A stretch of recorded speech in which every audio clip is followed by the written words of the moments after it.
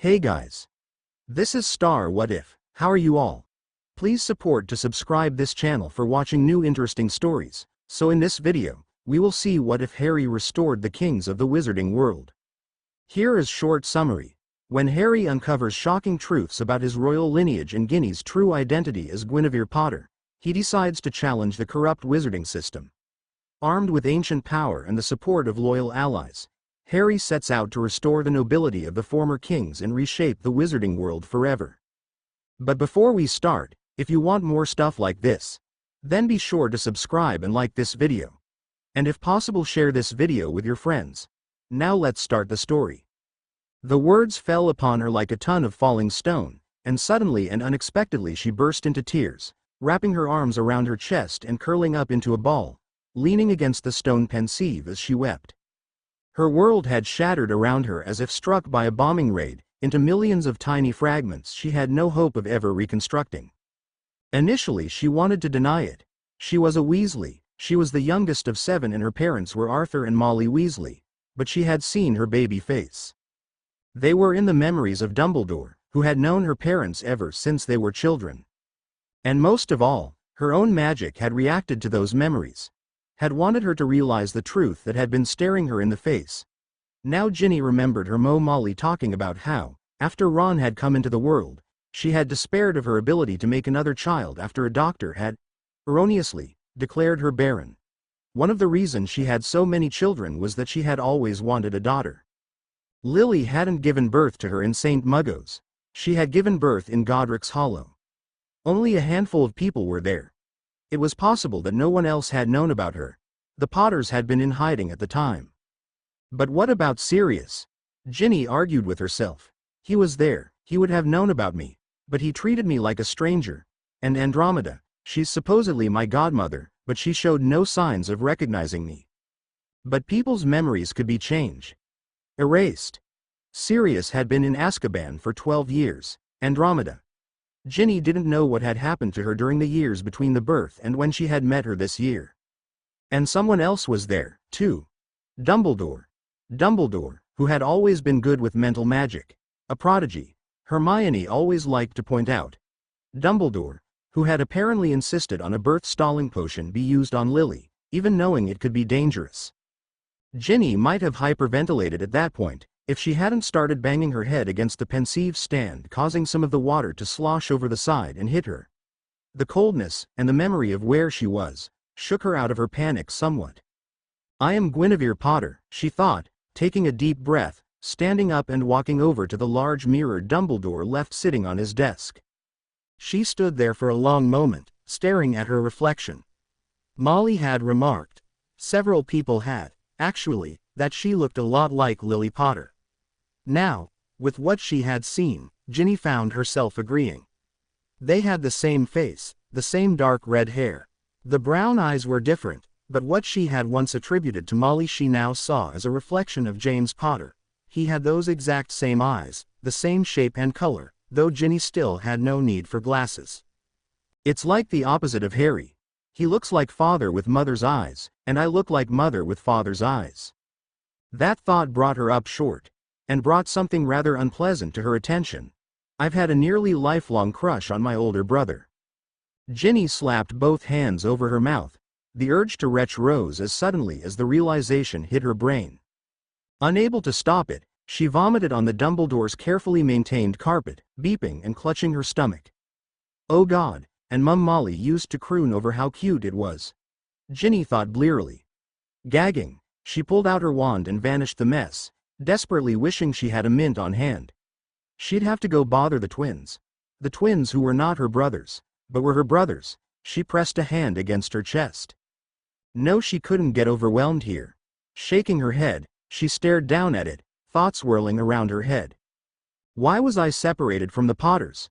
Why had I grown up thinking I was Ginny Weasley, instead of staying with them? Had Lily and James given her up when they thought Voldemort was coming after them? She pressed her hands against her chest. Does that mean I'm not living with the family I thought I had? I love them. But did they know about this? Ginny, Guinevere violently bit her bottom lip. No, I have to know. Dumbledore was there. If he's kept those memories, he must know what happened. And now I am going to know the truth. Taking in deep breath, Ginny, Guinevere dove back down into the memories. Unknown time and place, ****, Dumbledore was talking to Trelawney, in a room in the Leaky Cauldron. Thrice defied him. The power he knows not? You are certain? I cannot be. I do not remember my prophecies when I give them, the psychic sputtered. Dumbledore resisted the urge to roll his eyes. Sure, he had given her a drug that changed her memory. His father had taught him that the information that seers brought to the world was not for everyone to hear, lest they destroy all that was important with their attempts to either follow it or change it. He had actively searched for prophecy, anything that could give him an edge in this conflict against Tom Riddle. That's why he had fired his former seer, Pandora Lovegood, when she refused to tell him what she had seen in the future, to give him precedent to search for another with the sight. What will you do if I tell you? She had asked him with challenge in her eyes. When he wouldn't give her a straight answer, he eventually fired her in frustration. But Trelawney should be able to remember something, unless her mind was more fragile than he had expected. Why, yes, that is it. Neither can live while the other survives. I see. You have saved our future, miss. I have a post for you at my school, if you are interested. Dumbledore saw a shadow moving out of the corner of his eyes. Severus, he called out, hoping the student, if it was who he suspected it was, would stop and listen to reason before delivering this news of potential salvation to Voldemort. But there was no sign of pause, and when Dumbledore stepped out into the hallway, Severus Snape was already gone. Elsewhere, twins. Dumbledore mused, listening with one ear as James Potter ranted on and on about Lily's successful pregnancy. That's strange. The prophecy referred to one child, not two. The criteria list for those who had thrice defied the Dark Lord was a thin one. Voldemort was viciously powerful, and he did not leave anyone whom he defeated in a duel to tell the tale. Several Order members had been lost taking him on in order to give their companions a chance to escape and regroup. However, now there were 4 people who fit that description: Alice and Frank Longbottom, and Lily and James Potter. Alice had just recently become pregnant as well, and she was confirmed to be having one child, a boy. But if they were both born on the same night, that must invalidate their candidacy. Dumbledore went on, knowing that no one was listening. Everyone was busy congratulating James, shouting and noise filling the room. Then there would only be one who fits the prophecy. The Longbottom boy. No, that would not do. I cannot stake the future on a single boy. Not until I'm certain he is the one. Standing up, Dumbledore excused himself from the celebration and went to his books. He knew that it would be a bit difficult to procure what he was looking for, but as far as he could see it was necessary. There were ways of stalling a birth. But convincing Lily to take it, that would be another matter. How to do it without explaining the prophecy? Or at least explaining just enough to get her to do this. Halloween 1991, Ginny watched as Dumbledore was warned by alarm on his desk. Picking it up, he looked at the changing colors and sighed. So Voldemort has completed his quest. You knew. Ginny said numbly. You knew it would happen while it was happening? Dumbledore rose from his chair and walked over to the flow place. Tossing in the powder, he spoke the name of the cottage and walked through the flames. Since he had been a privy to the secret, he easily bypassed the wards and stepped into the house. In the playroom were both Harry and Guinevere, crying in their beds, looking down at their mother. They didn't understand why she wasn't moving. Was she playing a game with them? She had to be, right? Dumbledore examined Harry, looking at the scar on his forehead, and it is set into motion. He muttered. So those sacrifices have paid off. Good, they haven't died for nothing. Then, without warning, he walked past Harry and took Guinevere from her crib, hidden behind a curtain, before striding back to the flow. Ginny scrambled after him, and suddenly they were at the Weasley house. Something was wrong with these memories. They were broken up. She wasn't hearing some of Dumbledore's words, and what he was doing seemed fragmented and missing pieces. Dazed, Ginny struggled to see through it. Dumbledore had reached her house and was pointing his wand at Molly's head. Arthur was standing nearby, his expression blank. Dumbledore's face was a mess of concentration.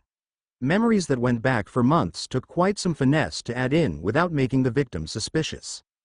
They had to be convincing. Molly had been devastated that she wouldn't be able to get the daughter she always wanted after she went barren after Ronald's birth. He didn't want to kill Guinevere. God no, not a child, perish the thought. But she didn't have a place in his grand plan. Yet, at least, this would put her in a proper place for a pure-blood girl, but comfortably out of the way. What name have you given your daughter, Molly? The old man asked with a Bane smile and his characteristic twinkle. Ginny felt a ferocious desire to rip his eyes out and stop them into mush under her heels. Ginevra Molly Weasley. Molly said eagerly. Arthur and I agreed on that since when we first started having children. I'm happy for you both. Asterisk asterisk, back in the office, asterisk. Ginny came out of the memories with a start. Looking down at them, she saw the strands she had been viewing had been damaged. Given the almost carefully made nicks in them, it could only have been done by a cautious hand. And that was likely a security measure. Left by the only person who wouldn't want these memories shared. You stole my life, Ginny whispered, her fingers digging into the sides of the stone pensive until they hurt. You brainwashed the woman I called my mother into thinking she had a child when she didn't. You separated me from my brother. What gave you the right to do that? The last question rose to a shriek, unmindful of the secrecy she had initially entered the building with. One of the nearby portraits groaned and woke slowly. Headmaster Dumbledore. Back already? Dylas asked slowly. Cursing at her stupidity, Ginny quickly abandoned the pensive and ran across the room, desperately searching for a place to hide. Her eyes fell on an alcove under the stairwell up to Dumbledore's personal office and sleeping quarters, just big enough for her to squeeze into and heavily shadowed. Lying down on her stomach, Ginny rolled under just as the door opened and footsteps rang in the office itself. Scrambling into a sitting position, Ginny pressed her back against the far wall, straining her ears, praying she wouldn't be found. Thank you for joining me, Percy Weasley. Thank you, sir. I'm surprised to find myself here, after the events of this year. I can't believe Fudge was so incompetent, after the image he projected. Ginny let out a small hiss. She had liked Percy the least out of her thought to be brothers, but what was he doing here, now? How is your father? Inexplicably ill. The doctors say he may not recover if he doesn't get a proper cure. With both Bill and Charlie overseas, that leaves me as headship of a family I thought was full of fools. Percy coughed. Perhaps not quite so foolish. I saw Voldemort with my own eyes. I haven't brought you here to speak of the past, Dumbledore interrupted, sounding gentle and friendly. It was the same way he had talked to Lily, James and Sirius. Once Ginny might have found that tone comforting. Now it made her reel with disgust and hatred. I'd like to speak of the present and the future. Ah. Okay. Sit down, Percy. One of the house elves shall bring us tea. Ginny suppressed the urge to groan. How long were they going to be there? The shocks of what she had learned had brought on exhaustion, and she wasn't sure how long her desire to learn the truth would keep her awake. If she fell asleep here, she would definitely be caught. And more than that, why was Percy, who had betrayed their family, the Weasley family, it was hard, and hurt, to think like that, because of his distrust for Dumbledore now humoring a discussion with him. Of course, the idea of Percy having headship over the Weasley clan made Ginny almost grateful to discover that she was now a Potter. I know why you believed in Fudge, Dumbledore said, now with what Ginny recognized to be no small amount of condescension. Your family hasn't had good money in 7 generations. I can only imagine how frustrating it must be, to not have what you desire and scraping by to get what you need. What is it to you? Percy asked sharply. Are you offering me donations to get sucked into your power play against Voldemort? My family paid for sticking their neck out for you already. I am sincerely sorry you're losing your faith in me, my child. Perhaps I can restore it with a contract and a promise? How so? You're probably aware that Mr. Potter has been struggling with life. There is a very real chance, with Voldemort seeking to destroy him personally, that he may not live much longer. Ginny sucked in a sharp breath. I hear your little sister is quite fond of him. Thus. There was a shifting of paper. A marriage contract? Percy asked. The two men heard a small noise that sounded almost like something choking for a second. They both glanced around the room, but when nothing obvious presented itself as the source, they wrote it off as one of the sleeping portraits and returned to their discussion. Yes, indeed. The Potters have a thriving business and have patented several often used potions, including the Pepper Up. They kept this information under their hats, but because of it they have amassed quite the amount of money over the years. I imagine your family will become quite better off with access to it. I suppose so. Very well. Where do I sign? Come up to my office. We'll knock out all the details there. Ginny, no, Guinevere Potter, waited on bated breath as the two men walked up the stairwell and passed over her. Once she heard the door click shut behind them, she scrambled out of her hiding place and took off running, bolting towards the exit and leaving the office with speed that would have made Sonic the Hedgehog jealous. I have to tell Harry. Guinevere thought grimly. She had enough training and knowledge of the pure blood system to know what they would have to do. We're going to need to have a very busy summer. 2 weeks later, at the Dursleys' house, It was a week into summer vacation and Harry was losing himself in the dull sense of loss, grief and anger. He was lying on his tiny cramped bed in the second bedroom of the Dursley household, having already made dinner and of course not getting to eat anything. He had been too exhausted, emotionally and physically, to push the fact when normally that meant he could eat something he just didn't. Petunia seemed surprised by that, but pleased, because she didn't want even the threat of that freakish magic to be within her perfect home.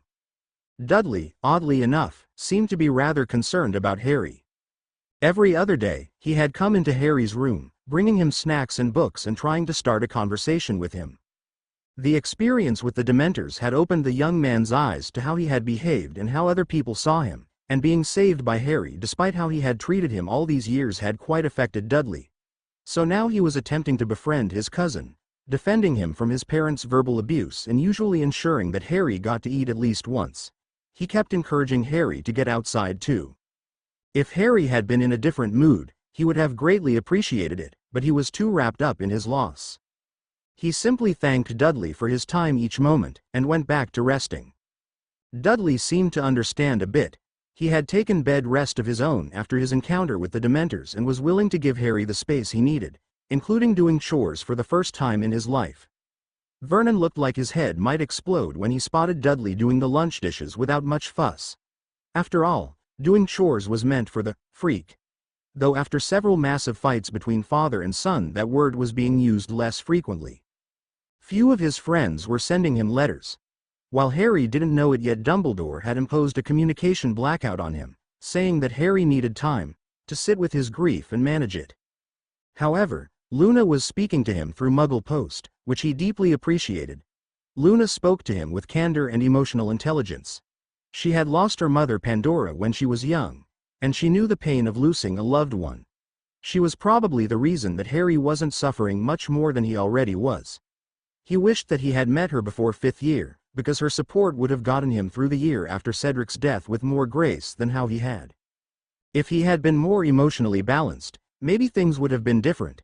Harry was still cursing himself for not having ever looked at Sirius's present. The two-way communication mirror would have rendered the need for rescue irrelevant. And all because the adults had insisted it would be a bad idea.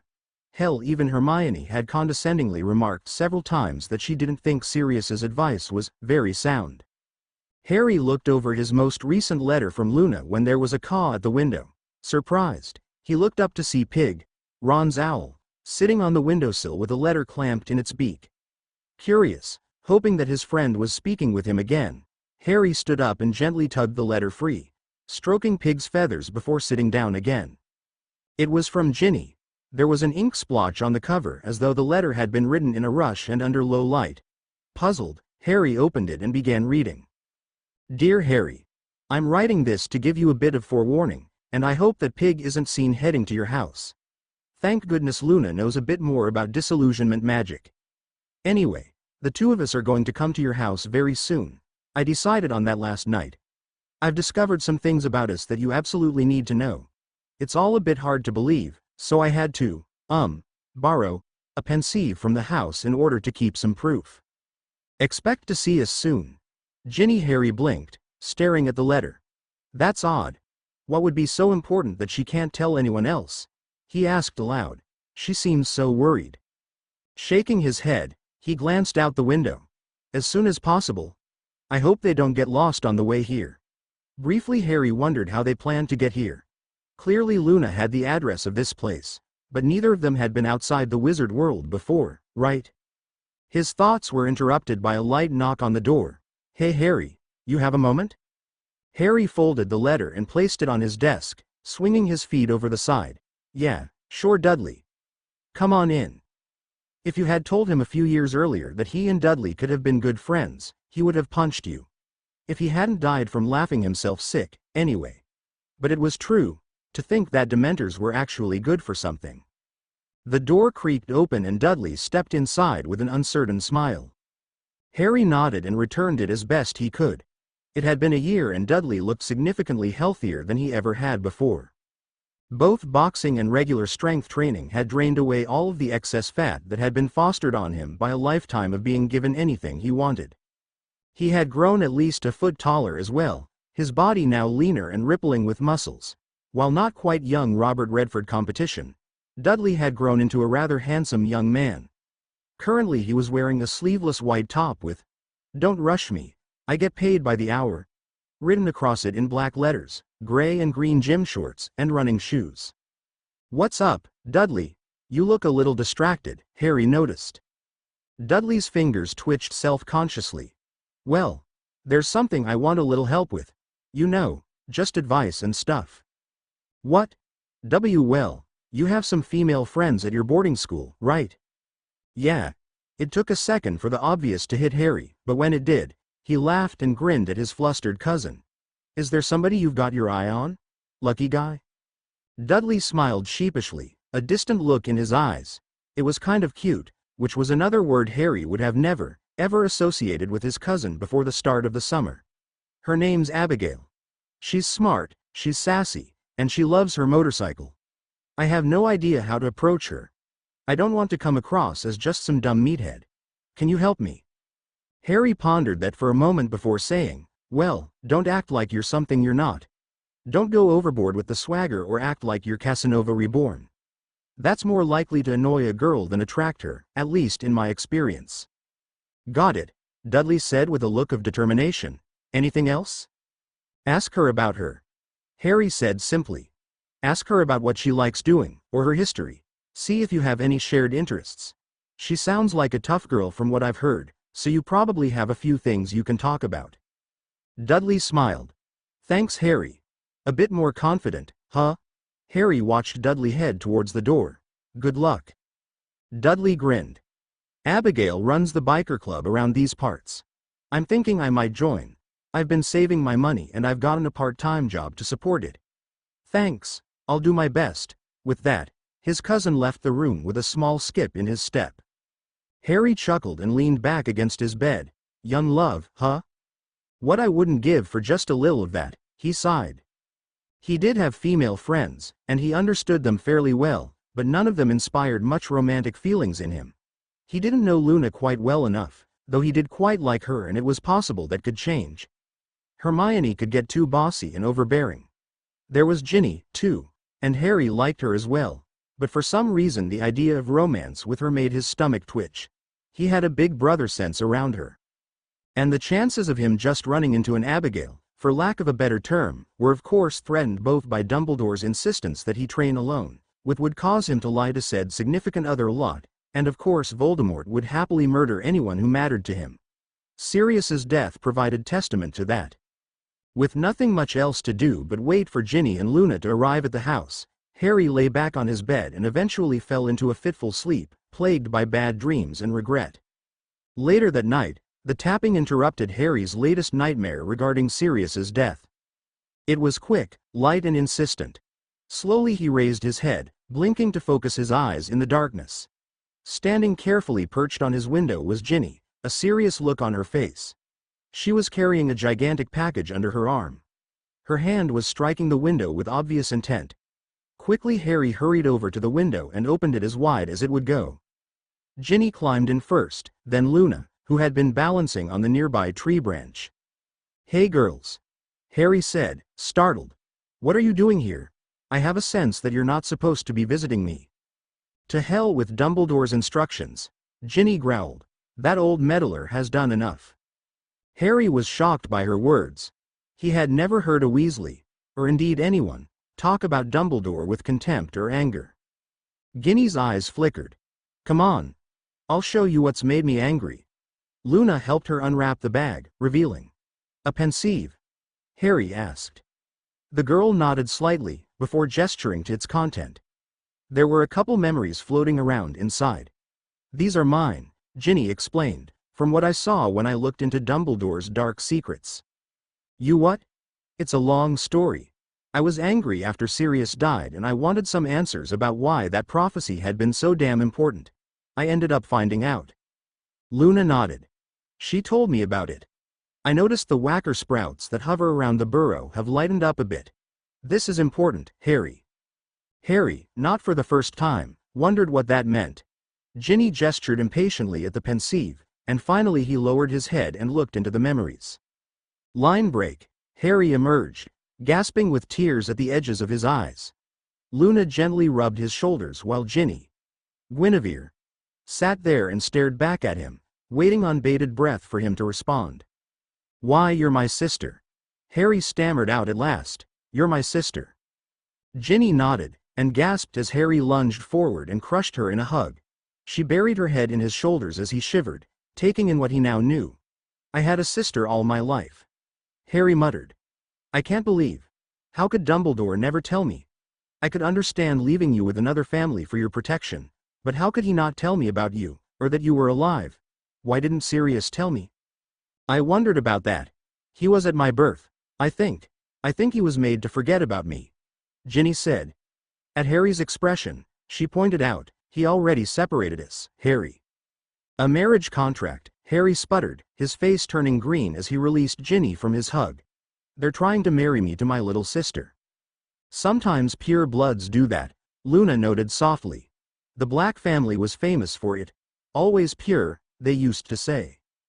Harry shook his head frantically. I have to stop this somehow.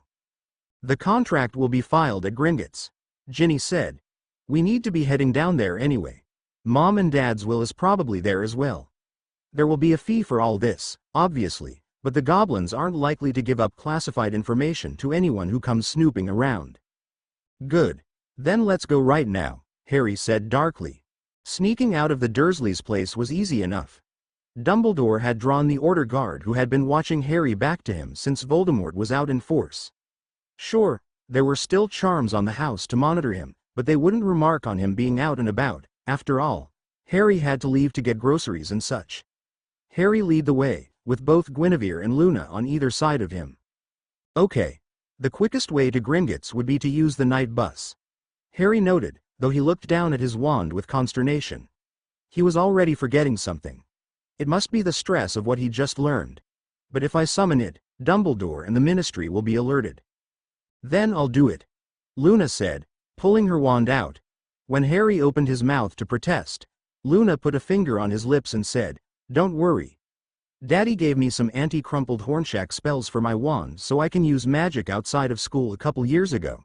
She pointed her wand up at the sky, causing the tip to glow white. A moment later, the night bus exploded into existence. Harry stepped backwards slightly, before looking over at Luna. That's really cool, Luna, he said sincerely.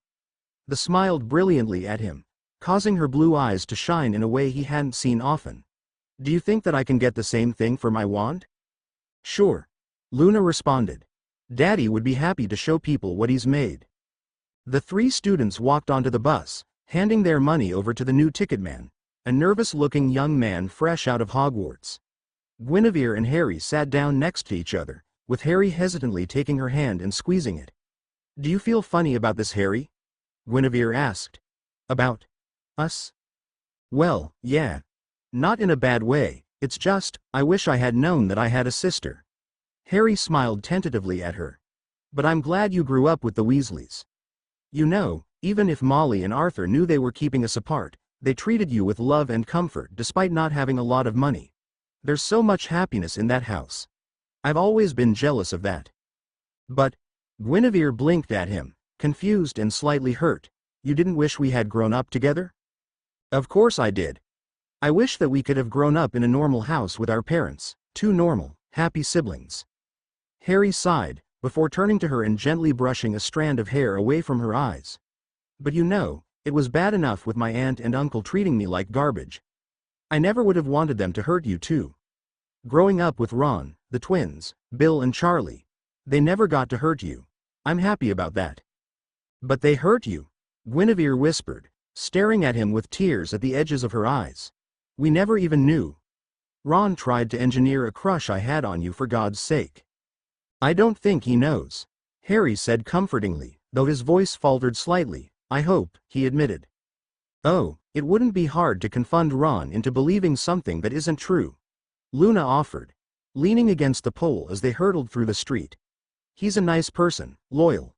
But he's not very smart, and he's got a simple mindset. Those kind of people can be confounded without too much effort.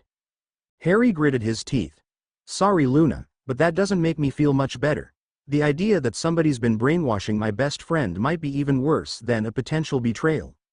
His relationship with Ron had been rough in places, but that had been his very first friendship, and it was rather important to him. I saw Mum Molly get brainwashed in Dumbledore's memories. I don't think she knows the truth, and if she doesn't, why would Ron? Guinevere pondered, before faltering. I suppose, though, Dad might know. I guess we'll find out when we deal with that contract, Harry said, though since Percy handled it, there's a chance he doesn't know yet. The night bus screeched to a halt.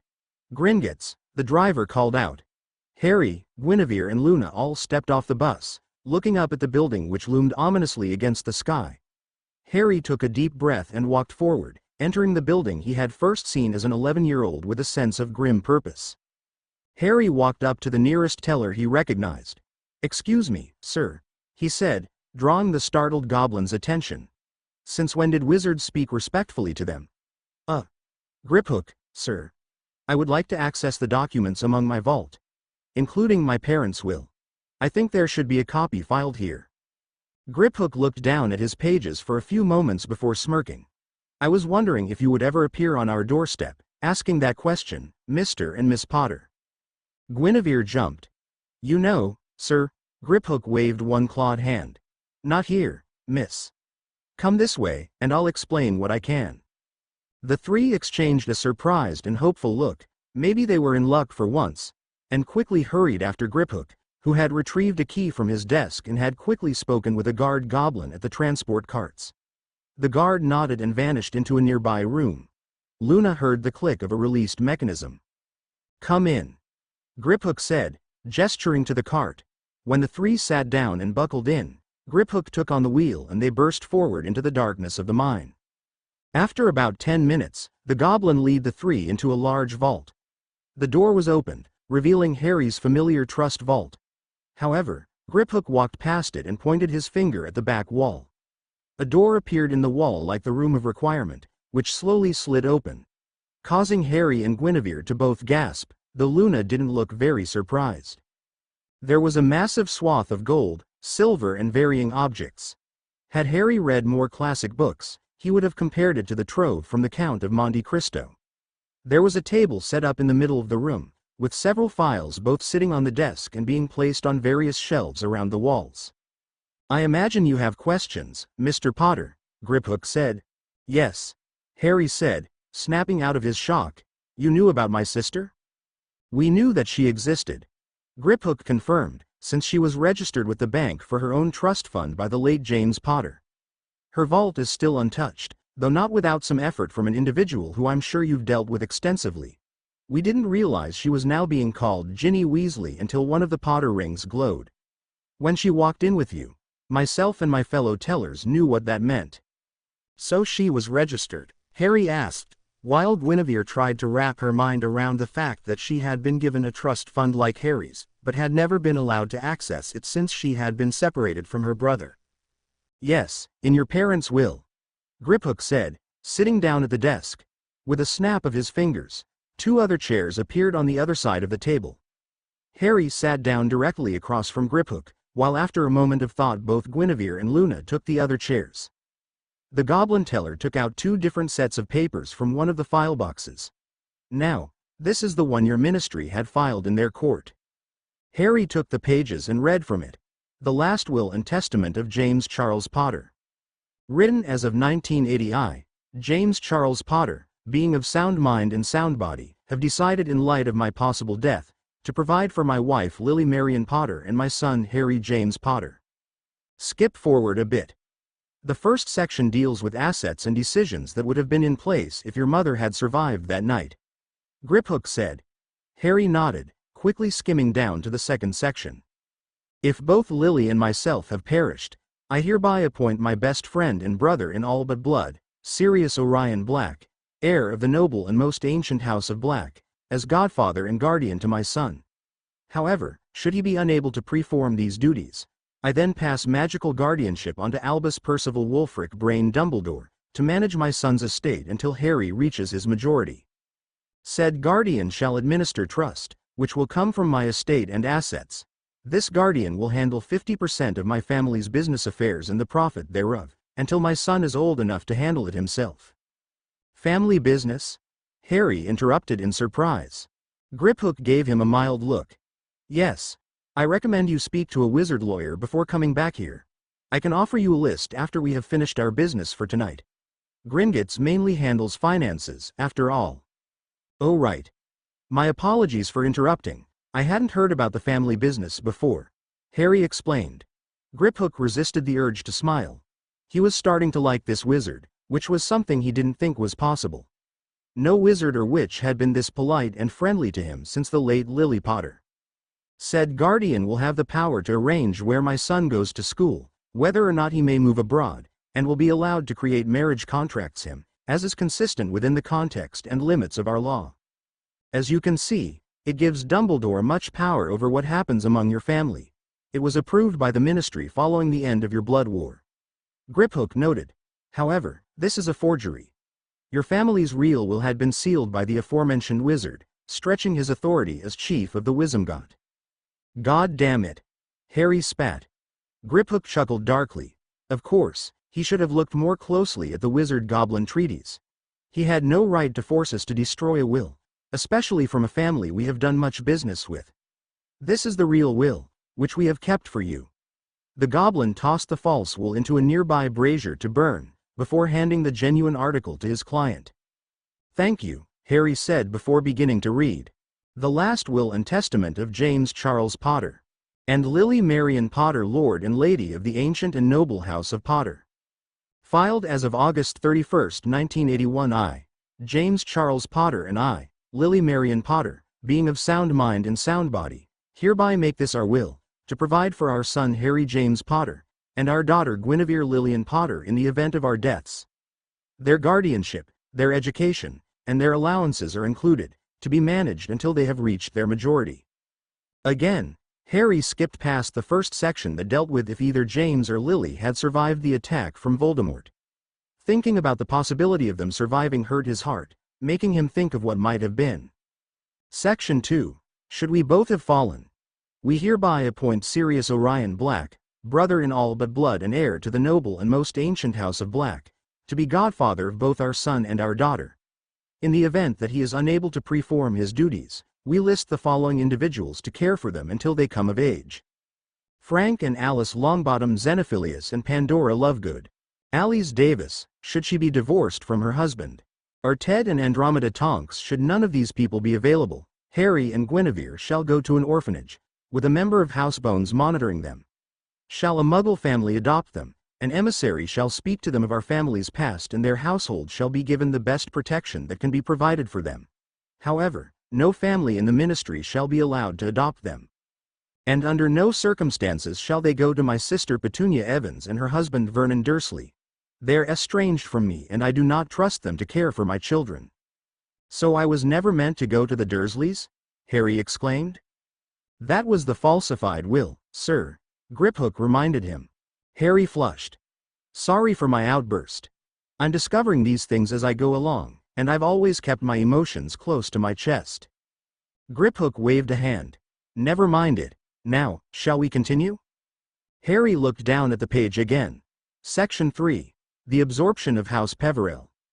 After a century of evidence gathering, it has come to my family's attention that the noble and most ancient house of Peverell has not, in fact, died out as it was assumed. I, James Potter, am the last living descendant of the youngest son, Ingetius Peverell, Through our blood, I hereby draw his house into my own. In the event of my death, the votes and powers this has granted my family will pass on to my son and daughter, Lord Harry James Potter Peverell, and Lady Guinevere Potter. My family's 2 seats shall be left to their discretion, Harry the Peverell seat, and Guinevere the Potter seat. You look confused. Griphook noted as Harry read this. Guinevere, who had been reading over his shoulder, made a choking noise. Your sister grasps the concept, it seems. Again, I recommend you take this up with a capable and loyal lawyer. Gringotts doesn't have constitutional legal authority, after all. Harry nodded, unsure of what this meant. Instead, he kept reading. Section 4. Marriage contracts. After much discussion with my husband, the backwards and dark world we live in, that no one but myself shall decide marriage contracts for either of my children. None shall be made by the guardians for my children before they either become of age, or become emancipated. I, Lily Marion Potter, have recognized the sanctity of my house. God, that's a load of... What? No, James, the self-dictating quill was your idea. Have prepared these for my son. A marriage contract of House Potter. An engagement made between Lord Harry of House Potter to the heiress to House Davis, Tracy Adele Davis. A marriage contract of House Peverell. An engagement made between Lord Harry of House Peverell to the heiress of House Lovegood, Luna Celeste Lovegood. Ask your lawyer. Griphook couldn't resist a chuckle as Harry opened his mouth to exclaim again. The boy flushed and glanced over at Luna, whose only sign of surprise was raised eyebrows and wide blue eyes. Yes, sir. Harry carefully folded the will and returned it to the box. Is there anything more I can ask you? Yes. Griphook picked up another box and placed it on the table. Again, there are many legal matters you'll need to smooth over, but there are financial additions that have been brought to the attention of the bank. Do you know about the goblin, wizard shared right of conquest? No, sir. Harry said. Griphook smirked. Originally it was a goblin tradition, but the wizards adopted it after our first war, if you would call it that, back in the year 1150. The right of conquest allows a victor to claim the house, votes, powers and others of those they have defeated. He removed a box from the file container and placed it on the table, opening it. 6 ornate rings were sitting inside. 1 ruby, 1 diamond, 1 emerald, 1 silver, 1 sapphire, and 1 opal. The ruby ring is the signature of the Lady of House Potter. Griphook told Guinevere. That one is for you, Miss Potter. It is a sign of your authority. You'll want to be wearing it when you speak with your chosen lawyer later. Mr. Potter, the signet of House Peverell is the opal. Tentatively, Guinevere took the ruby ring and slid it over her finger. There was a flash of light, causing the children to jerk in their seat, surprised. Several more files appeared on the table. Ginny Weasley has officially been recognized as the protective identity of Guinevere Potter. Your finances and contracts have been moved back home. Griphook told her. Harry picked up the Peverell ring, and cast an uncertain look at Luna. The girl, looking oddly serious, nodded in encouragement, and after a moment of thought Harry obligingly slid it on over his right finger. So, the other rings? Harry asked, eyeing them uncertainly. House of Potter, Griphook said, pointing at the diamond ring. The House of Slytherin, he gestured to the emerald ring. The House of Gaunt. He gestured to the silver ring. The House of Black. He gestured to the sapphire ring. Harry's jaw unhinged for a moment. He shook his head and said, at risk of sounding like a parrot, "What? You defeated the man called Voldemort 3 times, did you not?" Griphook asked. When Harry nodded, the goblin explained, "Then that is the right of conquest. You have defeated him, and he has shown himself unworthy of the power he has possessed. Thus, the House of Slytherin and Gaunt have come under your control. As for the House of Black, well, that's easy. Your godfather, Sirius Orion Black, adopted you into his family shortly before his death. He saw you as the son he could have had, and he did not wish for the money and power that has lain dormant in his family to pass on to his cousin Narcissa Malfoy, her husband Lucius Malfoy and their son Draco Malfoy." Harry slowly nodded. You said there was a list of lawyers that you had, may we see them?" Griphook nodded. "Indeed. Of course, there will be a fee for all of this." "Done. I'll pay whatever you ask for. I owe it to you, sir," Harry said. Griphook smiled. I thought there was something about this young man. He's unlike any other wizard I've met. Perhaps, with the power he gains, he'll make some real changes to this filthy, decaying world of the wizards. After several minutes, the list was brought down to the vault. Griphook handed the paper to Harry, who scanned the page. Owen Parkinson, Dennis Vance, Amos Diggory, Lenore Hydra. These are 4 talented lawyers who are trusted by the bank. However, you'd be wise to note that Vance and Diggory both have strong ties to Dumbledore. Griphook noted. And I don't trust Parkinson as far as I can throw him, Harry muttered, before tapping at the last name. Can you get me in contact with Miss Lenore Hydra? With the understanding that our meeting would be quite confidential? It will add an extra expense. Harry looked around the room. Somehow, I feel like I have the change to spare. Guinevere and Luna didn't bother to hide their snickers at this. Griphook smirked again. Then come this way. I'll get you in touch. Line break. Harry walked out the door, looking down at the letter pre-prepared for him by Griphook. You look troubled, Harry, Guinevere noted. I don't care much for pure blood politics, that houses are steeped in that, Harry explained, glancing down at his ring. I'm surprised that my mother seemed to be on board with it. With those marriage contracts. He glanced at Luna. Did you know about that? Luna shook her head. I knew that Mommy was friends with Lily and James, because she and Dad talked about them a lot when I was little. I thought it was possible, but Daddy hadn't brought up the contract yet. I think it was because there was no way Dumbledore would allow it. Well, after we meet my lawyer. Harry stalled. We'll figure something out. Okay. He glanced up at the sky. Anyway, you girls better head back home before someone notices that you're missing. I'll send you a note through the Muggle mail. Be sure none of your adoptive siblings see it yet, okay, Gwen? Guinevere smiled at her new nickname. I know, Harry. She gave him a hug. We'll see you soon, all right? Harry nodded. He looked very overwhelmed, which prompted Luna to squeeze his hand to share her support with him. I can't do this alone. I need you too. We'll be there. Luna promised in her soft wispy voice. Then, she stood on her toes and kissed Harry on the cheek. The boy flushed deeply, before the girls went down to summon the bus. They went to the Dursleys first, with Guinevere glaring at the place. Don't worry, Luna whispered to her best friend as Harry walked down the pathway to the house where he had been abused. As ladies, we will be able to give them the justice they deserve. Harry said his cousin is kind now, Guinevere noted.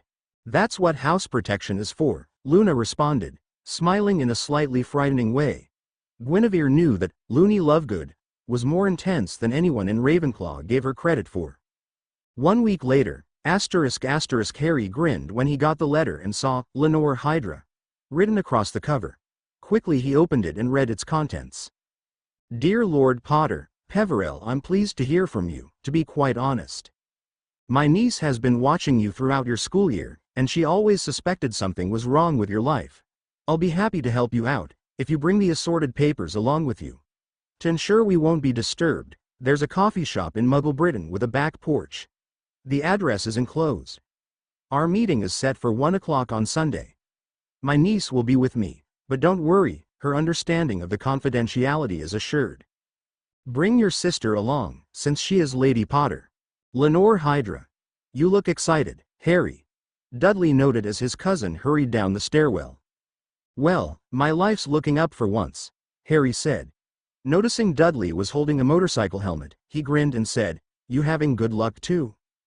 Dudley grinned. Abigail let me into the club, he said happily. I've met some cool people there, including her brother Max. I think he's suspicious of my motives, but I hope I'll win him over. Harry shrugged and smiled. Well, keep showing them your best side and you'll manage it. Good luck. With that, he rushed out the door. Dudley smiled, set his helmet on his head, and walked outside, ignoring Petunia yelling for him to come back since the dishes hadn't been done. Splitting up at the corner, Harry waited at the bench for about 10 minutes. At that point, Ginny Guinevere emerged from the night bus and hurried over to his side, pulling the ruby Potter ring out of her pocket and sliding it onto her finger. She was dressed in Muggle clothes that Harry had sent her a few days ago. You've got a meeting, she said eagerly. Yeah. She's meeting us in a coffee shop. I think we've found a good lady to speak with, Harry said as they started walking towards the Muggle bus stop. I don't think even Dumbledore would meet up in a place like that. They think it's beneath them, Guinevere grumbled. Then she smiled. Well, then we won't be disturbed. Who do you suppose her niece is? I guess we'll find out, Harry said as the bus slowed to a stop just in front of them. Guinevere spent the entire bus ride staring out the window, watching in utter curiosity as the Muggle world flowed past. Harry found her fascination adorable, and he started pointing out various landmarks among this neighborhood, explaining their purposes and their history. Some of the other bus riders looked oddly at the pair, one of whom was explaining the purpose of parking meters to the other. Must be sheltered, one adult said to his wife. Shows in the way she's dressed. A little eccentric. Nothing wrong with that, the wife said. Wonder is precious. It took about 15 minutes for the two siblings to reach the coffee shop. Harry led Guinevere into the shop, ordered a pair of hot chocolates and muffins, and then headed out to the back porch. Waiting there were an older woman and a teenaged girl about Harry's age. Mr. Potter? The woman asked. Harry nodded. Miss Potter? Guinevere smiled. Lovely to meet you. Both of you. Sit. The twosome sat down, Guinevere happily sipping her new favorite drink. The older woman offered her hand, which was shaken. Yes. You must be Lenore Hydra. Yes. Lenore Hydra was a shorter woman, but there was a strength and intensity to her eyes that easily made up for lack of physical intimidation. She had dark hair, hazel brown eyes and pale skin. She was dressed in a black suit with a white undershirt, black pants and slightly raised heels. She had placed a bag on the table next to her elbow. Harry Potter, Guinevere Potter, this is my niece, Ayla Hydra. Ayla raised her head and offered her hand to Harry, who shook it and eyed her curiously. She had shoulder-length, platinum hair that fell down just past her shoulders. Her eyes were an intense icy blue, framed by a pale, heart-shaped face. She was dressed in a black shirt, blue jeans and running shoes. She was wearing a diamond-studded bracelet. Hello, Harry said. I hope I don't seem rude, but I'm surprised you're joining us here. There's good time for that, Lenore promised. First, shall we start talking business? Harry nodded, before taking out one of his briefcases. He removed the contract filed by Dumbledore and Percy Weasley and placed it on the table. Albus Dumbledore signed this contract without speaking to me, he said. He's arranging for me to marry my younger sister. I can't say if Percy or the Weasleys knew the truth, but Dumbledore certainly does. Ayla gagged. Lenore gave her niece a mild look before letting out a clipped sigh. That sounds like him.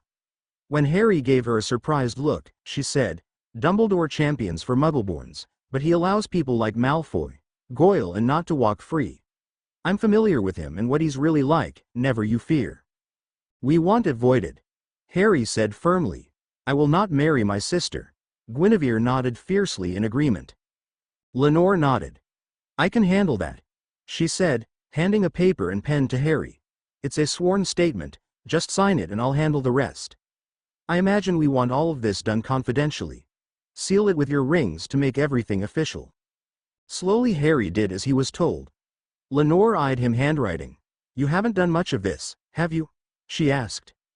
He's never taken advantage of his status, Ayla told her aunt. I was pretty sure he didn't even know about it until recently. That's true, Harry said. I never cared much about the pure blood politics, since I always associated it with Draco Malfoy.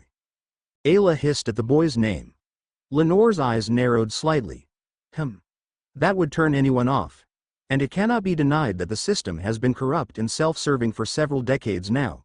It is like a monarchy of the modern day. Monarchy? Harry asked. Ayla smiled a bit. There's a couple history books buried in the back of the Black Library that could tell you more about that, she said. A few titles include the Potter Monarchy, Atlantis, and Emu's Gates. It's a certainty they're still there. Afterwards, Ayla. Lenore chided, before returning her attention to her clients. You must have other questions, since we still have time on the table. I want to talk about emancipation for myself and Guinevere, Harry said firmly. He pulled out his parents' will. This is my parents' real will. It was sealed and replaced with a forgery that named Albus Dumbledore my guardian. Now that my godfather has died, I want to be emancipated. That man has done enough. Lenore thought for a moment. Is it possible? Guinevere asked. There is precedent for it. Lenore responded with a small smile. Mr. Potter, in your 4th year at Hogwarts you competed in the Tri-Wizard Tournament. I was forced to. Harry agreed. Lenore waved a hand. Be that as it may, you participated in it, you cleared it, and you survived. At 14, despite the age restriction listing at 18. You fought as an adult and survived as an adult in the eyes of the Goblet's magic. As that was a binding magical contract. Harry scowled. Yes, I understand, I would have been furious in your position too. It is within your power to be recognized as an adult. As for your sister, technically she's a part of your household. Emancipation for you makes you the head of the Potter, Peverell household, so she would become your responsibility. I see. Lenore smiled, and gave Harry more papers. Once they were signed, Harry said, when I was speaking with my account manager, he said that the Potters had a family business. Can you tell me more? Oh yes. The Potter family is the biggest titan in the potions industry just about anywhere, Lenore said airily. You are a very rich pair, you know. Probably richer than the Malfoys, at this rate. Harry took a deep breath. Again, this is the first time I've heard of this. In the false will, my supposed guardian was granted considerable control over it.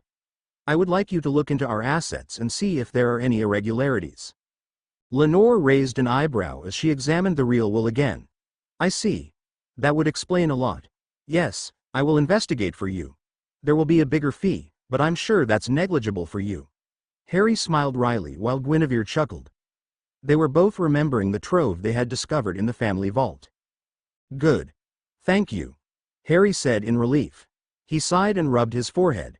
I'm going to need a lot more headache medicine in the days to come. You'll go mad trying to manage it all by yourself. Lenore informed him. It would be wise to spread it around once you're back in charge of the family industry. I have another important question, again under important confidentiality. It is about the right of conquest, Harry said, taking out the box and opening it. He took out the silver and emerald rings and placed them in the middle of the table. I was told. The family legacies of Gaunt and Slytherin have passed to me due to my defeats of Voldemort. Lenore stared at him for a minute. Ayla reacted first, bursting out into massive laughter. Harry looked at her with confusion until the silver recovered. Oh. My lord. You really did it. Ha ha ha. She shook her head. Suck on that, Daddy. Ayla, Lenore chided, but Harry's eyes widened. Daddy? Guinevere asked uncertainly. Who are you referring to? Ayla glanced at Lenore, who had a slightly conflicted expression. Come on, Auntie, she said, looking a little excited. We're already in deep with them. If we're going to fight on their side, they might as well know everything. Harry slowly raised one finger and pointed it at her. I like you. A lot. You've just got yourself a lot of points in my book. What is everything? The grinned. My full name, had I not been disavowed by the man, would have been Ayla Hydra Malfoy. Ayla told the two. I can see you're surprised. But before you react, let me tell you that I'm not a pure blood. I'm a half-blood, by a Muggle woman. When Narcissa was pregnant with Draco Malfoy, she refused to have with her husband. She thought that it might damage the baby. Lenore explained reluctantly. So Lucius brainwashed some Muggle woman to entertain him until she got pregnant. Luckily for me, Ayla said dryly, as though she didn't really think it was that lucky, Lucius didn't want to risk laying a hand on his progeny. Even one by a Muggle woman. So he let my mother go and gave her a stipend on which to raise me, under her maiden name of course. He ensured I would get good education, so I may not disgrace him. Her eyes narrowed. You can trust this, Harry Potter. I hate Draco and Lucius as much as you do, if not more. Huh. Harry said, frowning. You know, that sounds like something Lucius might do. He thinks that being a Malfoy means he can do whatever he feels he can. Indeed. Ayla said darkly. Lenore coughed lightly, drawing everyone's attention back to her. Of course. The man who called himself Flight from Death claimed to be the heir of Slytherin. If you defeated him, then you've won the Slytherin house from him. There's some irony for you, Harry muttered. The Golden Gryffindor is the heir to Slytherin after all. I didn't realize Slytherin still had wealth, Guinevere commented. They don't, not really, Lenore said. Slytherin's real hold on power was his political might. Since Salazar, Rowena, Godric and Helga built the ministry together after the Dark Ages, his descendants originally had at least a fourth of the ministry under their control. Even after the family broke into multiple different houses, Slytherin still has massive power and claim among them. How else would people like Dolores Umbridge in the ministry? Son of a bitch. Guinevere spat. Lenore nodded. She was in Slytherin when she was at school. Thanks to Flight from Death's corruption of that house, there have been more people like her ending up in the ministry, not because they deserve it, but because they're welcome there for being associated with the house. So, if I were to take control of that house, I could kick her out? Harry asked hopefully. Lenore gave him a calculated look. Yes, but you would have to revive the house, and prepare heirs to it in order to bring back its power in the public eye. To take on the name, you would need a wife and a matriarch for that house. Wah. But before we get into that black hole of a subject, let's talk about the Gounts. Lenore said. The Gounts, I believe, were a branch family of Slytherin. The line ended after Merope Gaunt's death. She had fallen in love with a muggle named with Thomas Riddle. Harry jerked in his seat. Guinevere gave him a quick sideways look. Lenore blinked. Later, Harry said. It's a conversation for later. All right. Well, they're a Slytherin branch family. Most of their wealth was squandered, but their sealed vaults supposedly have many secrets of dark magic. I would only go in there with extreme discretion. Lenore warned them. Right. Harry twitched his fingers between the Peverell, Potter and Black rings. Now, one last thing for today. He took out the 2 marriage contracts that his mother had left for him and placed them on the table. Lenore looked between them and clicked her tongue. Your mother had a good understanding about how our world worked. Then again, Lily was pretty smart in almost everything she touched. She was a good woman. I knew her in passing at Hogwarts. But, it's more than one marriage, Harry said uncertainly. And you have more than one house whose future relies on you. Lenore responded simply. To ensure their continuation, they need children bearing the house's name, preferably, more than one child for each house. One wife couldn't possibly provide that, and to revive the house at all, it would need a matriarch.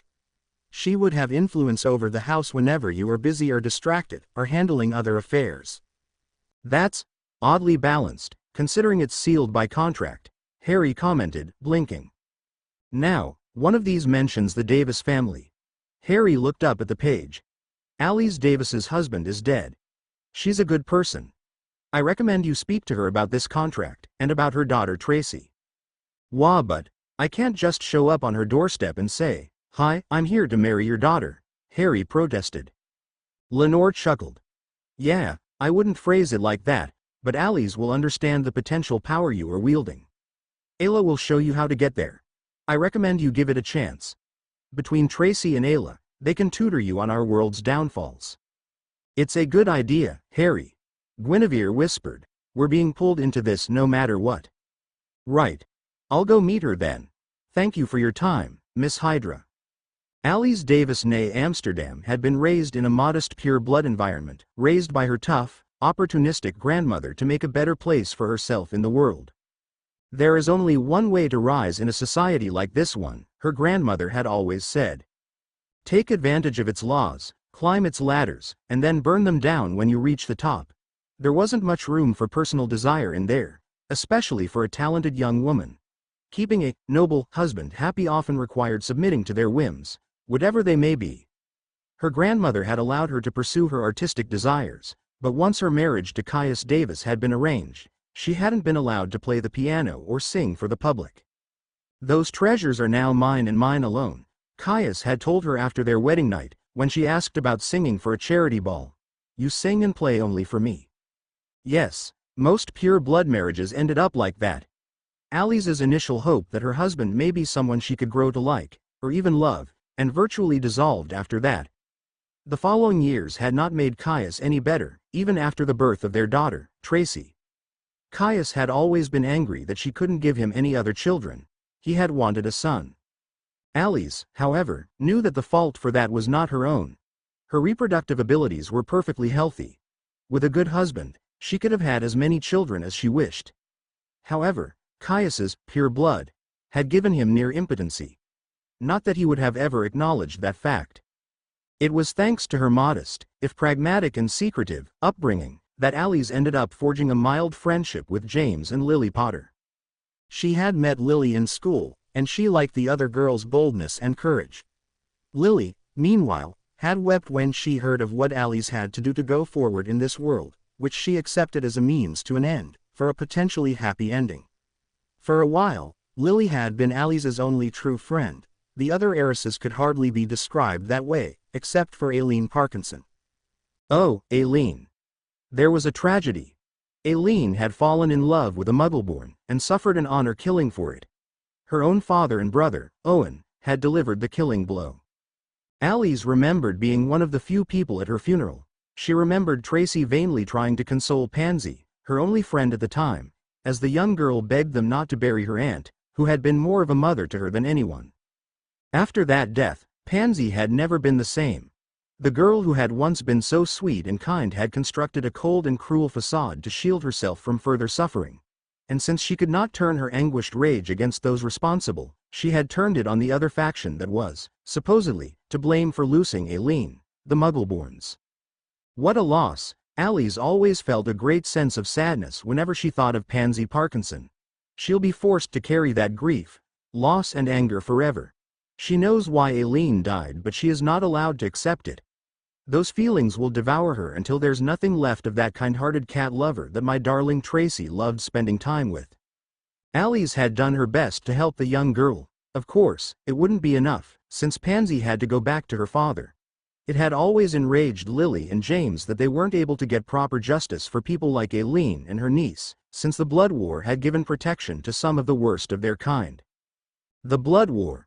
Even when she was at her most controlled, it made Alice furious to even think about it and what it had taken from her, from everyone. The loss of her friends, the shadow it cast over her daughter.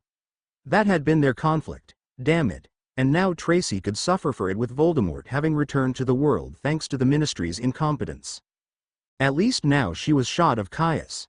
If one good thing had come out of the battle at the Ministry, it was his death.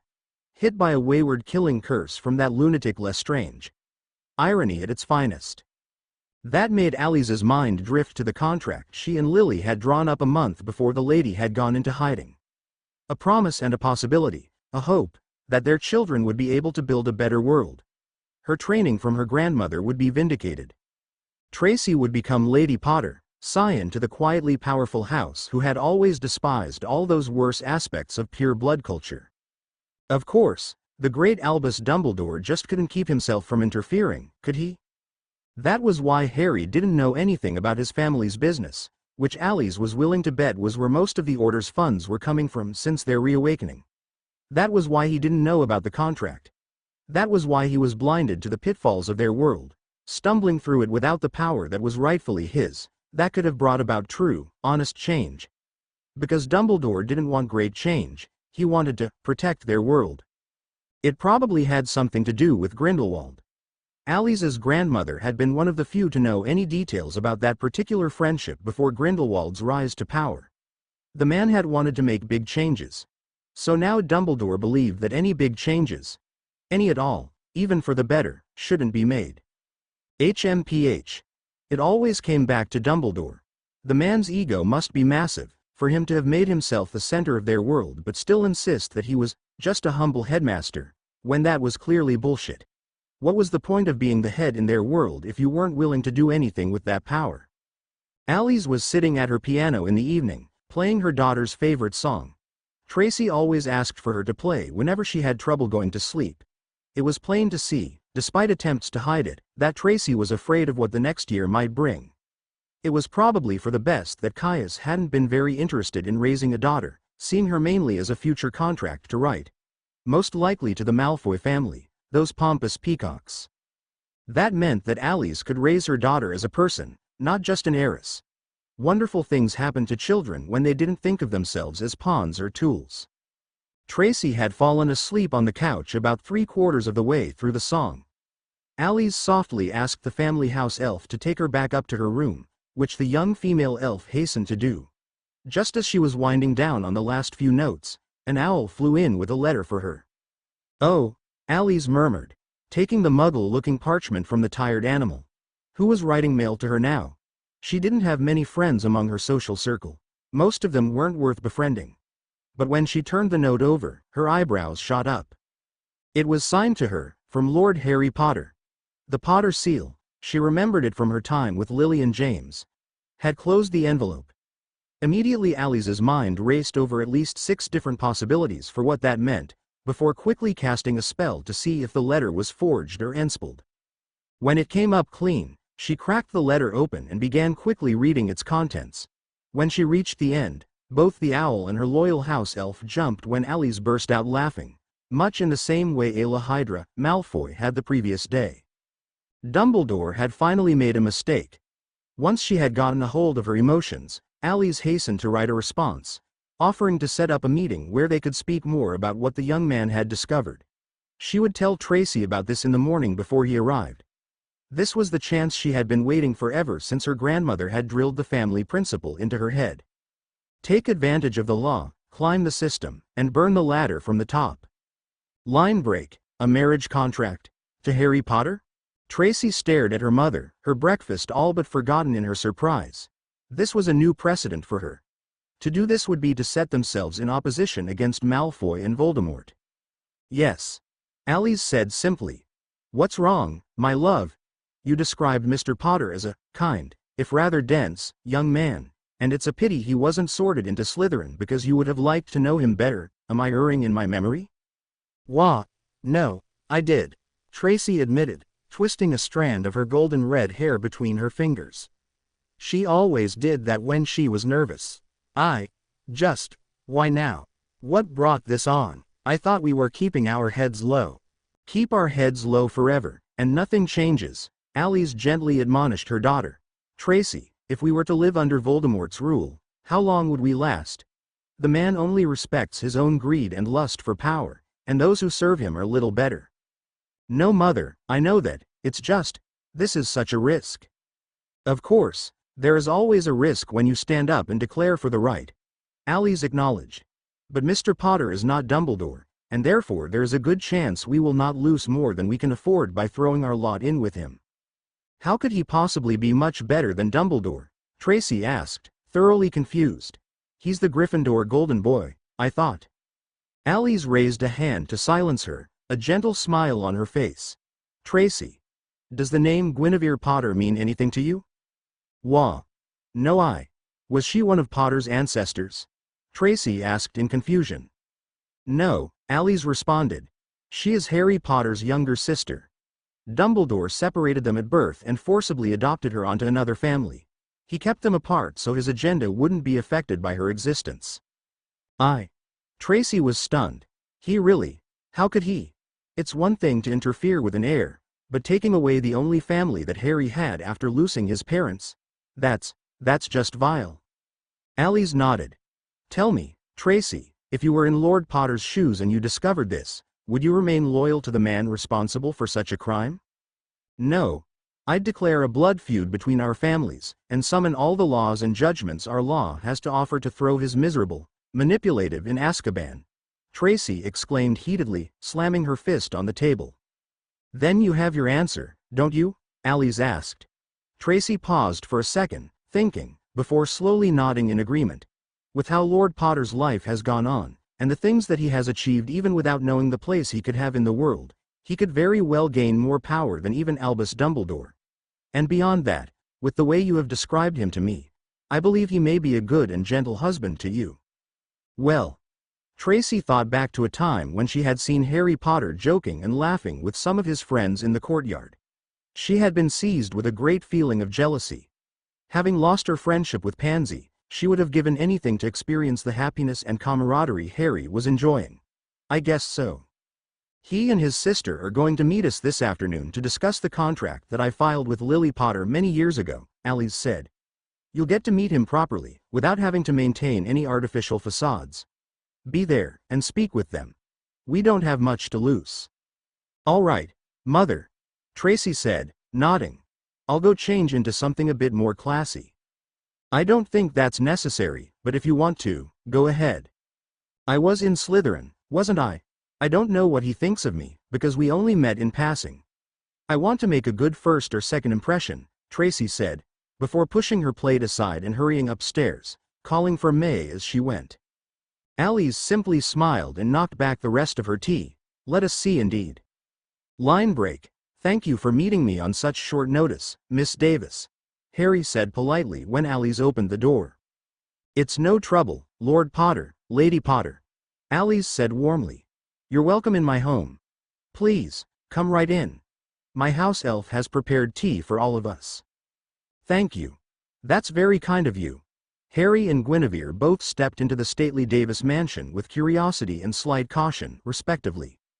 Harry had never really visited a place like this, while Guinevere was shaking off the ingrained animosity against Slytherins that her adoptive family had inducted to her thanks to the deaths of her uncles in the First War.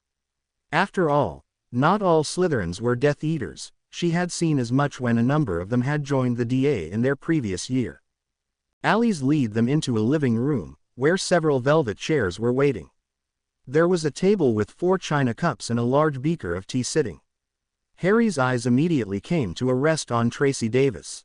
She was certainly a pretty girl, he acknowledged that straight away. Tracy was dressed in a pure white gown with gold trimming, lovely but not flaunting wealth.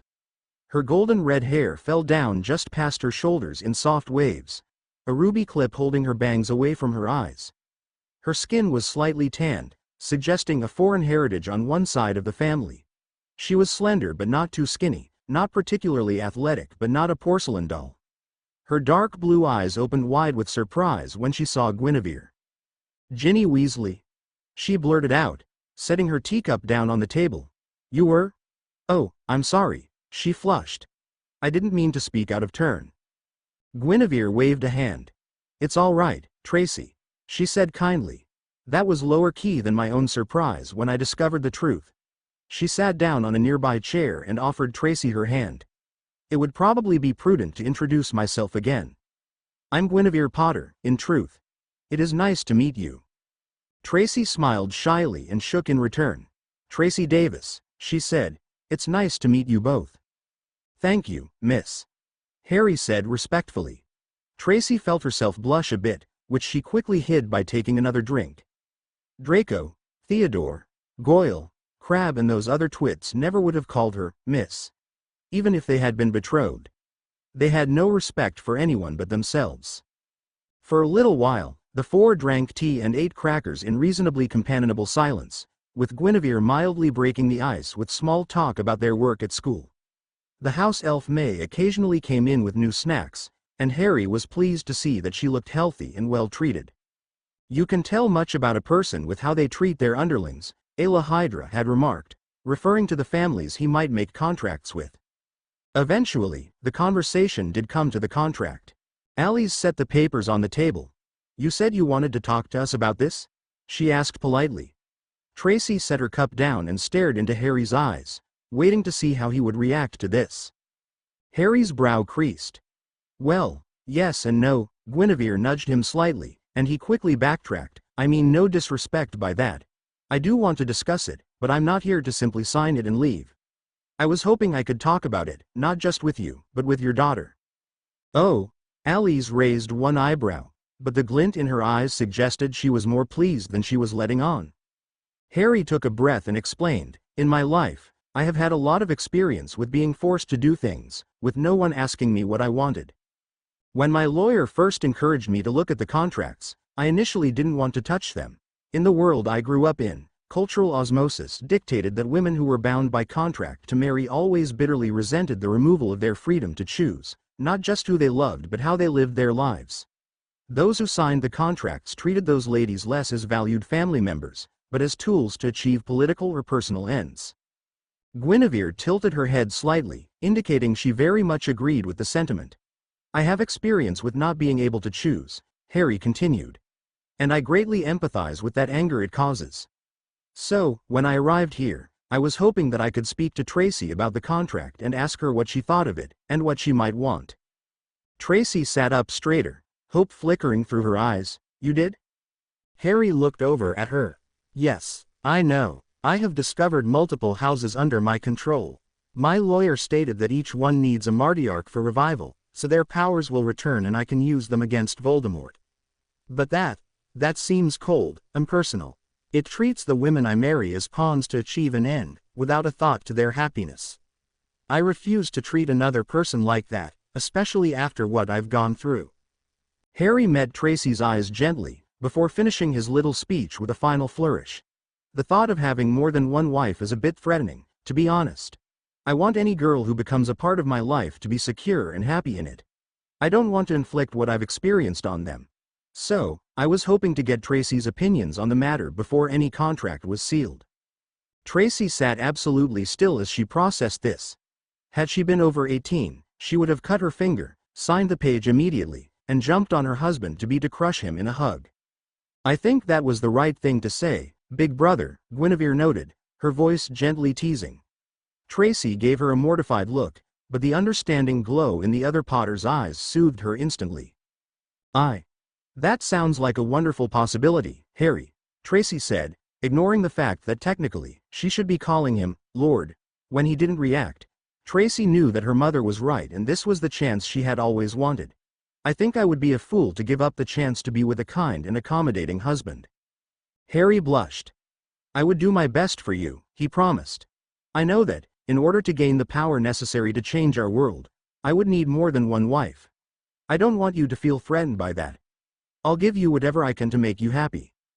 That's good to hear, Alice said softly. The Davis household has a vote and a seat in the Wizengamot, which I'm currently holding by proxy since Caius left us without a son. Not that I think that is a tragedy, she added silently. He left Tracy in my care to raise, but I shudder to think how a son might have turned out under his tutelage. Undoubtedly he'd be much like the Malfoy spawn. I imagine it would come with great use for you. I don't have much political training, Tracy admitted. But I suppose that's less important, since Guinevere has the Lady Potter seat in the Ministry. You can learn, Guinevere said encouragingly. We would be equal partners in the household, I can promise you that. I heard from school that you're very good in the arts programs and with finances. Tracy flushed slightly at the compliment. This scene was taking her back to when she had been friends with Pansy, at 6 years old. A simpler, happier time. She had forgotten how much she dearly missed it. That's kind of you, Guinevere. I was a diligent student. You can call me Gwen, Guinevere said with a smile. Alice, if you would wish it, Harry and I will extend our house protection to you, now that your husband has left and this contract is going to be signed. Alice resisted the urge to laugh. Caius had said she would be nothing without him whenever she displeased him, that she would have to whore herself out to keep a decent living. Oh, how wrong he was. I would like that. You are most generous, Lord and Lady Potter. Tracy handed Harry the quill to sign the contract. He encouraged her to leave her own name in the consent, with her mother and Guinevere as witnesses. Tracy recognized this as his offer of power over her own life, and she accepted it gladly. A matching ruby ring, similar to Guinevere's, was given to her directly afterwards. There's one more thing I need to handle today, Harry told the pair, and I need to get a proper house worthy of the women who will be entering my life. Please, pack at your own pace, and I wouldn't ask you to leave until you're prepared. Of course. Thank you, Harry. Tracy paused, glanced at her mother, and carefully asked, if it is not too bold of me, who are your other contracts signed to? Harry, unlike Draco who would have blown up at his fiancée for daring to pry into the lordship's affairs, answered straight away, to be honest, my mother only prepared one other, because she did not foresee me winning 2 houses by conquest or being adopted into the Blacks. Do you know Luna Lovegood? Oh yes, Tracy said immediately. She knows more about ancient magics than probably anyone else at school, barring maybe my friend Daphne Greengrass. The class system wouldn't let us speak much, but I greatly enjoyed speaking about ancient runes with her. Harry smiled, his expression both pleased and slightly grim. As of right now, she is the only other one potentially promised to me by contract. I was hoping that you and her might assist me in finding others who would be prepared to change this system. Dumbledore has made it nearly impossible for me to trust those I once had absolute faith in, and knowing what I know now, I cannot trust him not to try and regain power over me through anyone I might choose. Alice didn't look surprised. Tracy clenched her fists slightly, remembering what Dumbledore had done to the 2 kind people in front of her. I would be happy to help, she said, her mind going back to her current friend. and the older one that she still wanted to save. In fact, I think there are at least 2 people I could speak to. I'll tell you more once you've settled the Lovegood contract. Harry shook her hand, and with a slight nudge from his sister, lightly kissed Tracy's fingers. Thank you. I'm glad to have you and your mother on my side. Tracy felt herself blush, but this time she had no inclination to hide it. There was no threat of mockery here. At the Rookery, hello, Harry. It took you a while to get back to me. I'm really sorry about that, Luna. I just thought the ground with Tracy might be a bit rougher, considering she was in Slytherin. However, it hadn't tainted her judgment, and her mother is a smart lady. Guinevere was still inside the house, speaking with Xenophilius Lovegood, who was eagerly ranting about his newest discovery to her.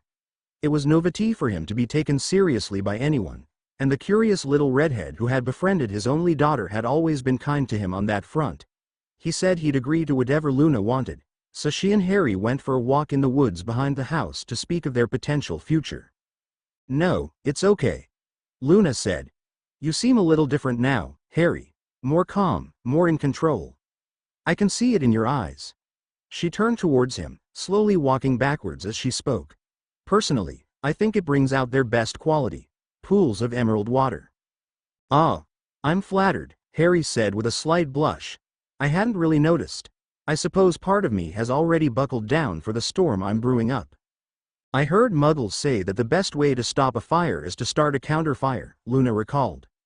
She and Guinevere had visited a Muggle village as children once. It had been a fun experience, even if a worried Molly had cut the expedition off prematurely. So I've heard. Harry agreed, one hand going to his arm. I just hope I don't burn any innocents along the way. You'll do the best you can to do right by them, Luna said simply. That's the most anyone can do. And I think you'll do wonderfully, there. You've already done it once, with the DA. Those people can fight and defend themselves now. They're much safer than they would be otherwise. Thank you, Luna. Harry said, pausing his walking, but I can't help being afraid of what I might be starting. The upheaval I cause if I manage to take over the ministry won't discriminate in who it hurts. Luna smiled gently. She reached out and touched his face, gently tilting Harry's head upwards until she was looking him in the eye. You're a good, kind man, Harry. I hope that good side doesn't paralyze you. There's always a chance for things going wrong. But evil will flourish if good men like you decide to do nothing. Harry's heart was soothed slightly at this. You're pretty smart, Luna, he said softly. It's a shame that no one else can see this side of you. Some people see only what they want to see, Luna responded with a slight shrug. When you see only with your own eyes, you're easy to fool.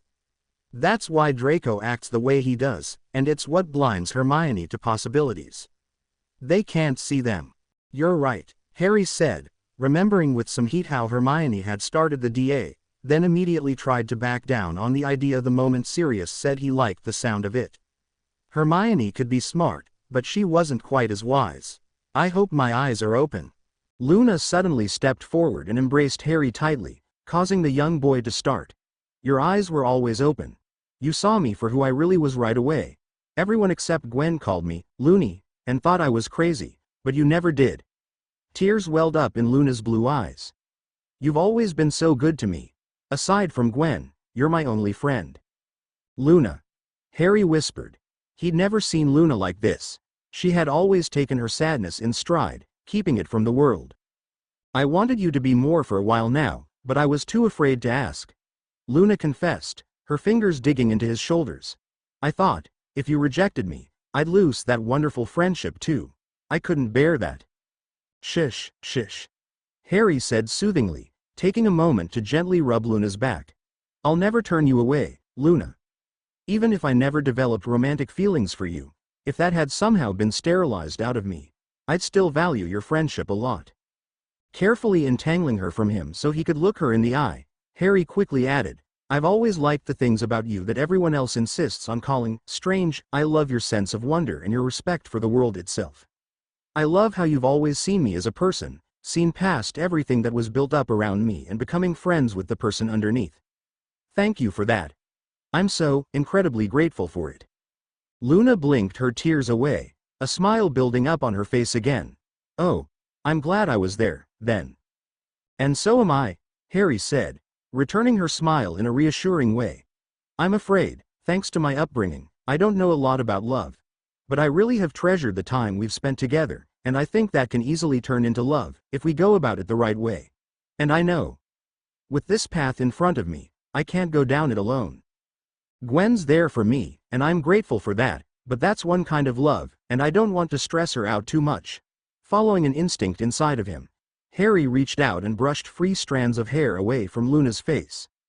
You don't have to do anything if you don't want to, but I'd be grateful and very happy to have you as a part of my life. I'd love to be a part of your life, Luna said softly. Luna Peverell. I think that sounds kind of nice. She smiled brilliantly. Yes. I like that. After a pause, she jumped forward and kissed the surprised boy on the lips. Harry stood frozen for a moment, but then he gently wrapped his arms around Luna's shoulders and pulled her closer, deepening their first kiss together. Guinevere stood tall on the diving board, bending her knees before leaping down and vanishing below the surface of the cool water of an apartment pool. After a few seconds, she broke the surface, throwing her hair back and laughing. I love pools, Harry. Her brother chuckled. Harry was sitting nearby, several open documents stacked in various, slightly precarious-looking stacks. He was dressed in a semi-formal black shirt and dark jeans, pen scratching across the table. I'm glad you're enjoying it, Gwen. Can I have a pool noodle again? Guinevere pleaded. Harry leaned over and picked up a pink flotation from the side of the table and tossed it towards her. Gleefully the redhead grabbed it and started kicking forwards, heading back towards the shallow end. It was late in the evening, and Harry was still working. He had found himself an upscale apartment to stay in where he could work in peace and quiet, a temporary place for now, but spacious enough for his current needs. Now that the contracts with Tracy and Luna were signed, he was dealing with the paperwork regarding the Davis and Potter Ministries seats. Mostly the trouble was keeping the identity of the proxies under wraps until the next important meeting, which would take place right after Sirius's will was read. Normally, wills were kept relatively private, with only those mentioned inside being welcome. They also usually took place in Gringotts. However, the sheer scale of the Black family's assets and political history, it was being brought into the ministry.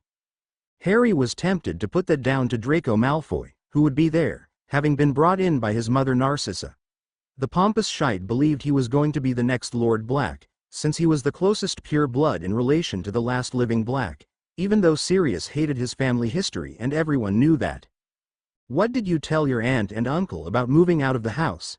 Ayla Hydra asked, placing her arms on the side of the pool, her flipper-clad feet churning slightly. The low light made her silver hair sparkle slightly. I told them the truth, Harry said with a shrug. That I'm emancipated and I'll be living on my own. They didn't need to know anything else. You aren't worried that they'd tell on you?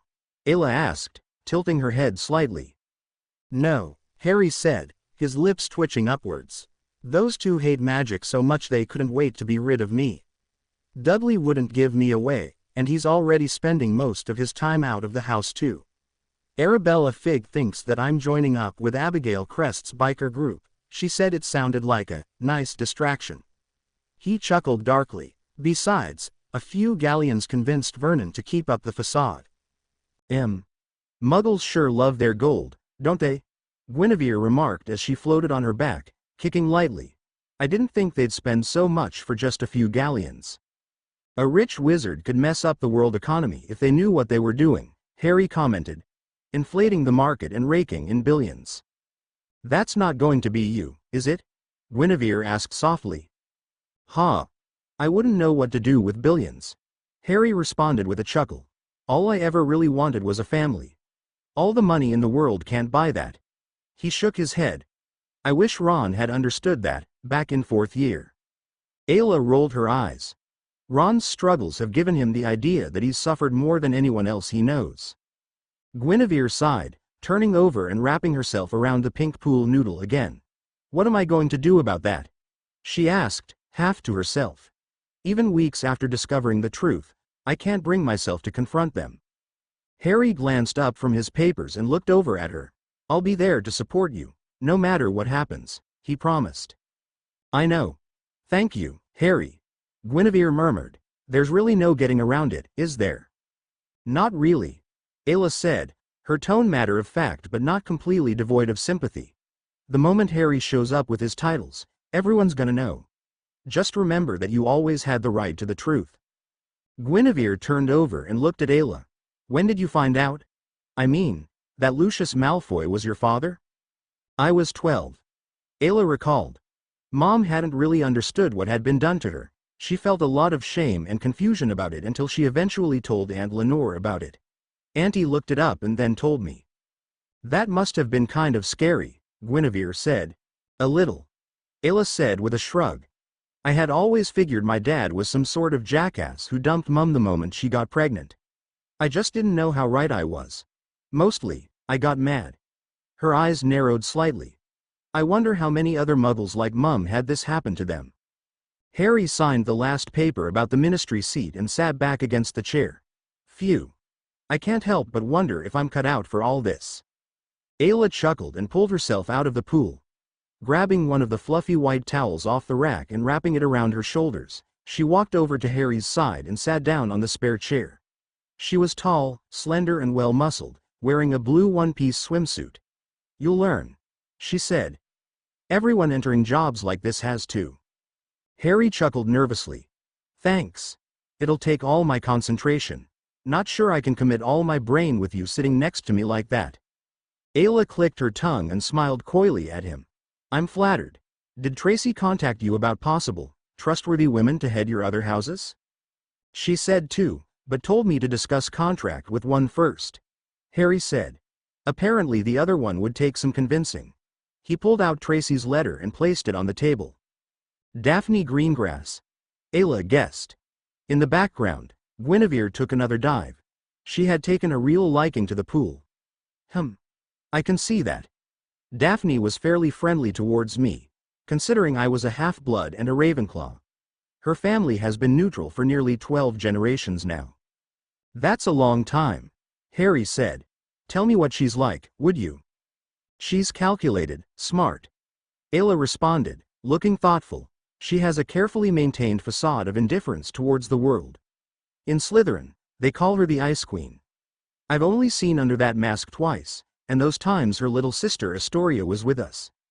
It's in my mind that if Daphne entered the military, she would easily hit a high rank with charisma and smarts alone. Her personality? How much of the Ice Queen is a facade? Guinevere asked, now floating on her back again. I think part of it is out of necessity, but don't misunderstand me. Daphne isn't the sort to suffer fools quietly, Ayla remarked. Her scorn has left teachers speechless.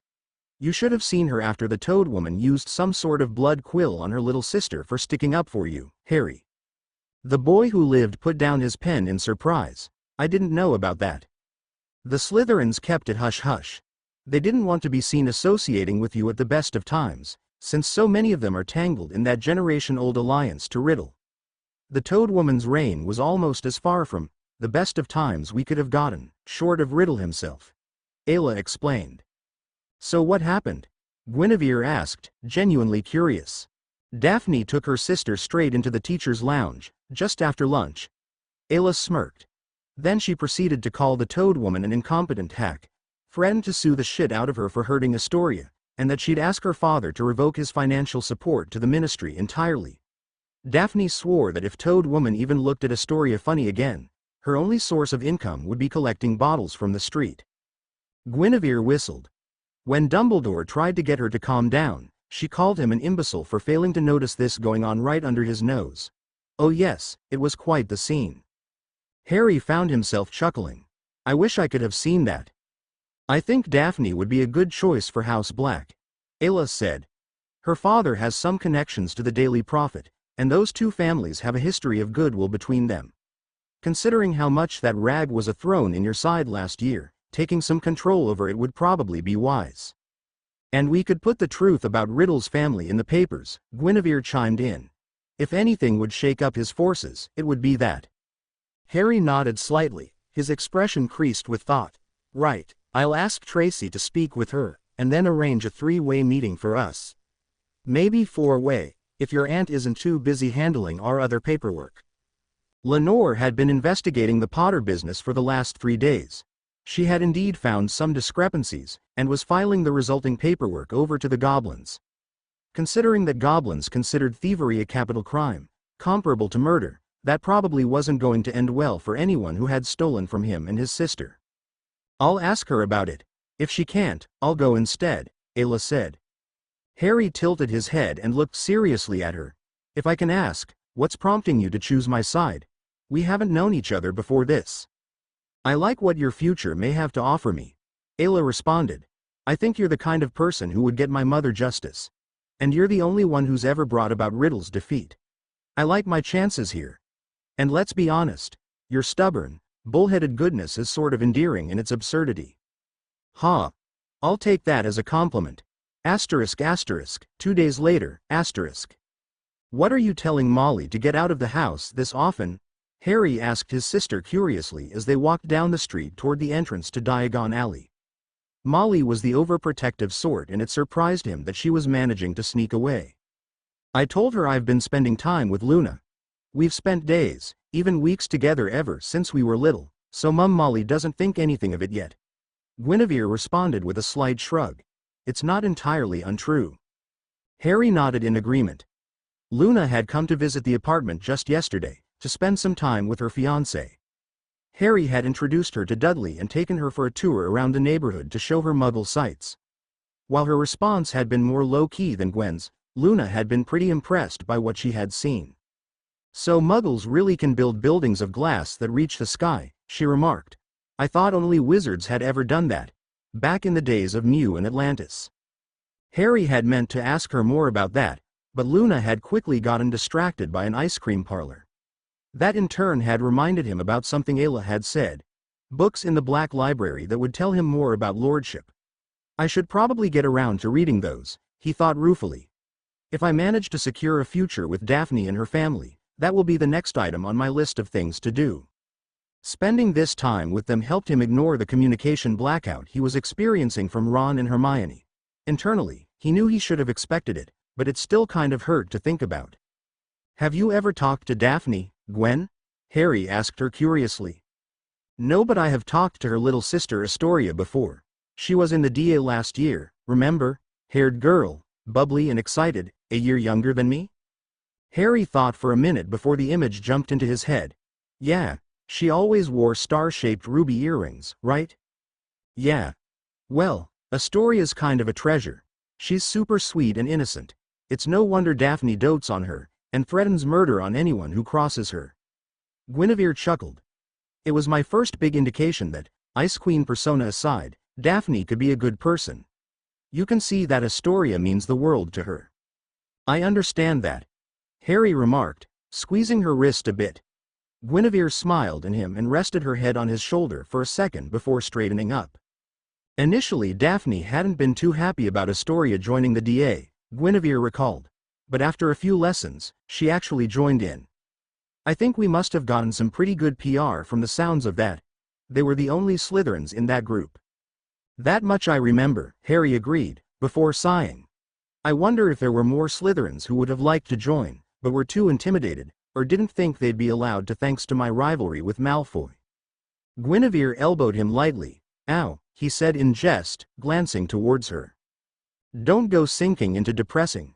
What could I have done differently, again, Potter?" Guinevere said with equal parts mirth and seriousness. "You did everything in your power under the information that you had, you did an amazing job, and you still have time to turn things around." Harry threw up his hands defensively, though he laughed along the way. "As you command, milady." Both siblings chuckled before turning down the alleyway that led to the wizard world. Even all these years later, Harry was still impressed that the wall could slide away while normal humans went on their way, oblivious to it. "I'm surprised that the night bus has a station," Harry commented. "I figured it was privately owned, since the driver didn't change until Stunspike got arrested." "No, it's public. They're just kind of cheap. That's why there were so few drivers," Guinevere said. "It's not like the wizard world is a license system like the Mundanes." "That doesn't bode well. The Mundanes have a license system for a reason."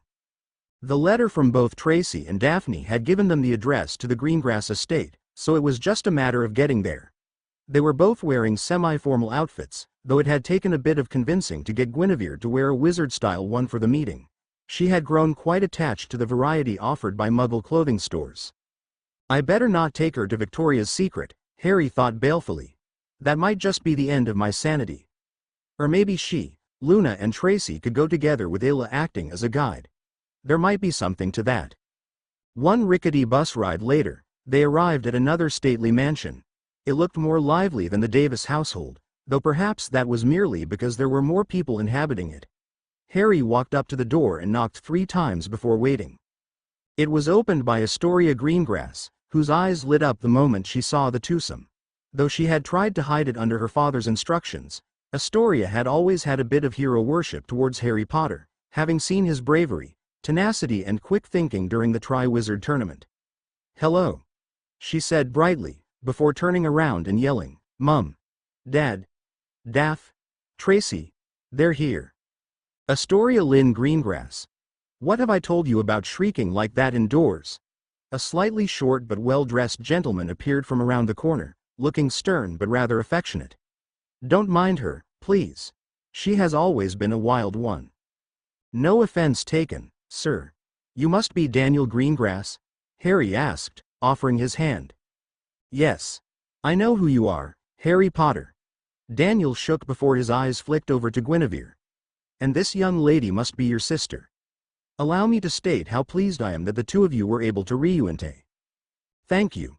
No one was more happy than myself," Harry said lightly. "Come on in. We have much to discuss." Line break. Tracy shyly waved her ring hand at Harry when he sat down across from her. She was sitting with her somewhat secret best friend, Daphne Greengrass. Harry noted that Illa's description was spot on. Daphne had a very serious and measured expression. Her honey hair was tied back in a single braid that reached down to the small of her back. Her stark, ice-blue eyes seemed to gaze straight through him. She was wearing a green dress with blue trim and a sapphire necklace. Alice had gone ahead and explained to Daniel and Angela Greengrass what the siblings had told her when they approached about the contract the previous week. Daniel's eyebrows kept migrating northward the whole explanation until they vanished beneath his bangs, while Angela teetered closer and closer to erupting out of outrage. The Greengrass policy about family was that there was nothing more important than it, except God. Not money, not politics, not power. For Dumbledore to meddle in Harry's family, and secretly set him up to marry his sister, was an unacceptable travesty in Angela's eyes. "That is quite the story," Daniel remarked. "Sums up my life in a nutshell, sir," Harry remarked with a nervous smile. Astoria burst into a fit of giggles. Daphne raised an eyebrow at her sister before turning back to him. "Potter." "No, Harry. Listen. I've been raised in pure blood society, so I know all the implications of a contract. You don't have to haggle with me on the department. There are other things that I want to ask you about, that I am more interested in." "Oh," Harry asked, surprised. He hadn't expected this, though he hoped that it wasn't showing too much. Ayla had coached him on maintaining a relatively stoic demeanor when doing business with lords with status like the Greengrasses. "The first thing I want to know is, what kind of power would you allow me to have, politically?" Daphne elaborated. Daniel gave his daughter a worried look, but she plowed on regardless. "Women of my standing generally aren't expected to have jobs, and even those who do allow it would never accept what I have in mind." "What do you want that wouldn't be allowed, Daphne?" Harry asked. Daphne's eyes flashed. "I want to be a lady knight," she stated. Daniel sucked in a breath. "Daphne. We talked about this, father," Daphne said without blinking. "If we've guessed right about him, it bears asking." "I'm not sure I understand," Harry admitted. "You have access to the Black Library, correct?" "Yes. I haven't had a chance to get in there unaccompanied yet, since my lawyer is still in the process of kicking out those who have been occupying it without my permission." Harry didn't mention that it was the Order of the Phoenix yet. "There are several old books in there, one of which is titled Atlantis Queen. If you read it, you will have more context for what I am asking of you, but to summarize it, a lady knight is a political and military figure, usually only held by the matriarch of daughter of a great house," Daphne said. "Military?" Harry asked. Daphne nodded. "My other prospects would never allow it. It isn't womanly, Malfoy told me once." She bared her teeth in an unfriendly smile. As if I had asked for his opinion on the matter. Malfoy tends to give his opinion whether or not it is wanted, Guinevere said dryly. It's been my experience that he especially delights in giving it when it isn't wanted. That has been mine too, Daphne responded. She and Guinevere shared a cold smirk. I imagine he'll be in for quite the rude shock when the will is read at the end of August. Indeed he is, Guinevere responded. Plenty of time for you to read up on what history has been deliberately kept from you, Daphne added, her attention swinging back to Harry. I'll ask you about this again when you have better context, Harry Black, but that is what this marriage would offer me. I find that prospect charming enough that I do not mind that, obviously, you will have other wives. I can't pretend I'm not surprised, though perhaps I shouldn't be, Harry admitted. Well, as Tracy could tell you, there's something I want to ask you before we sign anything. What do you want, that I might give you with this arrangement? Daphne smiled at him. It was a true smile, not her cold Ice Queen smirks, and seeing it Harry had a feeling they would, if not fall in love, at least get along quite well. What I want may be rather daunting for a lesser man, Black. Her smile widened. I want to change the world. Tracy grinned in agreement. Guinevere had a sense the two had discussed this before their arrival. Daniel looked slightly worried, but both Alice and Angela were both smiling as well. Clearly, they approved of Daphne's desire. Harry smiled back at Daphne, getting up himself. He offered her his hand. I respect and admire this obvious passion in you, Daphne, he said. I would like to change this world we live in now. But there's no way I could do it alone, and I'm worried that I might falter. I would be glad to have you there to assist me. Opening his right hand, Harry revealed the Black family ring. Daphne smiled, and with a glance at her parents, who nodded. Daniel slightly reluctantly, she took the ring and slipped it onto her finger. When will the ceremony be held? I'll place that decision in the hands of your parents, Harry said, bowing his head at Daniel, who looked pleased to discover this. Angela looked like she was planning the ceremony in her head, while Astoria bounced her knees with glee at the idea of being family with her hero. Guinevere smiled grimly. Now we have two left that we need to solidify before Dumbledore realizes what we're doing, she thought. Tracy mentioned that she'd need to tell us a bit about the third person, and then we'll need to find the last one on our own. Who can we trust for that, though? You're sure that Dumbledore doesn't know you're the one kicking him and his lackeys out? Tracy asked as she, Luna, and Harry picked their way through the massive library that had been concealed by a hidden door in Grimmauld Place's basement. He only knows that it's connected to the will, Harry promised, though he sounded a bit distracted as he ran his fingers across the dusty shelves. Griphook and Miss Hydra assured me of the confidentiality. Besides, as far as he knows I'm still in Little Winning, thrill-seeking on the motorcycle to deal with my feelings. That man really doesn't believe you could handle it well, does he? Luna asked. Harry snorted. He's always treated me like a child, he responded. Carefully nurtured, and needing to be led around by the hand. I don't think he respects me enough to think that I might be doing more. Of course, I'd be stupid not to be careful, so once I've found the books Ella pointed out I'm heading back to the apartment. He glanced around and said, You two are welcome to join me, if you wish to. Gwen sent me a letter about how much she loved the pool in the exercise room, Tracy said, sounding like she was attempting to pronounce foreign words. Would it be possible for me to try it myself? You don't have to ask. Just say the word, Harry said, earning a smile from his second betrothed. It still felt weird to think of her and Daphne like that. The political arrangements made more sense in Harry's head at the moment, since he had so little experience with the Fairsersay asterisk, not counting Hermione. Harry involuntarily winced when he thought about Hermione's potential reaction to discovering he had more than one engagement ring. He could almost hear the shriek splitting his ears. She has an image of the world in her mind, and she doesn't like shifting it, does she? He thought to himself. He walked further down the narrow bookshelves, examining the titles. The further back he went, the fewer were written in English. There was Old English, French, Latin, Gallic, and even Ancient Greek. Luna joined him after a minute of stunned staring to identify each language the further back he went. It was amazing that many of these books were in as good a condition as they were, considering their potential age. Each one seemed a bit more delicate than the last, and more dust-coated. Somebody in the Black ancestry was a very dedicated librarian, Harry muttered in awe as Luna removed one text written entirely in ancient Greek, dating back to the Roman Empire. Not all of them were politicians, Tracy commented, her voice floating from 2 shelves over. It's kind of cool, I gotta admit. I don't know when the last time was that I saw this many different books all in one place.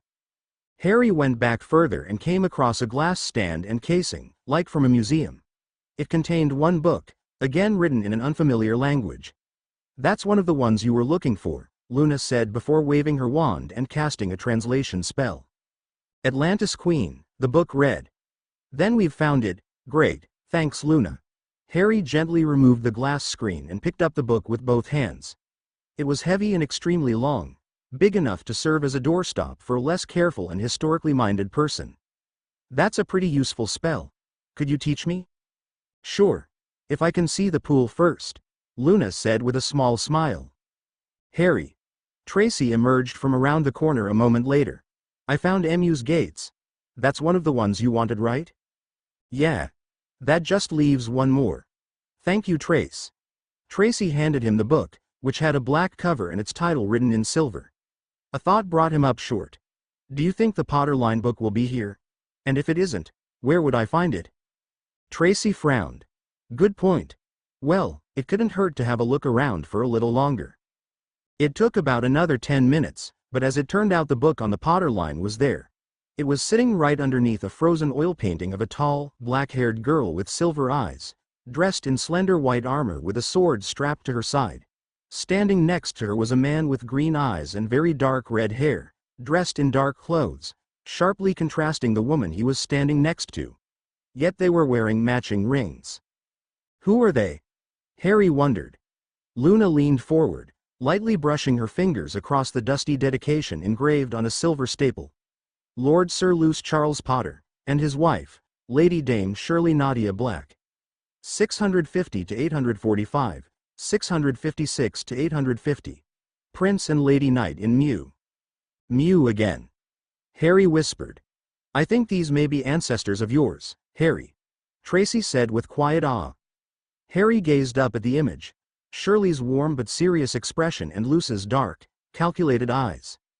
The diamond ring on her finger was very similar to the one he had given Tracy just a few days ago. I wonder why it's just an oil painting instead of a moving one.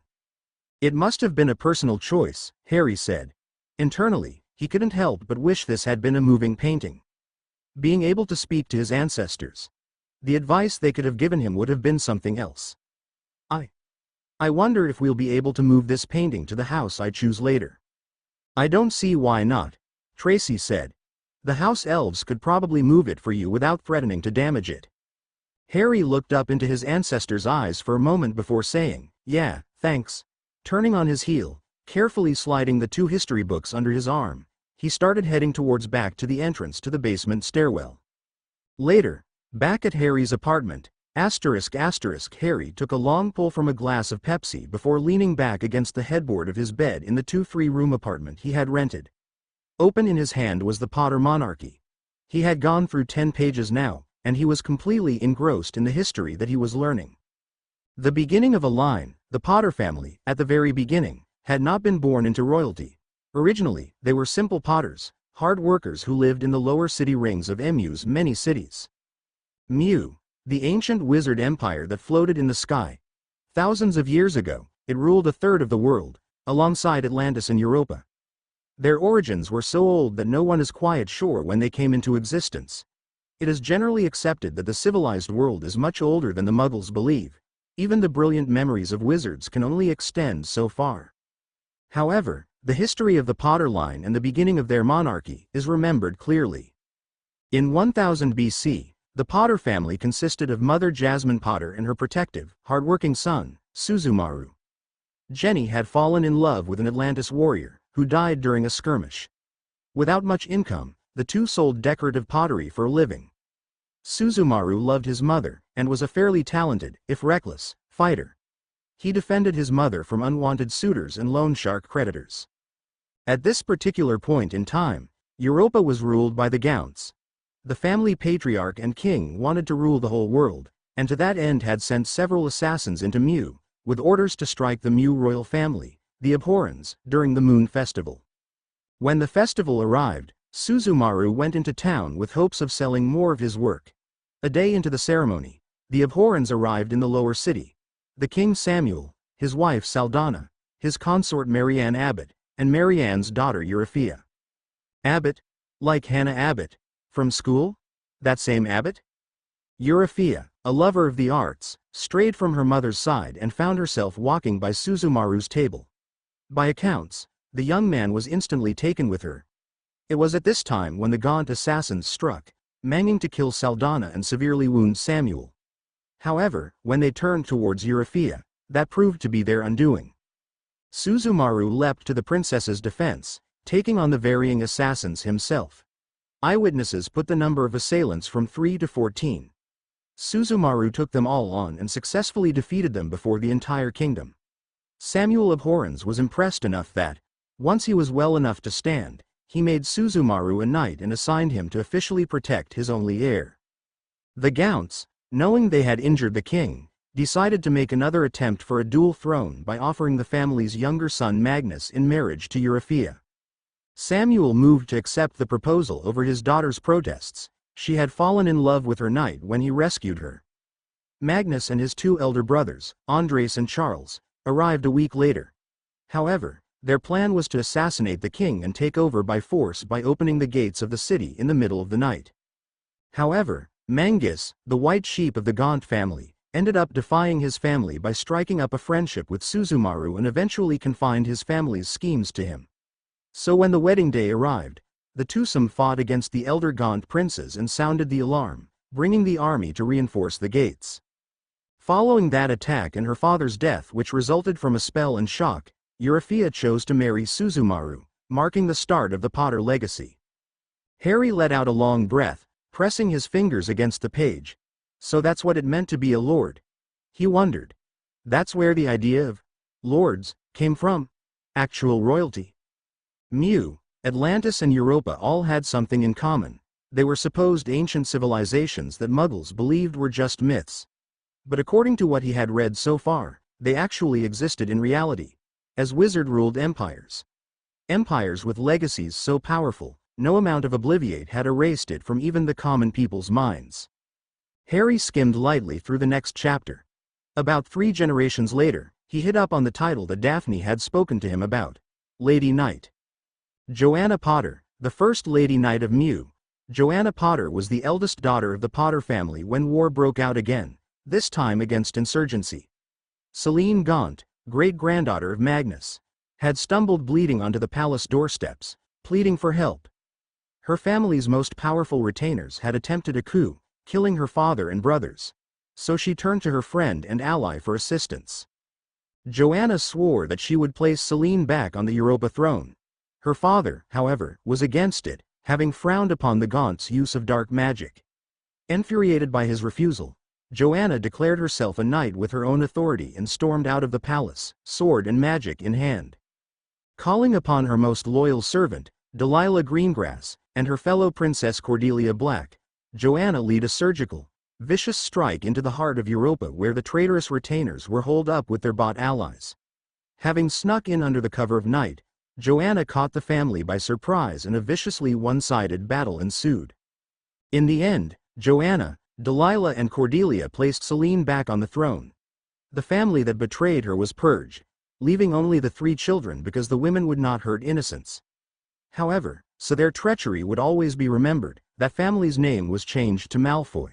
A warning that they were faithless, and not to be trusted. Upon her return, Joanna's father acknowledged her tactical brilliance and what she achieved. He allowed her to keep her self-given knight title, handing some military power over to the women in the family which hadn't really been done before. Joanna would go on to knight Delilah for her loyalty, and Cordelia would eventually bring the practice over to her family in Atlantis several years later. It helped that Delilah married Cordelia's brother, Jace. Line break. Harry let out a breath, lowering the book slightly. So that's what Daphne was alluding to. With Riddle on the horizon, that makes some sense. Ayla said that she'd have a good mind in the military. His lip twitched. I'd have to give her forces for that to work out. Voldemort had his Death Eaters. Dumbledore had the Order, but they were under-equipped and in hiding, instead of standing out in the open and facing them. Harry himself had the DA. They had stood behind him no matter what, and the core members had followed him into the Ministry trap. They were all young like him, and Harry would rather not bring his fellow students into the dangerous war against Voldemort. However, Harry also knew that they were likely to get drawn into it anyway. This war involved their families, their parents, and their futures. Umbridge would love to throw every single Muggleborn under the bus if it was within her power, that much Harry knew. I can pretend to be neutral, Harry thought, but show my true self to them. The DA kept saying that they trusted me and would follow my lead. It's a possibility. I should probably talk about it with Gwen and my wives. Wives. Plural. Harry let out a nervous laugh as he thought about it. He could only hope that he would be able to handle it. How's the history learning coming along? Guinevere asked, emerging from the doorway with a magazine in her hand. Harry sighed and rubbed his head. I'm starting to understand some concepts behind the pure blood lordship, but there's still a huge time space between the beginnings of those practices and what exists now. But I just found out some unsurprising things about the Malfoys. What's that? Guinevere asked, sitting down at the edge of the bed. They were power-hungry back in the days before the medieval era, Harry said. They got the name, Malfoy, after attempting to usurp rulership of Europa. Molly and Arthur used to tell me bedtime stories about Europa, Mew and Atlantis. Guinevere recalled with a small smile. They called them the three cornerstones of wizard history. The stories are so old that even some of us have forgotten them. My favorite story was always Euryphia and Suzumaru. Harry chuckled and raised the book up. Well, now you've got a printed version. Guinevere smiled brightly in response. Harry placed the book on the nightstand and asked, How's Tracy taking to the pool? She's obsessed with the diving board, Guinevere said. I think we'll need a pool in our official manor. Have you looked around for that? I've done some searching, and a couple places look promising. I just want everyone to get a good look at it before I decide anything. Harry responded. He gestured over to the desktop computer sitting on the table in the living room. Tell me what you think so far, if you'd like. Guinevere got up and walked over. Harry had walked her through how to use a computer a few days ago, and she was unsurprisingly fascinated. Arthur would probably drool if he saw this, she remarked with her usual twinge of both uncertainty and sadness when she talked about her adoptive family. Harry, I saw something in this magazine in the game section. What's a Super Nintendo? Harry blinked and chuckled. He couldn't quite help it. Oh, I think you'd like that. It's a game system that you attach to the TV, and switch out varying cartridges to play a variety of games. He glanced at the magazine she had been holding. Was there a particular one mentioned? I think it was called Super Mario, Guinevere responded, her brow furrowed slightly. There's a classic, Harry said. Dudley had started sharing his games after his cousin came home from school, so Harry had actually experienced it in the moments he could rouse himself out of his depression. Dudley could probably loan you his copy if you asked. First I'd have to get Luna off the TV, Guinevere said jokingly. She's still glued to the couch. The last time I checked, she was trying to binge-watch all the Disney movies. She's on Dumbo now. Lovely. Harry chuckled. Glancing at his clock, he said, Hey, I was planning to go out to Godric's Hollow and see our parents' tombstones. You don't have to come if you don't want, but would you like to? Guinevere blinked and turned away from the computer to look at him. Her brown eyes became clouded over, a mixture of emotions flitting across her face. After a moment, she stood up and said, Yeah, I think I want to do that. An hour later, Godric's Hollow. The air was cool and the sun was beginning to set as Harry and Guinevere stepped off the night bus at Godric's Hollow. The sky was cast in pinks, violets, and golds, painting the air and atmosphere as they passed through the iron gates and headed into the town. For a summer night, it was very temperate, a cold wind giving Guinevere a mild chill. Harry offered her his sweater, which she took with a small, grateful smile. Their feet crunched on the twigs and gravel as they walked through the streets. Godric's Hollow was a quiet place, with few people who still lived there. However, there was still a shop open, which Guinevere stopped at to buy several flowers and a small jewel case, which she paid for with the money from her vault. A few minutes' walk, the siblings came to the hamlet's graveyard. Guinevere froze up for a moment, staring across the varying tombstones, her fingers tightening slightly. Her brother looked at her, but before he could speak, Guinevere started walking forward again. Her eyes had fallen on a large slab with much writing on it, overlooked by an angel. Slowly, carefully, Guinevere knelt in front of the stone monolith.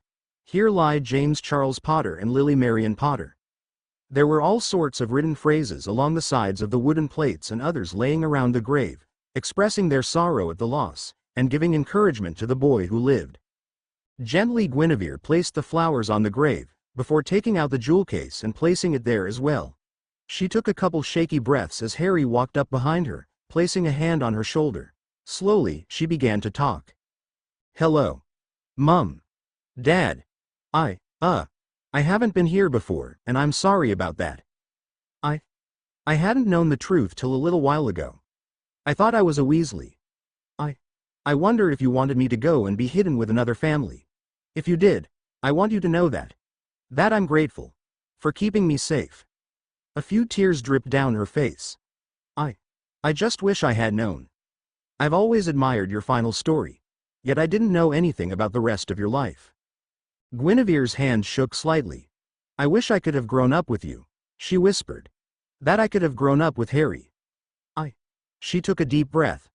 "I miss you. Both of you." She let out a small sob. Harry knelt down next to her and wrapped his arms around her. The girl shivered, and finally burst into small, gentle sobs. The two remained there for a little while, simply sharing their grief. Line break. "You okay now?"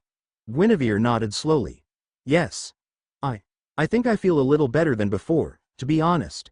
She stood up, Harry right behind her. "I'm thankful for that. I've wanted to come out here for a while," Harry said. "I think it was worth it." His eyes drifted across the graveyard, before he let out a small noise of surprise. "What is it?" Guinevere asked. Harry pointed across the field, where a young woman was kneeling in the grass. She looked very familiar. It was Pansy Parkinson. Line break. Pansy locked her fingers together, kneeling in front of the weathered tombstone. Her eyes were almost closed, silently willing herself not to cry. She was a Slytherin. She did not show emotion. She did not show weakness. Lightly she reached out and brushed her fingers along the name. Aileen Parkinson. Her aunt. The only person who had really been a mother to her. Sarah Essen Parkinson didn't count. She never had any time for Pansy. She was a cold-hearted social climber, and Pansy loathed her. Aileen had been the last person that she had allowed herself to love.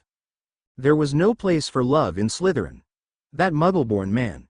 He had stolen Aileen's life. Pansy's fingers clenched. The familiar rush of anger and pain strangled her chest. "Pansy? Is that you?" Pansy got to her feet and turned around. Ginny Weasley and Harry Potter were both staring at her. Her heart tightened. What were they doing here? "Potter. Weasley. What are you doing here?" she snapped. "My parents are buried here," Harry responded. He was looking oddly at her. It was as if he was seeing her differently than he ever had before. It made her wary. "I didn't realize you had family here too." Pansy grimaced. Owen's words rang in her mind. "She didn't consider herself part of our family." "I don't," she responded. "Oh," Ginny said, frowning. She pointed at the stone. "The stone says Aileen Parkinson. That's your name, isn't it? Why would you come out here to visit a stranger?" "It's none of your business."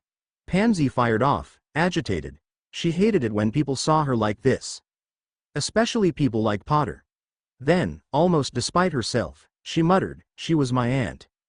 "I'm sorry for your loss," Harry said. "No you aren't," Pansy muttered. "Why on earth would I lie about something like that?" Harry asked, biting hard against any feeling of exasperation. Pansy's eyes were troubled. He didn't want to set her off. "People like you don't pity people like me," Pansy responded, her voice harsh and firm as if stating a fact. "You hate me." "I never hated you," Harry responded quietly. "Sure, you've hung out with Draco a lot, but that's just aggravating. I don't have any hatred of you. You're a half-blood." "No, I'm a person," Harry responded. "And so are you." Pansy looked up sharply at him. Her eyes were a very dark blue, framed by wavy heather-brown hair. "That's the only way I think of people. That's all I see when I look at you. A person." Pansy stared at him for a second, before abruptly turning around and walking away, her gait nervous and hurried. Can I really afford not to show up personally to the will reading? Harry couldn't help but ask again as he paced up and down the living room of the apartment. Lenore Hydra gave him a mildly amused look. As I've already assured you, my job is to safeguard your interests. That includes acting as your proxy, since the atmosphere these days is threatening. She put the words in air quotes, and smiled. I'll throw in the emancipation along with it, since Dumbledore is likely to tail me on the way out. He won't like that. Harry noted grimly. It won't be any of his business at that point. Lenore responded. Just act quiet and reserved at school, and give him some lip service to what he expects. Grief changes people, after all. She's got a point, Harry. Tracy's voice floated from the next room. Once you choose your last 2 wives and officially revive the houses, you won't need to keep up the facade, but it would still be smart to keep your opponents in the dark about what you know and what you're planning. Even if you don't have solid plans? Harry asked ruefully. Especially if you don't have solid plans, Lenore admonished him, looking amused. I'll give you my memory of this afternoon so you can see the proceeds for yourself. Have a nice afternoon. Slinging her bag over her shoulder, she vanished into the hallway and headed for the elevator. Harry let out a long breath and walked into the next room where Tracy was sitting. There was wrap on the floor, with several cans of paint sitting open next to the chair where she was sitting. Directly in front of her was a canvas with the beginnings of a city landscape having been painted onto it. Tracy's red-gold hair was tied back in a bun, and she was wearing muggle paint splatter clothes, her brush having been dipped in a new mixture and was poised to touch the canvas again. Sitting on a stand to her right was a picture of the New York skyline, which she was replicating. That looks amazing, Tracy, Harry said. Tracy let out a noise of surprise at his entrance but didn't turn around. Her focus was still mainly on her work. Very professional. How long have you been painting?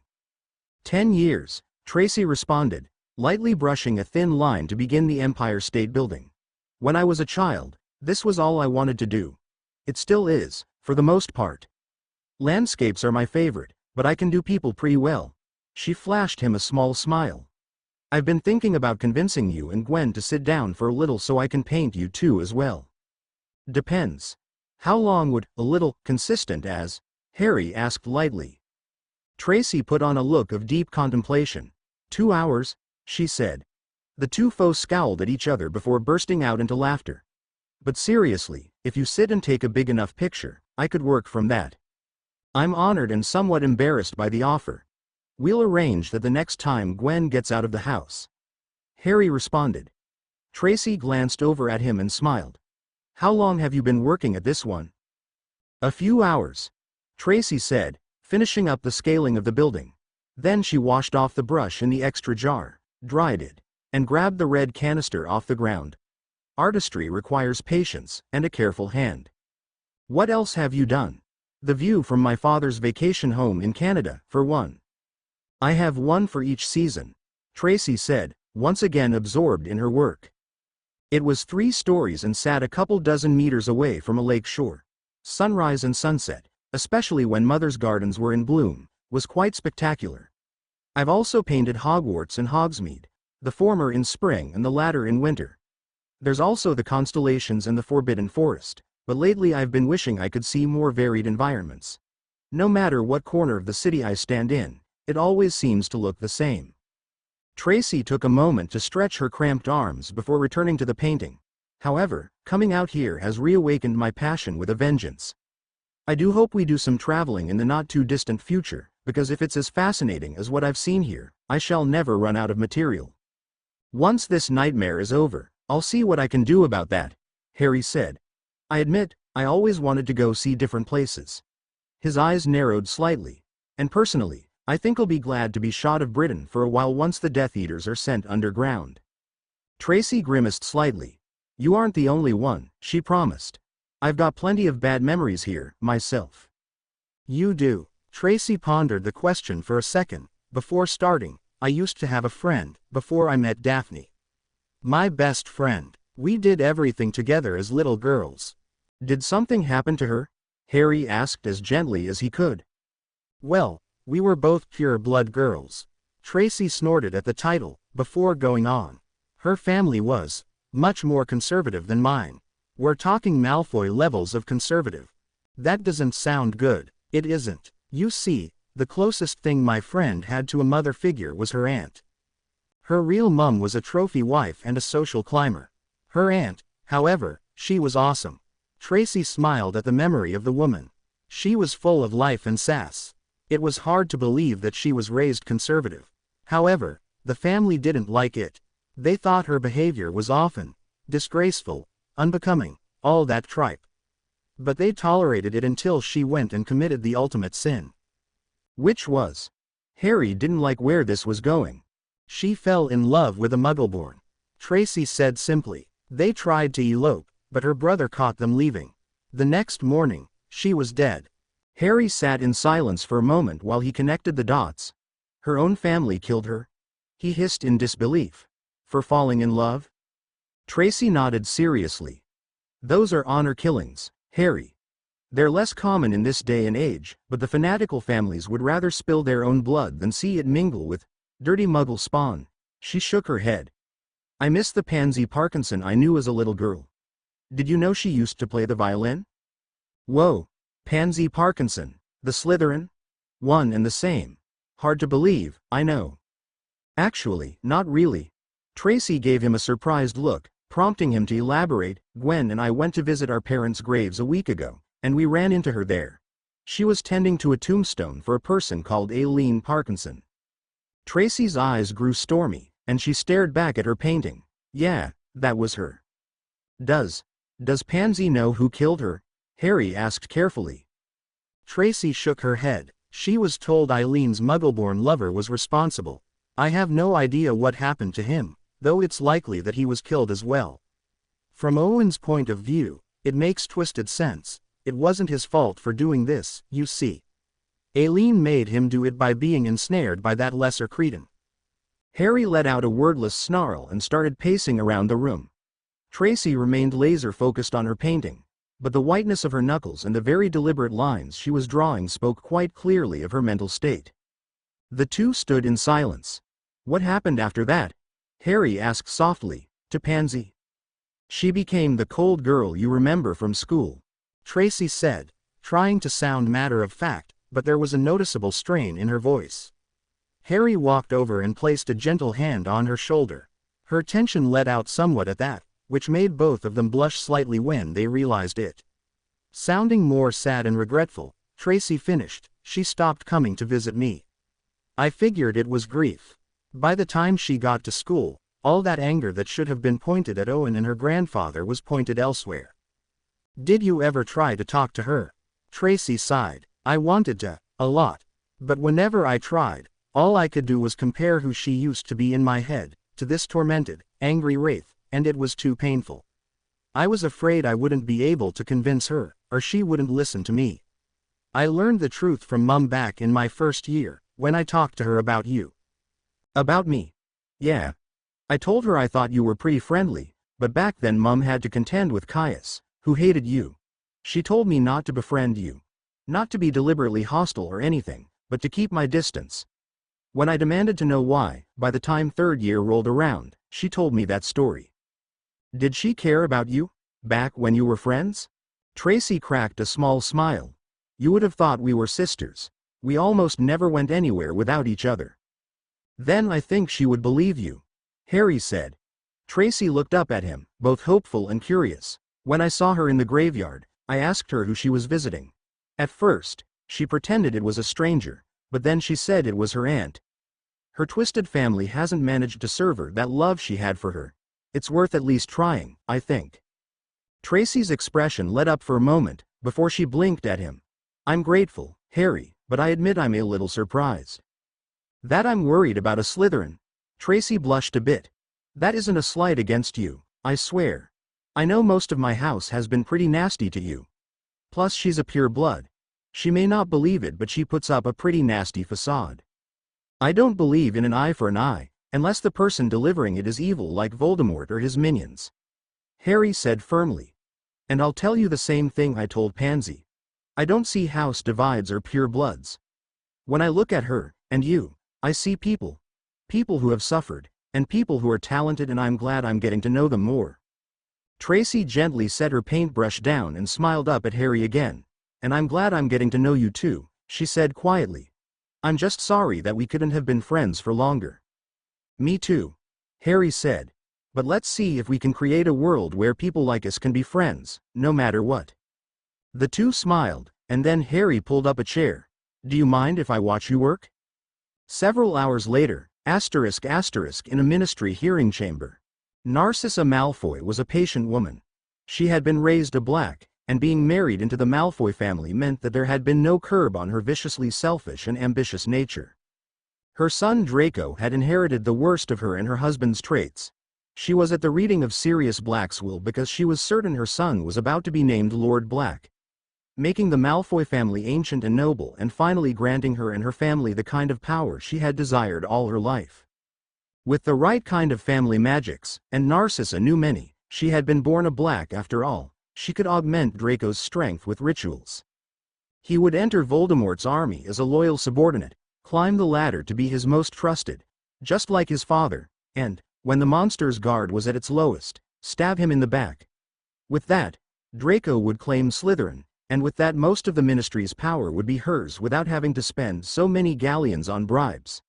Money didn't grow on trees, after all, and at this rate, with her currently attempting to buy a pardon for her husband, they would risk running low. Likely Sirius wouldn't have wanted Draco to be Lord Black, but the man had died without any children. The title would pass on to his next of kin. Narcissa was sure of that.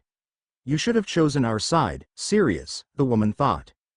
Most of the dignitaries were already there, but there were still a few minutes left, and stragglers were emerging.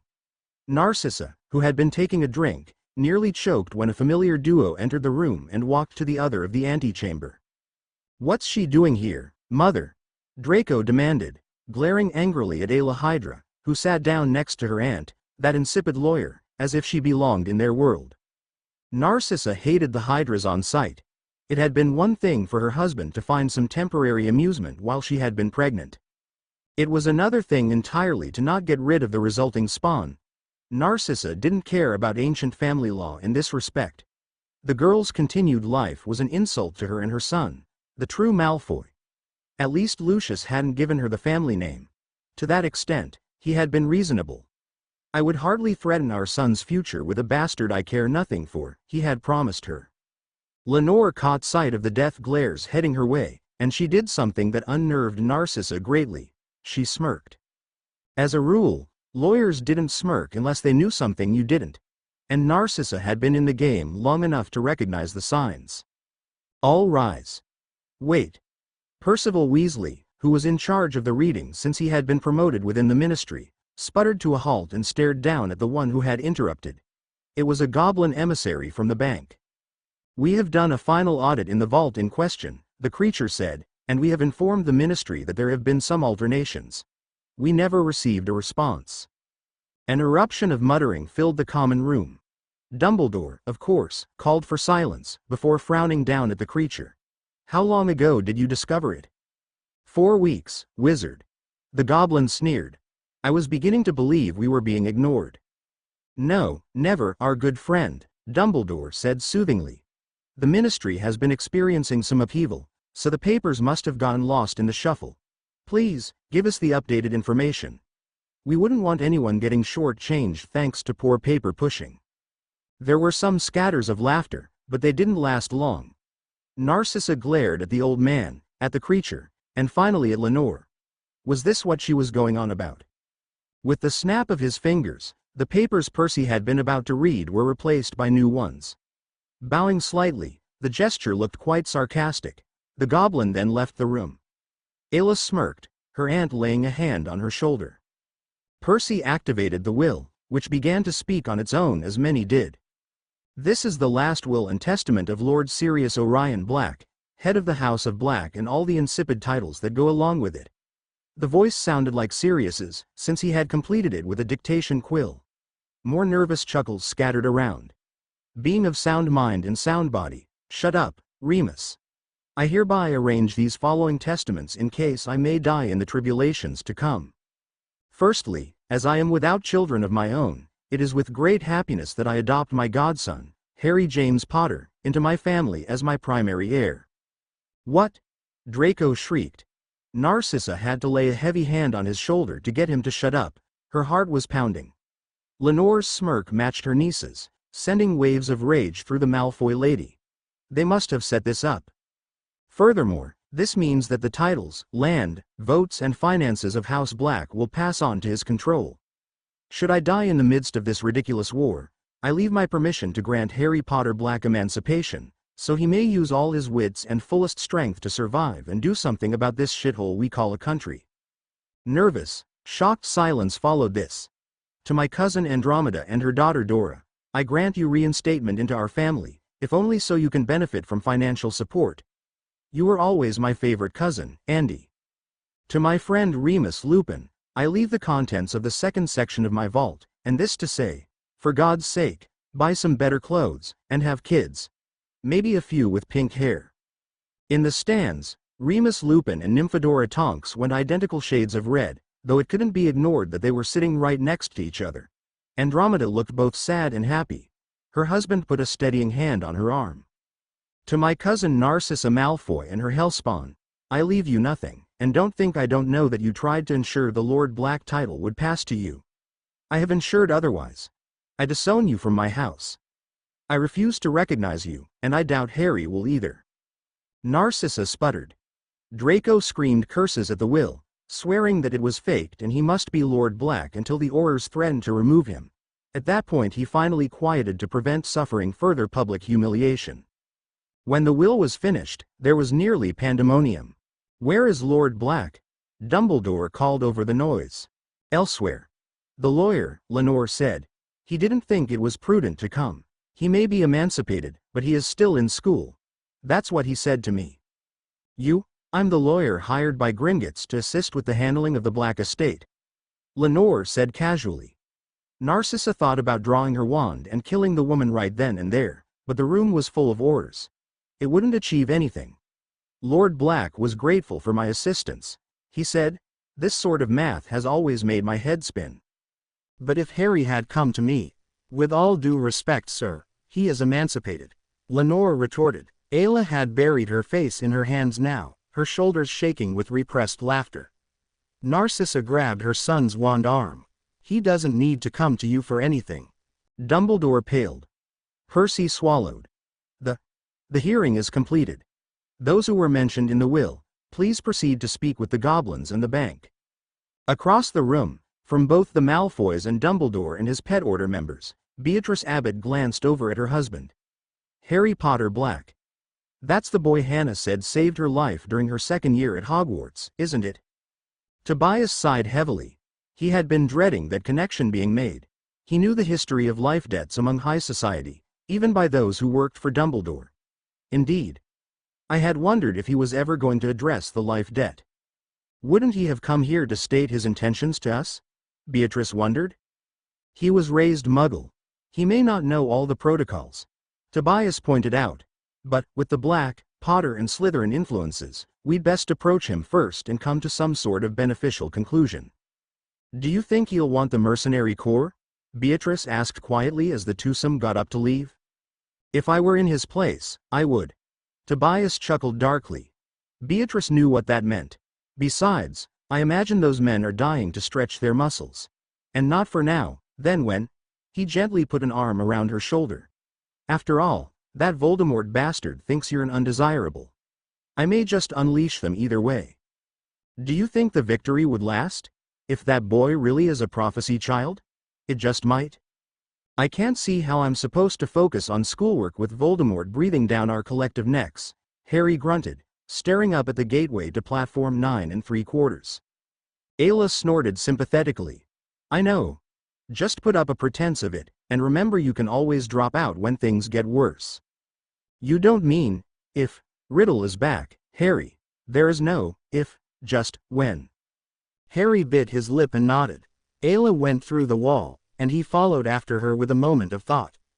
On the platform, Tracy and Daphne were already standing together, discussing something. Daphne was openly wearing the black ring, while Tracy was concealing the Potter ring under a minor charm. Harry made his way over to them. "Hello," he started. Daphne glanced at him, smiled and pressed her fingers against her lips. "We can talk on the train. Let's get going before the Weasleys and Granger show up." Harry grimaced slightly at the mention of them, and nodded. The four of them stepped on board the Hogwarts Express and began making their way to the back of the train. It didn't take long until they came across Luna, who had already staked out a compartment for them. She was openly wearing the Peverell ring. No one knew that the House of Potter had absorbed that family line yet. Smiling, Harry walked in with the three girls behind him. "Hey Luna. How's life?" Harry asked as they sat down. Tracy slid the door closed with a bang and put a charm on it that warned them who was approaching. "I've been doing all right," Luna said with a small smile.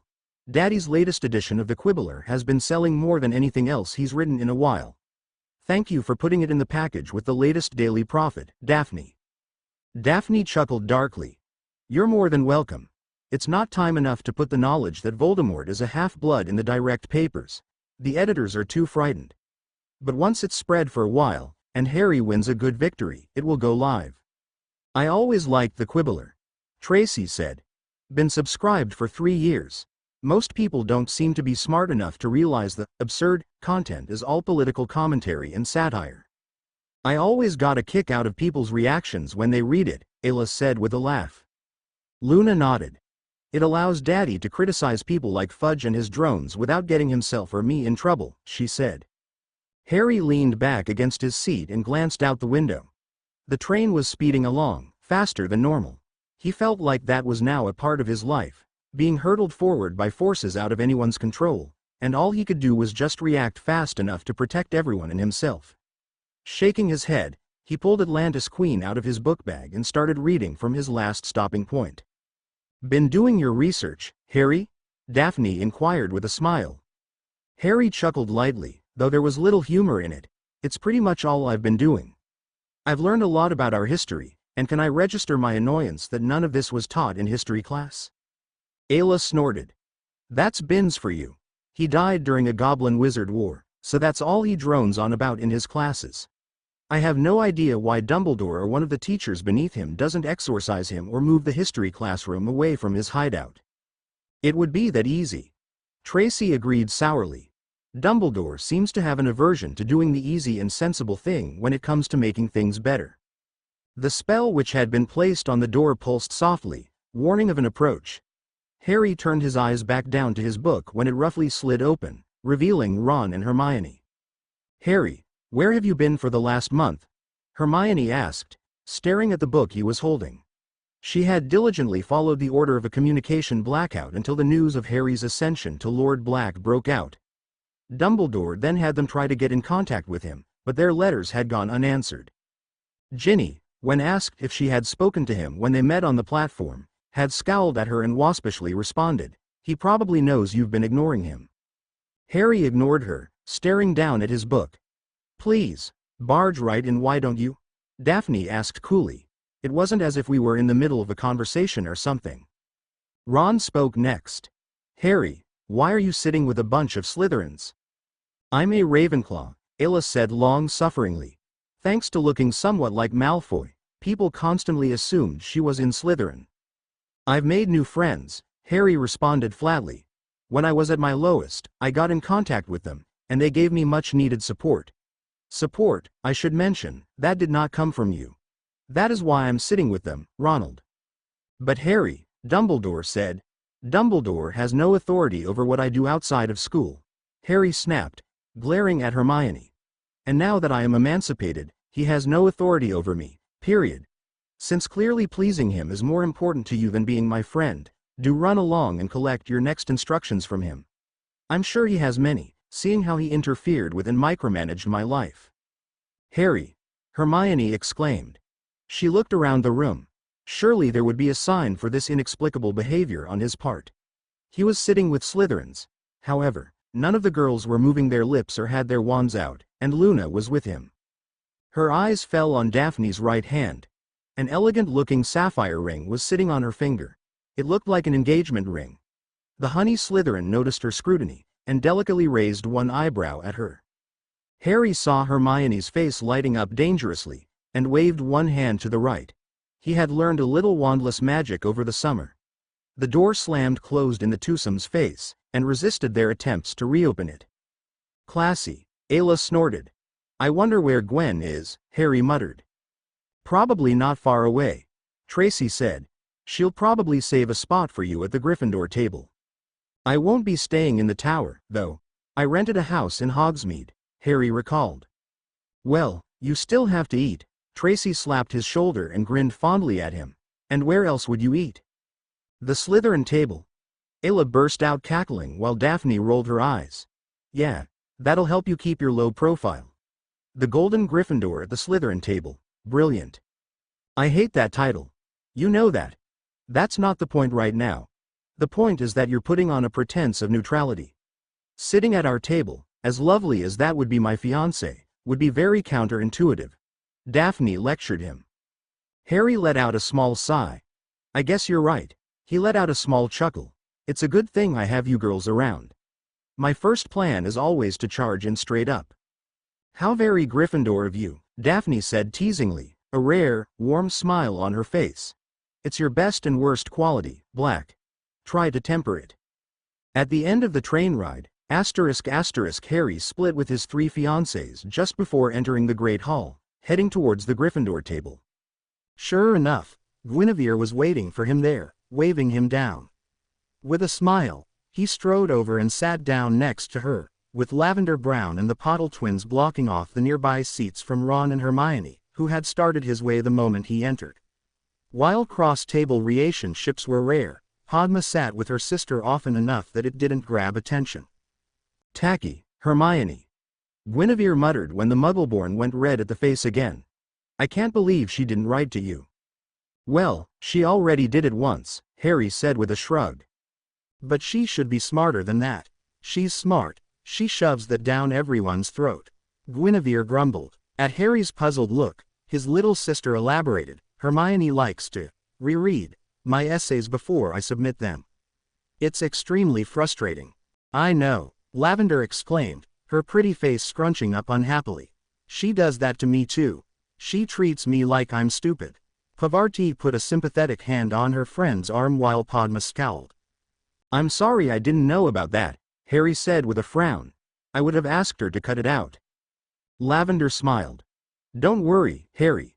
We learned how to deal with her. It wouldn't be fair to expect you to deal with all our problems.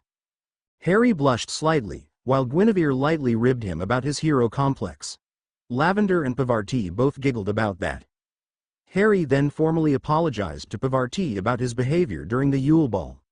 You're a lovely lady, and I should have given you my full attention. I'm sorry. Oh, that? Harry, that was 2 years ago. I'm over it. But thank you nonetheless, Pavarti said cheerfully. I rather wish Ron would apologize, Padma muttered. I think he might have if he was less terrible with girls. You should hear him argue with Hermione, Guinevere said in a conspirator tone. We do, Padma deadpanned. All the time. Pavarti and Lavender both burst into peals of laughter, and even Harry and Gwen couldn't help but grin. Line break. Hello, Pansy. Pansy nearly dropped her plate on the ground at Tracy's voice. She spun around, finding herself face to face with her old childhood friend. Tracy had grown a lot since they were 6. She was a beautiful young woman who hadn't spoken much with her since they stopped seeing each other after childhood. Pansy stood frozen, uncertain of how to respond, staring into the eyes of her oldest friend. Tracy, she managed eventually, uncertain. She had originally intended to sit with Draco, but he was too busy sulking and lashing out at anyone who had spoken to him. Right now, Draco was glaring bitterly across the hall to where Harry Potter was sitting. Tracy leaned over, loaded her plate with 2 scoops of mint, caramel and vanilla ice cream, and smiled tentatively at her.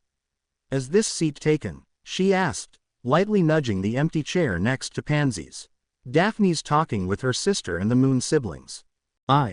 Pansy was thrown for a loop. She glanced down at her feet, and in a second shrugged. Oh okay. Why not? It's not like it's reserved. She finished flippantly, as she pulled her chair out and sat down in it, placing her plate down and putting on some ice cream of her own. Thank you, Tracy said softly. She took the seat and sat down next to her. For several minutes, Pansy was afraid of what to say, but Tracy didn't push her for anything. They simply sat in silence, taking in each other's company. It was strange. They hadn't been in a place like this since they were little girls. It wasn't an unpleasant feeling, like Pansy had initially expected. In fact, it felt fairly nice. "How have things been going?" Tracy asked softly. Pansy uncertainly turned her spoon over between her fingers. "It's been, She bit her lip and hissed slightly, frustrated with herself. "It's been fine." Tracy blinked at her. "Are you sure? That doesn't sound very fine." Pansy stared down at her plate. Tracy had always been able to see into her emotions, even after she started learning the tricks of the trade from Sarah. "Well, things have gotten complicated lately, haven't they?" she asked, hoping to redirect the focus of the conversation. Tracy nodded. "Yup. That can't be denied," she admitted. "Are you scared of what might be coming?" Pansy's lip twitched, and she was about to fire off a comment about how heiresses never showed fear. Tracy surprised her for the second time in the space of a minute. "I'm a bit scared myself," she said softly. "You are?" Pansy asked cautiously. She wasn't sure where Tracy was going with this. "Well, it's going to be a war," Tracy noted. "Wars between two different sides rarely stay just between them. Even if you try to stay out of the way, you end up getting burned." She took another bite of ice cream. "I guess I'm a little scared," Pansy admitted. "Father is talking about getting me engaged to Draco. He said the Malfoys would have the clout to keep me safe." Tracy made a face. "Are you interested in him, Pansy?" Pansy snorted. "There's not much to be interested in," she said sourly.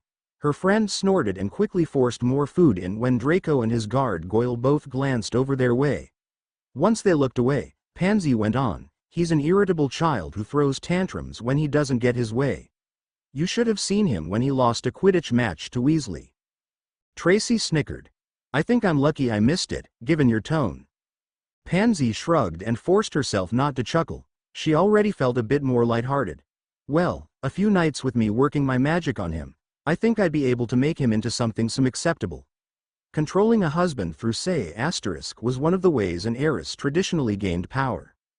"That still sounds like a sour future, Pansy," Tracy said. Pansy snorted. "That's our lot in life, isn't it?" "Oh, I wouldn't think so," Tracy said with a small, playful smile. Pansy gave her a curious look, and Tracy revealed her hand. Her ring finger had been decorated by a gold ring with a diamond jewel, sophisticated and pretty. "Good Lord!" Pansy exclaimed. "I had no idea you had found someone." "I was surprised too. Mum brought the whole thing to my attention," Tracy said with a smile. "I met him in July. He was a lovely gentleman to me. He's about as far removed from Draco as it can get." "Wow." Pansy felt envy flitting across her heart. "Who is it?" Tracy seemed to think for a moment. Then she pointed her finger across the room, to where Harry Potter was sitting. Pansy gaped. "You've got to be kidding." Apparently, Mother arranged the contract with Lily Potter before the woman went into hiding. Tracy explained. "He was very cordial to me." "He's a Gryffindor." "Pansy, you know that doesn't really matter outside of this place," Tracy pointed out, "unless you're the heir or heiress to the family. When I met him, he was extremely sweet." Pansy put her head in her hands. "Tracy, being anywhere near him is dangerous. With Voldemort." "You mean Tom Riddle?" Pansy raised her head and looked at her old friend. "What? I guess you haven't read The Quibbler." Tracy smiled. "I recommend you give the most recent chapter a read. It's quite enlightening." Slytherin dorm. That night, **** Pansy was sitting by a window, staring down at the paper that had turned the world upside down. Voldemort was a half-blood named Tom Riddle. It was so insane she was extremely tempted to write it off as a hoax, but with the man having returned to the living world, only a fool or maniac, possibly both, would mock him like this unless it was true. There was only one real place where this information could have come from: Harry Potter. Pansy leaned against the window. Her head was hurting painfully. She had no idea how to react to this information. Her father was a loyal servant to the Dark Lord, and they all shared his hatred of Muggleborns and half-bloods. Except he was a half-blood. Tom Riddle. Pansy felt lonesome and confused. Sure, she knew that half-bloods could be murderers, Aileen had proven that much with her murder. But why masquerade as a pure blood? Because they made easy servants. Because they were so full of hate they were easy to mislead. Pansy swore and hit her head against the stone wall. This confusion was making her head spin. She was uncomfortable and nervous and she didn't like it. She hadn't felt so nervous since. No, she didn't want to think about it. But she couldn't help it. The connection there was obvious. Does my father know about this? She wondered. Then she remembered Potter. He had seen her at her aunt's grave. Without thinking, she jumped to her feet and quietly stormed out into the hallway. Harry stood on the bridge, looking out across the late evening sky. He wasn't technically supposed to be out here, even though he had moved out of the Gryffindor Tower and into the new home at Hogsmeade that Ella and Lenore had gotten for him. But he wanted to be alone with his thoughts. And he knew that someone might be coming out to confront him. The thought made him weary. He wished he had gotten a better sleep last night, but he had been so wrapped up in possibly being confronted by Dumbledore that his rest had been fitful. And for all he knew, one tactless move could push her further away rather than helping her face the darkness that had been broiling inside her since that night. Thinking about it like that made the house rings felt cold against his skin. The responsibility bearing down on him often felt crushing. Potter. Harry raised his head. Yes, it was her. Pansy was running down the bridge towards him, the quibbler in one hand. She wasn't classically pretty, but she had a soft charm to her that had been twisted whenever she was associated with Draco and his cronies. Her brown hair flew wildly around her face as she skidded to a halt in front of him, breathing heavily. She must have run all the way here from the dorm rooms. Can I help you? He asked calmly, turning away from the view and facing her. Pansy took a deep breath and frowned up at him. You can talk to me about this. She shoved the paper in his face. Sure enough, it was the front page exposé about Tom Riddle and his childhood ambitions of eventually becoming Lord Voldemort. Luna's father had done his homework on the family, and it was showing. The Riddles were a family without magic, and probably would have stayed that way if Merope Gaunt, the last witch of the line before it officially went dead, hadn't become attracted to one Thomas Riddle Sr. That's where the Gaunt ring came from, Harry had noted silently. It was Riddle's ancestry on his mother's side. What is this? Pansy demanded. Calmly Harry pushed the page down enough so he could look her in the eye. Well, to be honest, I'm surprised you're reading it. I thought most Slytherins assumed the Quibbler was the ramblings of a lunatic. Even a lunatic wouldn't print something like this after Voldemort returned from the dead, Pansy said fiercely. Harry was surprised by her easy use of his name. Even Draco avoided using it, calling him the Dark Lord. You're the only one who would know about it. Why me? Because you're you, Pansy snapped, nearly shouting. Of course you know. You always know. You're probably the one who gave Lovegood this information. All right. You got me. Harry took a step back and looked seriously at her. I discovered this secret in my second year. Remember when the basilisk was attacking people? Riddle was controlling it with an artifact that contained, at the least, some of his memories from his teenage years. He tried to lure me in by using his name, and revealed the connection to me when I was in the chamber, trying to stop his plan.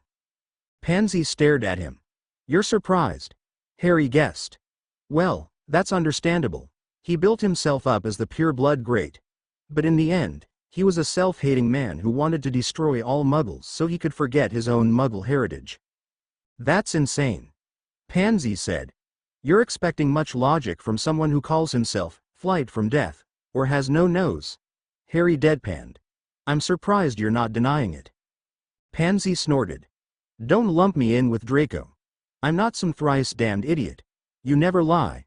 I've seen that much for myself. Harry couldn't help but chuckle slightly, raising his left hand. That's funny. Umbridge didn't think so, and you were in her squad, weren't you? It was expected of me, Pansy snapped, feeling uncomfortable and taken off guard.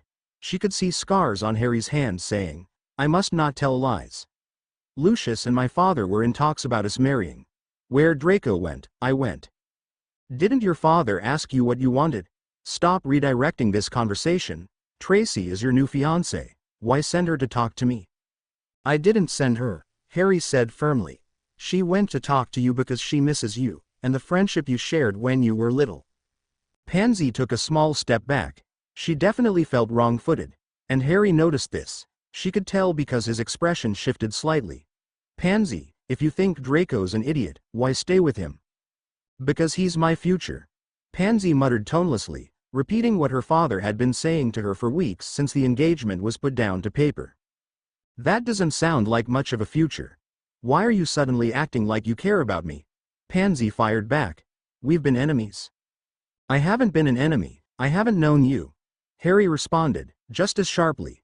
Sure, all I saw at first was a friend of Draco and a cold-hearted purist, but ever since I saw you in the graveyard I've discovered that was a mask. Pansy stared silently at him, not wanting to give him any satisfaction with how unnerved he was making her. So let me ask you something, Pansy, the green-eyed boy said. Why hate Muggleborns and half-bloods? Pansy gritted her teeth. Why should I tell you? You don't have to. I'm only asking. But I saw grief and anger in you at the graveyard, and I'm wondering where it came from. They proved to me they couldn't be trusted, Pansy bit out. My aunt was everything to me. Then she tried to run away with a half-blood. She honestly thought he loved her, but he just wanted money and power. So he used her to try and get it. And when father caught him, She squeezed her eyes shut, refusing to let tears out. He murdered her. Did he?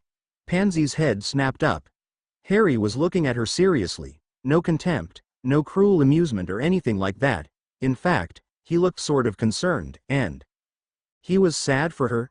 Those dark, emerald green eyes were absolutely, quietly sad. Pansy felt her stomach sinking. She'd seen that look before. That was the look of someone who knew something, and was debating whether or not it was a good idea to tell you.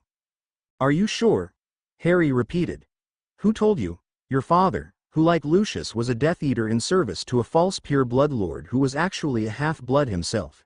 His father, who hated Muggleborns enough that he murdered at least 3 for the crime of crossing his path at Diagon Alley. What? What are you saying? Alice Davis told me about your aunt, Harry said. You remember her? She was friends with your aunt, Aileen. She knew what really happened to her. Pansy, that half-blood man, Travis Ansell. He wasn't a gold digger or an opportunist. He loved your aunt as much as she loved him. He wasn't the one who killed her. What? Your aunt was the victim of an honor killing. Perpetrated by her own family. By her brother and her father. No. Pansy stumbled a few steps back as though struck. The mental effect had been essentially the same. Denial raced through her, but Harry's eyes never changed. They were horribly gentle and sad. My father said the spell was on his wand. Which one? A bone-breaking curse, to possibly throw off the opponent and hopefully escape. Or Avada Kedavra, the instant kill curse that would have been wiser and more effective to use? Did anyone check Travis's wand? Did your father or grandfather offer their memories of the incident to prove the cause of Eileen's death? Or did everyone just take them at their word, as respected members of society? Did people distrust Travis? Did they think he was trouble? Or was he known to be a friendly and amiable young man who rarely had a cross word to say about others? Harry kept looking into her eyes. Slight guilt flooded through his eyes as Pansy seemed to collapse more and more on herself the more he spoke. Pansy, think about your father. Would he have given his blessing to such a marriage, if it was genuinely what Aileen wanted? Or would he have been enraged at the very idea? No. Pansy screamed, collapsing on the ground and burying her face in her hands. Stop, please. Her voice broke down into helpless sobs. She wanted to deny it, but Harry was making too much sense. It made her think of how Owen insisted that Aileen hadn't thought of herself as part of the family, how he always got angry when she was mentioned. How Aileen had argued with him and their father frequently. How she'd always been different from the family. When she was a child, she had asked her father in a fit of rage if he'd even cared that Aileen was dead. Instead of saying that he did, which you would expect, he had just told her to calm down. Auntie. No. Pansy was trembling violently, her hands going cold as she wept into them. She could hardly breathe. No matter what she tried to tell herself, she could never escape what she had known all along. There was a soft crunch of dirt. Pansy blinked through the blurry curtain of her tears to see Harry kneeling in front of her, those green eyes sad and regretful. Don't touch me, she choked out. Harry obediently lowered his hand, but he didn't leave her, just sitting and waiting while she wept and leaned against the stone wall. He didn't say anything. He didn't judge, he didn't say anything stupid like all those people from her funeral. He just knelt there with her, empathy and understanding mixed into those deep green eyes. Somewhere in the back of her mind, Pansy remembered that he had dealt with loss too. His godfather, who had been his only real parent. How could he? Pansy whispered. I don't know, Pansy, Harry said quietly. I'm sorry. I'm sorry I've hurt you. I thought you deserved to know the truth. Pansy hiccuped and coughed, shaking her head. Cautiously Harry reached out and gently brushed her hair away from her eyes. Her eyes were deep, dark blue pits of grief. When she didn't snap at him or push him away, he took her hand in his and silently offered her his support. Pansy sobbed slightly, before willingly leaning against him, seeking comfort. Harry gently slid his arms around her back, and she pressed her head against his chest. Harry held the crying girl in his arms, watching the sun go down. It's a good thing I brought the map, he thought distantly as he gently rubbed circles on her back. He wasn't sure how long they stayed there. The sun had fallen lower and the moon was rising, the winds growing cooler. Slowly Pansy's sobs let up somewhat, and her shivers died away. Hey, how are you? He asked softly. I'll be okay. Are you sure? These things don't go away at once. I am an heiress. I can control myself. Harry was about to protest that she shouldn't think of herself like that, but stopped himself. It was clear that Pansy leaned on this thought process to manage her emotions. He couldn't berate her for that. He pulled back a bit and looked down at Pansy. She looked fragile and beautiful all at once. Seeing her without her mask drove that home for him. He wondered if Draco would treat her well, should they marry. Somehow, he doubted it. Pansy slowly stood up, taking some calming breaths. Harry got up as well, watching her in concern. The dark-haired Slytherin seemed to think for several seconds, a calmness passing across her face. Harry? Yes? He started slightly. She had just used his first name. Those rings. You've claimed houses, haven't you? Yes. You defeated Riddle twice? Then, you've won right of conquest against him? Yes. You've caught on quickly. Harry noted. Pansy turned her head towards him again, her eyes startlingly clear despite the tears still in her eyes. Can you show me the Slytherin ring? Unless you've promised it to someone? Harry shook his head. Reaching into his pocket, he pulled out the pair of emerald rings. I haven't promised it to anyone yet. I actually didn't know I'd won it until last summer. Pansy almost smiled. I believe that, she said. She glanced over at him, and then out the window. We should probably get back inside. Yeah, Harry said, putting the rings away. Together, they walked back to the school. A few days later, Pansy had spent the few days in the library, looking up varying sorts of things. Harry hadn't spoken to her since then, though not by ignoring her or anything. She had just spent the days looking distracted, focused on something other than schoolwork. On the fourth day, a Saturday, things changed a bit. It was pouring rain that afternoon, so you could imagine Harry's surprise when there was a sharp knock on the front door. Walking over, he opened it and found himself face to face with a soaked and determined-looking Pansy. Can I talk to you? She asked. Harry could only nod silently, and welcomed her into the house. Pansy wasn't dressed in her school robes. She was wearing a blue lacy top and a white skirt that vaguely reminded Harry of a Pride and Prejudice adaptation he had seen through the grate at the Dursleys once. She pushed her hair away from her eyes and sat down at the front table, waiting for him to come to her. Harry, how much do you know about family magics? Harry couldn't help but chuckle, which earned him a confused look from Pansy. Sorry. I've just been getting those questions for 2 months now, and I swear every time all I've been able to do is shrug or say, a bit. Pansy cracked a slight smile in response, which he took as a win. Well, you know how every wizard and witch is born with their magic? He nodded. With old families, that have developed their own brands of magic and traits specific to them, those are transferred down to the next heir. Does that make sense? Sort of. Harry said. So, that refers to heredity traits like Parseltongue? Yes. It also refers to rituals that augment the heir's strength. Pansy said. The power flow is tied to the family magic, which is determined by who the heir spells recognize as the next in line to the family. Harry's eyebrows shot up. Are you saying? Riddle certainly wasn't born the heir of Slytherin. Pansy said, folding her hands on the table. He would have accepted it through ritual and his connection to them through the Gaunt family. He wouldn't have been able to do that until he reached his majority. Which, as I understand, was when he left Hogwarts and sought out dark magic, as our imbecile of a headmaster put it.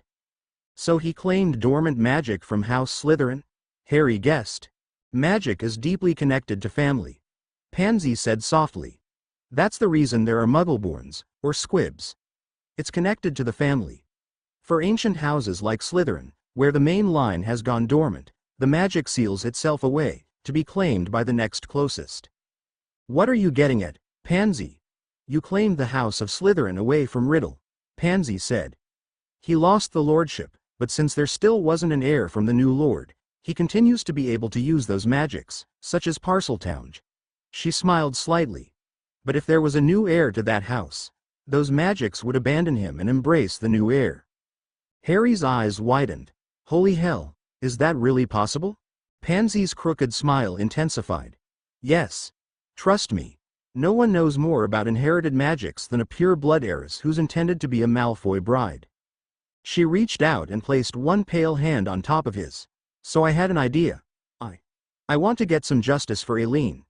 For my aunt. Now that I know the truth, that justice is going to be taking down the world that made her murder possible. So, this is my plan. Elope with me.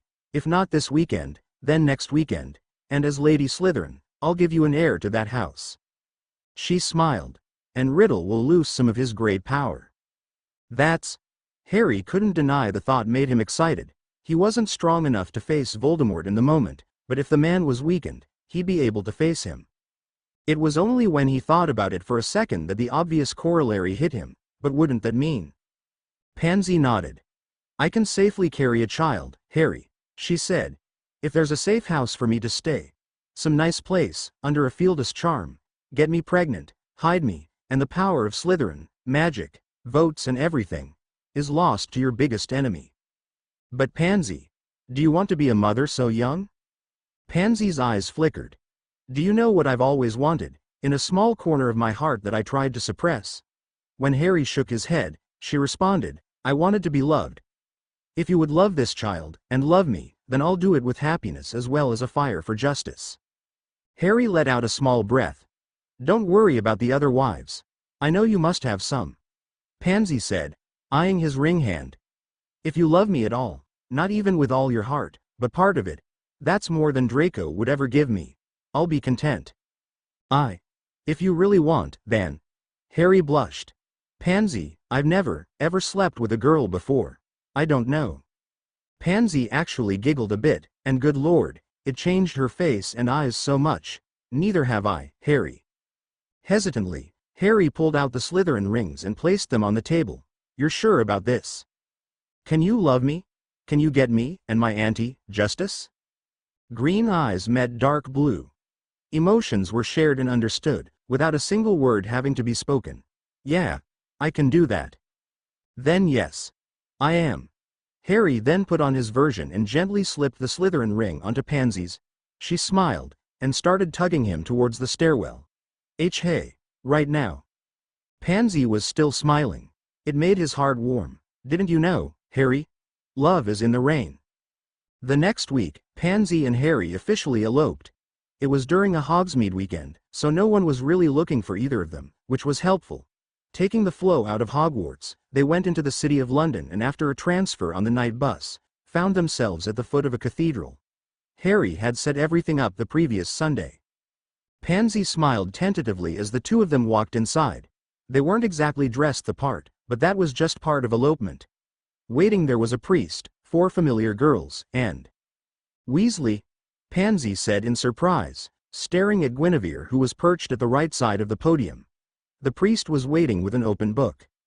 Potter, the redhead corrected her. I discovered something last year that Dumbledore hid since I was a little girl. I was born Guinevere Lillian Potter. I'm Harry's younger sister. Sister. Pansy let out a rush of air and said, and for all this time I was expecting you two to get married. Not for lack of trying on Dumbledore and Percy's part, Guinevere responded, making a face. Pansy gagged, and the two girls shared a semi-friendly smile. It's nice to meet the real you, Pansy Parkinson. I'll say the same about you, Guinevere, Pansy said, shaking hands with the redhead. She then gave the younger girl a semi-uncertain look. Are you really all right with me marrying your brother? I know why you acted and felt like you did, Guinevere responded, her smile becoming sympathetic. And now you know the truth. I'm fine with you two marrying. I wouldn't wish Draco as a husband on anyone. Thank you, Pansy said softly. Tracy jumped out of her spot in the pew, walked up and gave Pansy an unexpected hug around the middle. Pansy let out a small noise of surprise. Something warm and gentle exploded in her heart, and she returned the embrace like she would have when she was 6. She had almost forgotten this warm feeling of camaraderie and compassion shared between friends. It was a wonder she had managed to go for so long without it. Releasing her friend, Pansy's eyes flickered over to the pew where Tracy had been sitting. Daphne Greengrass smiled, in that maudlin way that proved she was planning for the storm, and waved her fingers. Luna Lovegood sat aside, her eyes distant. Pansy thought about how she had been jealous of how that haired girl could disappear into another world and forget the bad things she had experienced. Hello, Lady Greengrass, she said shyly. Hello, Pansy. Please call me Daphne. We will effectively be family.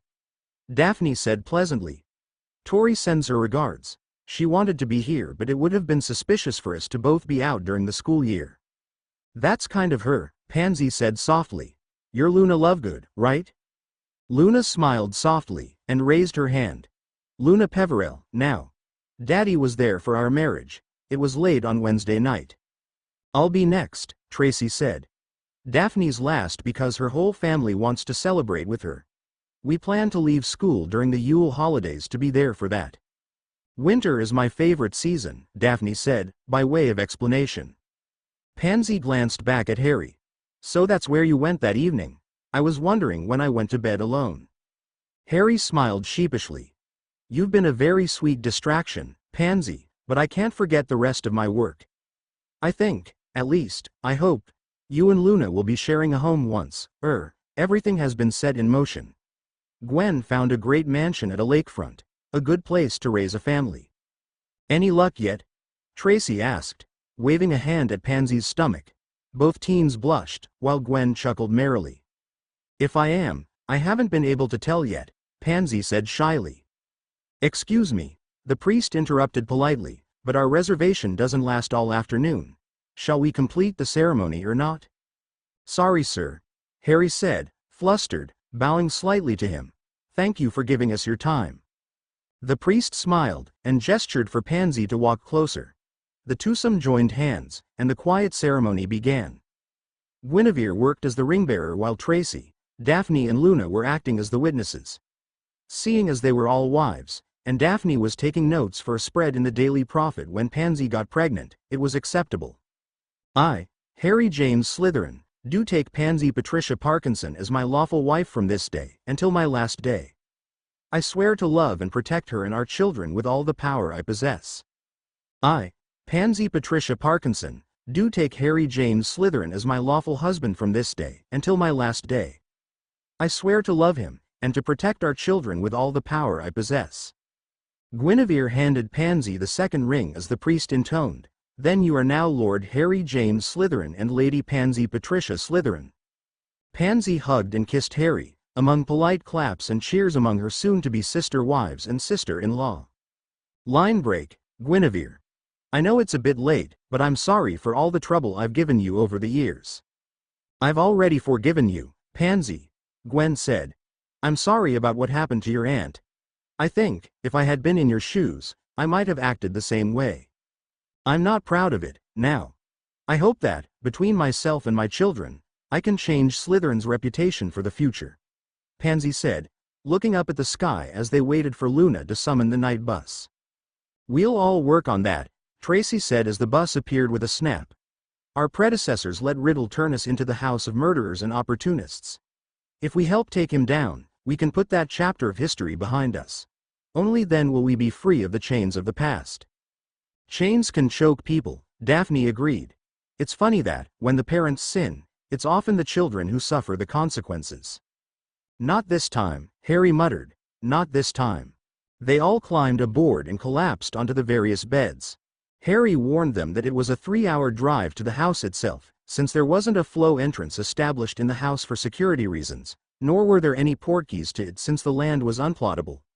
Pansy fell asleep quickly, having been quite tired after the stress of sneaking out of Hogwarts, during which she had nearly been discovered by Draco. Daphne was meditating, while Tracy was reading a book. Guinevere was quietly talking with Harry about what was going to come next. "Do you have any marital plans, Gwen?" Tracy asked curiously, glancing up from her book at the mention of the subject. "Frankly, I can't think of anyone who's good enough for her," Harry responded tautly, "so no." Guinevere rolled her eyes affectionately. "I'll just take your word for it, Harry. I've had a boyfriend before, but I can't say I was terribly impressed by him." "There's nothing wrong with staying single," Tracy said. "I was just curious, given our current setup." "I was hardly offended, Tracy. I was just offering my opinion on the matter," Harry explained. Guinevere gave him a faux threatening look. "You better not be sticking to that when I run into a man I actually want to marry, Mr. Potter." "Duly noted," Harry said, throwing his hands up fearfully. Both Tracy and Daphne chuckled, while Guinevere smirked. Eventually, they did reach their destination. Tracy lightly shook Pansy awake, and the 5 of them walked out of the bus and were immediately struck by sweet, cool air coming off from the lake, which was a 5-minute walk away. The landscape Gwen had scoped out was indeed incredibly scenic, a stone pathway guarded by an intricate iron gate guarding the path to the house. "Which name should be put on the gate? Or does it not matter?" Harry asked the girls, as he stepped forward and unlocked the chain on the gates. "I think we should just call it Harry's Place," Guinevere suggested. Tracy nodded in agreement, while Pansy was just taking in the scenery. "Ha! I'm flattered." Harry chuckled, before opening the gate. The 5 of them started walking forward, mostly quiet, listening to the birds singing in the treetops as they prepared to migrate from the coming winter. The late-night sun was splashing against the ground, hitting the multicolored falling leaves and casting light upon the ground. "How much property does this place cover?" Pansy asked. "A couple square miles. There's plenty of paths you can use for hiking," Harry said.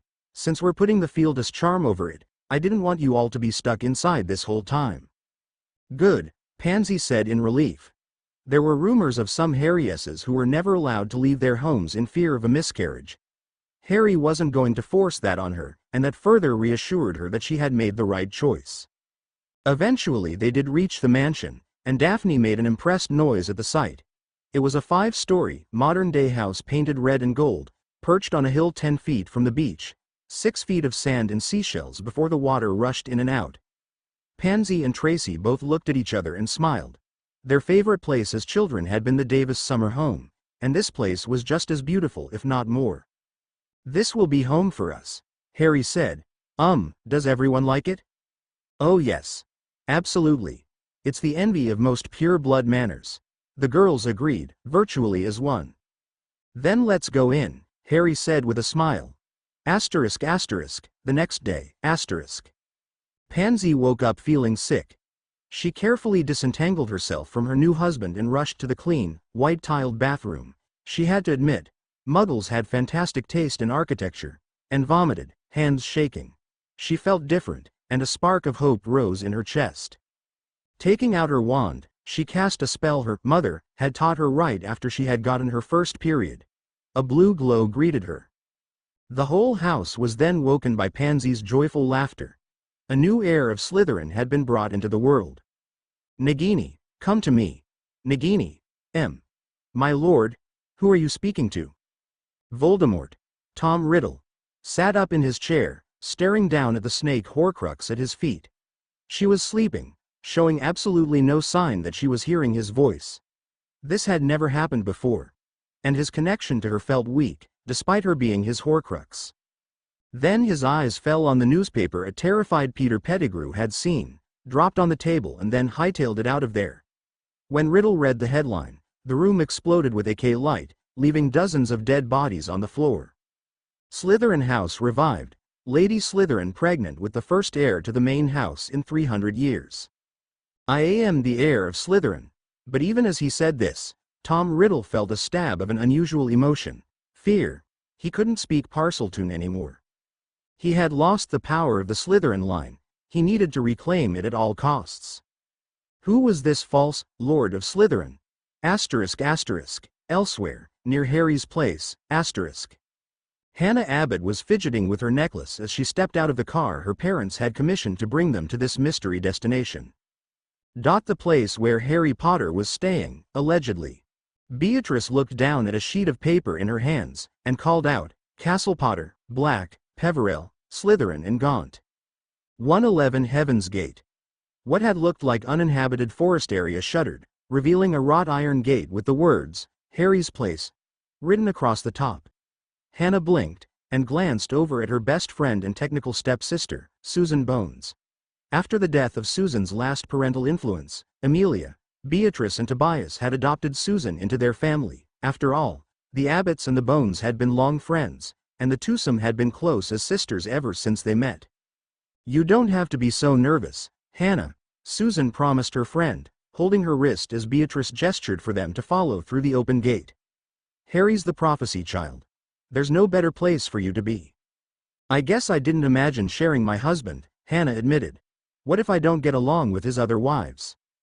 Oh, bullocks, Susan said hotly, slapping her hand onto her sister's shoulder. You're you, Hannah. You're sweet and friendly and you make everyone laugh. Everyone likes you. You're going to do just fine. I guess I wish I had talked to him before, Hannah said with a sigh. I mean, after second year, the basilisk. I should have. Should have what? You were always the first person standing up for him. He was just returning the favor when he warned you to close your eyes. Susan said. Hannah had nearly been a victim of the basilisk in the second year, given her mixed pureblood, Muggle-born heritage. The creature had nearly come upon her in the hallway, but Harry had been there. Upon hearing it talking, Harry warned her to close her eyes, and led her back to the safety of the Hufflepuff dorm. This happened only a few hours before he went down to the basement to rescue his sister, the mysterious Lady Potter. This is a beautiful place, Hannah mused, looking around the grassy lands. I could probably cultivate a great garden here. With the lake nearby, good temperature, and different grounds to work on, there's all sorts of things I could raise. You're probably right. Just warn me where you plant the finger-eating ones before I go for my walk, Susan said dryly. Are you seriously still mad about that? I said sorry, and I warned you, Hannah said, flustered. We're here, girls. Tobias called, as they stepped out into the sunlight. Hannah let out a small, impressed noise as she looked at the elegant, yet very modern house perched on the hill in front of the sparkling blue lake. Hannah bit her lip, a bit uncertain of going in despite her knowledge of Harry and Susan, her mother's soothing comments. Harry Potter had announced his resignation from Hogwarts quite abruptly 2 months ago, directly following a publicized Death Eater attack on Muggle London. Any attempts to contact him had failed, even by the headmaster. 2 days later, there was a Daily Prophet spread about the prophecy denoting Voldemort's potential downfall, and Harry's status as the chosen one and the prophecy child. The only other child who had fit the same criteria was Neville, who was recognized to be less powerful than Harry. The Daily Prophet was owned by Daniel Greengrass. Just after this announcement, his family went under the Fieldus charm at their summer home. Astoria and Daphne both left school at the same time. Daphne's betrothal to Lord Black had been announced 2 days earlier.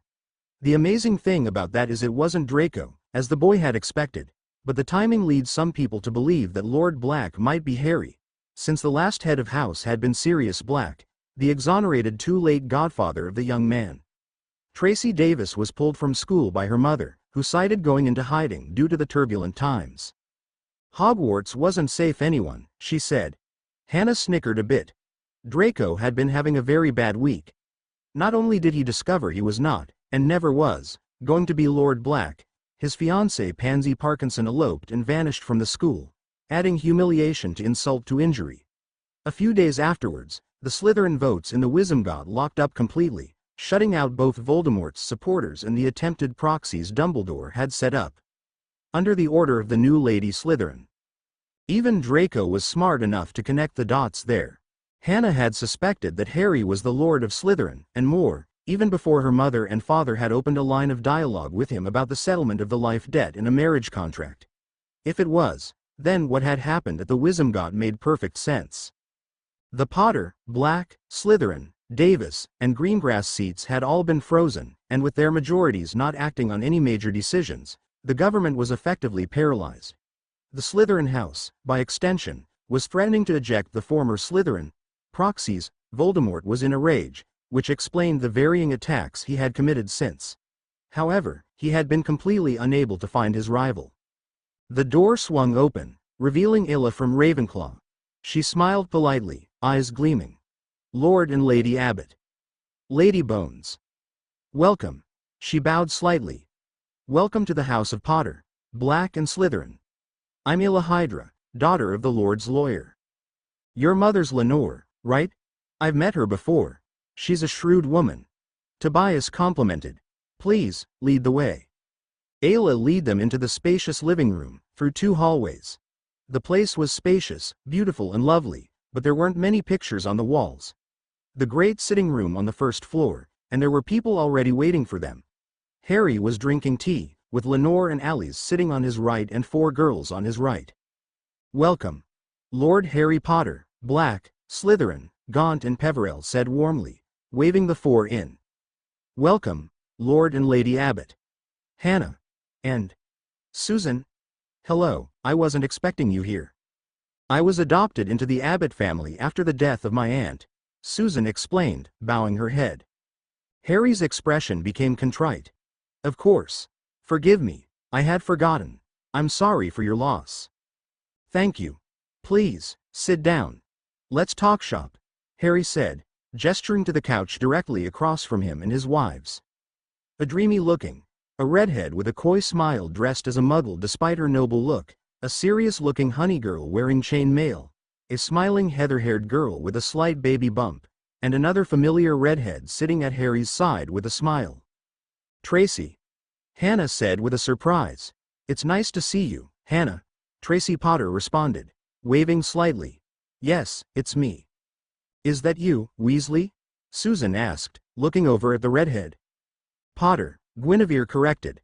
I am the Lady Potter, Harry's long-lost sister. I was hidden among the Weasley family after the deaths of our parents. My real name is Guinevere Potter.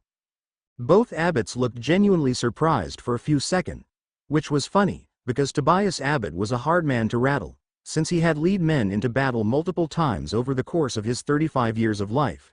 Did you know this? Beatrice asked. Guinevere shook her head. Not until I stumbled across it when sneaking into the headmaster's office. He tried to arrange a marriage between us. I don't know if Molly and Arthur know, because I saw her memory being altered in the memory. Hannah gagged, Susan looked revolted, and both Abbott parents scowled. Good heavens, Beatrice said in disgust. I hope you've done something about that. I have, Harry confirmed. May I introduce myself and my companions again? I am Harry James Potter Black, Lord of Slytherin, Gaunt and Peverell. This is my sister, Guinevere Lillian Potter, Lady Potter and joint head of the Potter House.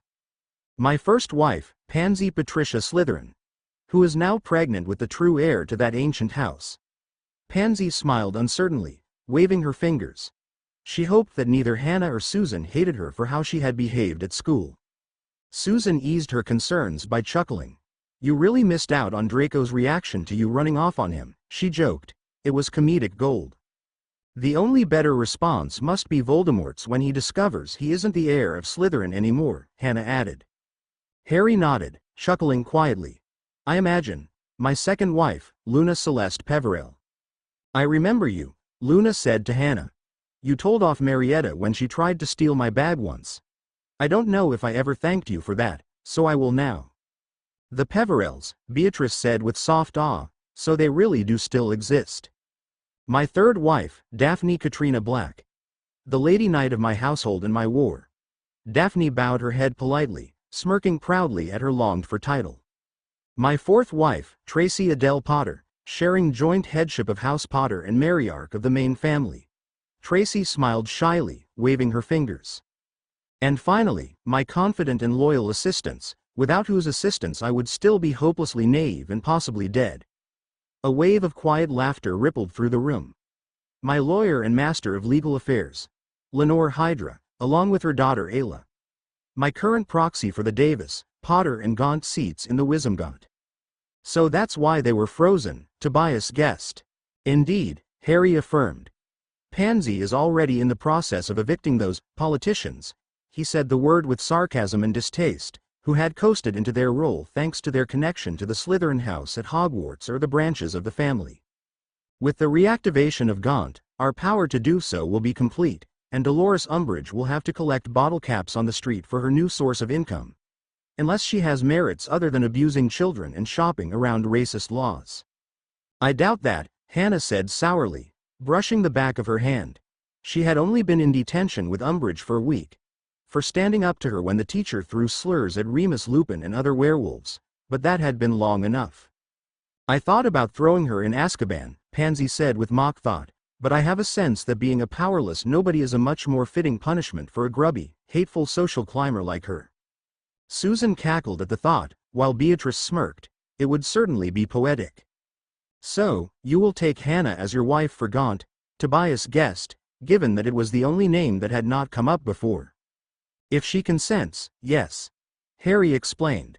I admit I didn't know your daughter very well, but my experience has been that Hannah is one of the few who stood up for me when the whole school turned against me, during both my 2nd and 4th year. She's a kind soul, and with Gaunt's dark history, that's the only way things will be turned around. I consent, Hannah said, blinking. You're really waiving the life debt? I don't need a prize for doing the right thing, Harry said firmly. Beatrice smirked in approval. Tobias looked both surprised and suitably impressed with this boy's moral character, and Hannah smiled. Harry offered her the silver ring, and she took it. The Mercenary Guild is at your disposal. I assume they will go to Lady Nightblack for instructions, Tobias guessed. With your assistance. Daphne Black said with a slight curtsy.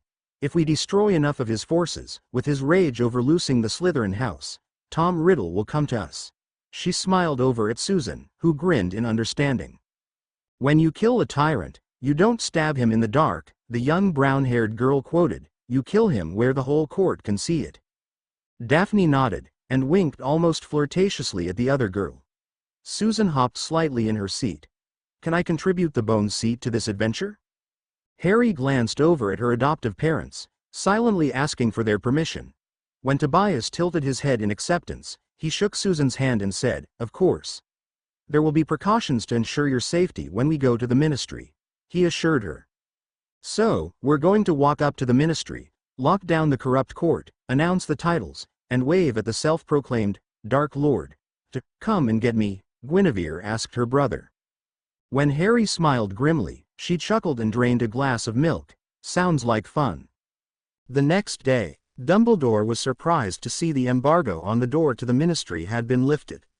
He gestured for the order, consisting of Arthur, Kingsley, Tonks, McGonagall, and Vance, to keep on their toes as they entered the building, along with Rufus and a handful of Wismgaunt members who had kept their roles in the Parliament after the bizarre but forceful purge the previous day, which had thrown many members, including Umbridge, out onto the street via armed mercenaries. The mercenaries were still there, armed with both wands and Muggle machine guns.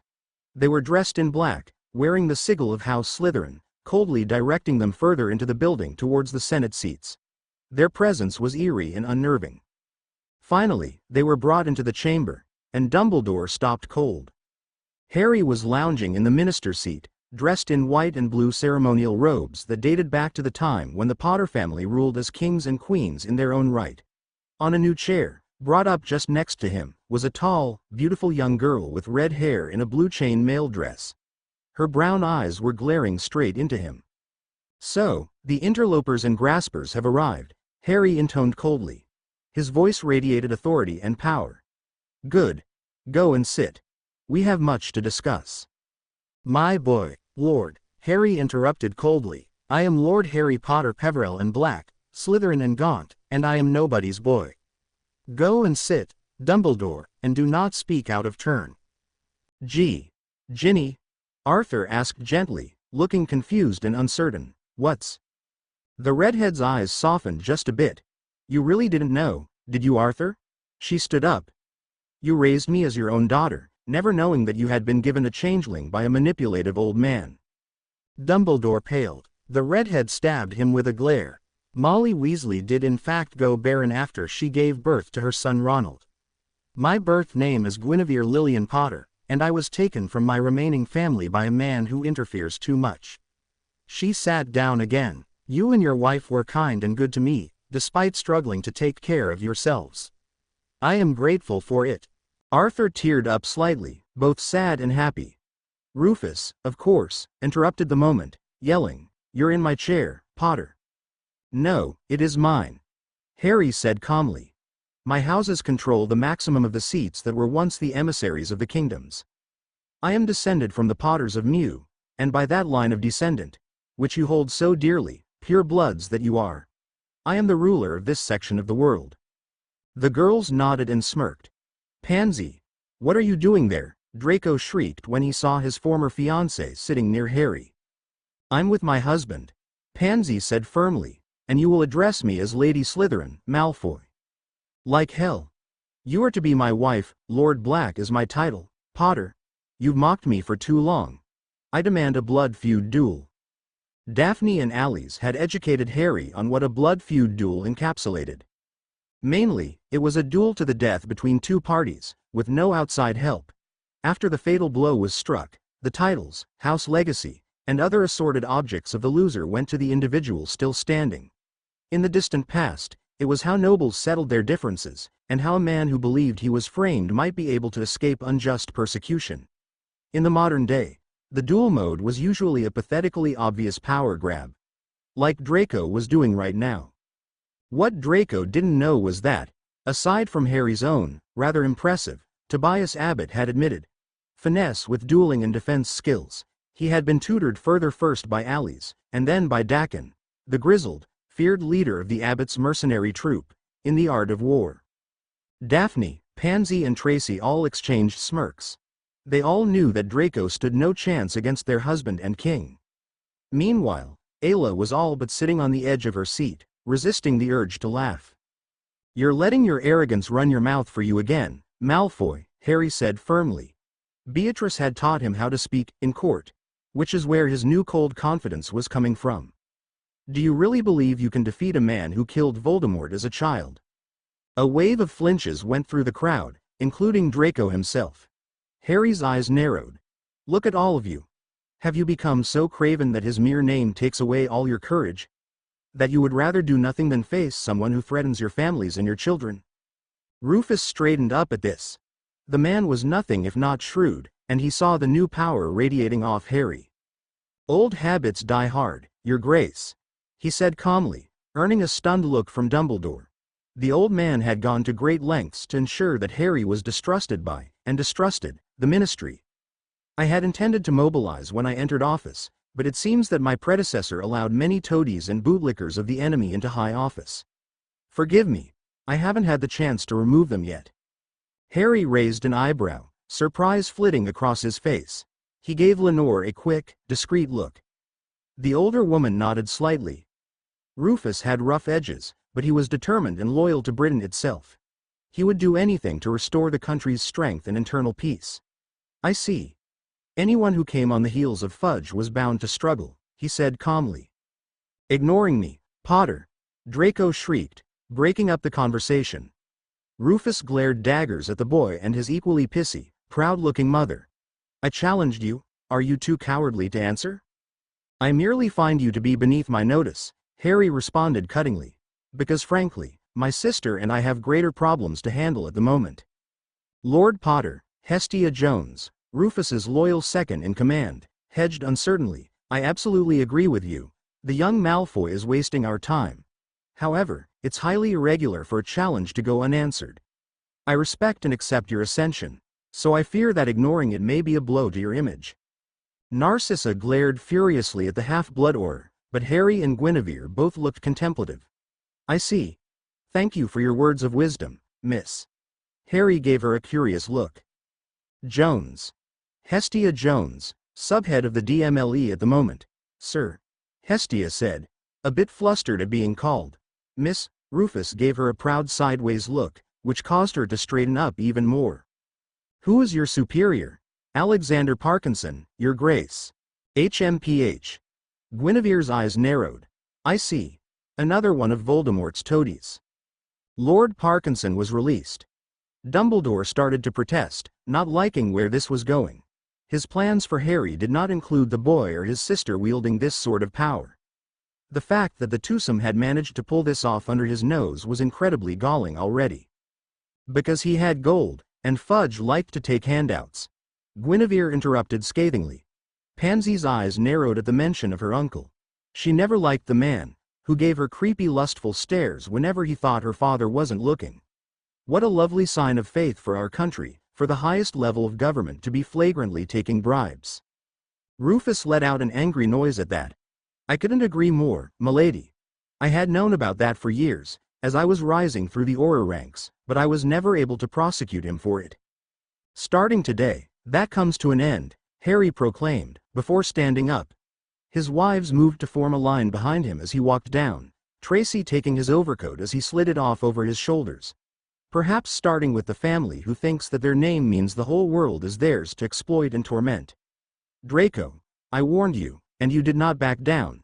I hope you're ready for the consequences. Line break. Harry grimaced as he looked down at Draco's dead body. Narcissa was screaming next to him, her hands stained with the blood from the gaping hole in his chest. He felt a mixture of guilt, regret, and exhaustion. Daphne had warned him about the chains of commanding. You end up having to do some things you, personally, may not care for. Judging by the way Guinevere was standing rigidly, his sister was feeling similar. The victor is our Lord Potter Black. Lenore started, before Harry raised a hand. And assorted titles. I don't wish to annoy everyone by having them repeated every time someone speaks to me, Harry said dryly, earning some chuckles from the assorted aurors and dignitaries who had witnesses the duel.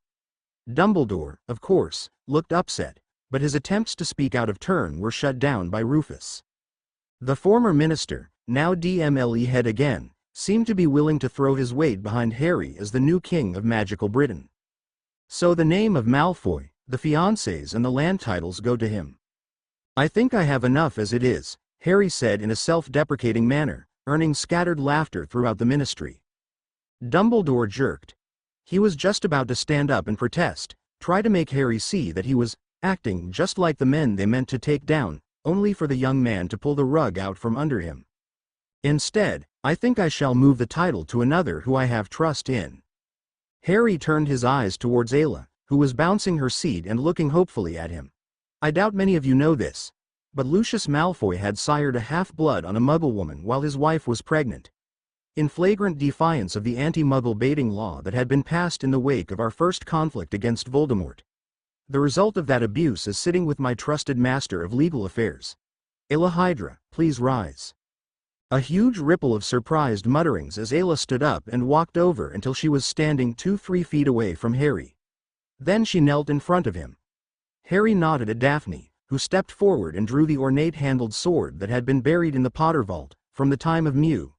As the last, undisgraced member of that family by blood, I hereby transfer the name of Malfoy, and all that is attached to it, to you and your mother.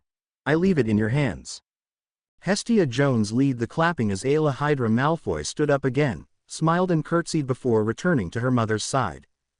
Harry and Guinevere returned to the dual minister seats, Daphne, Tracy, Pansy and Hannah to the row beneath them. Well, Harry projected his best kingly voice again. Now that this has been dealt with, I recommend we return the important topic at hand.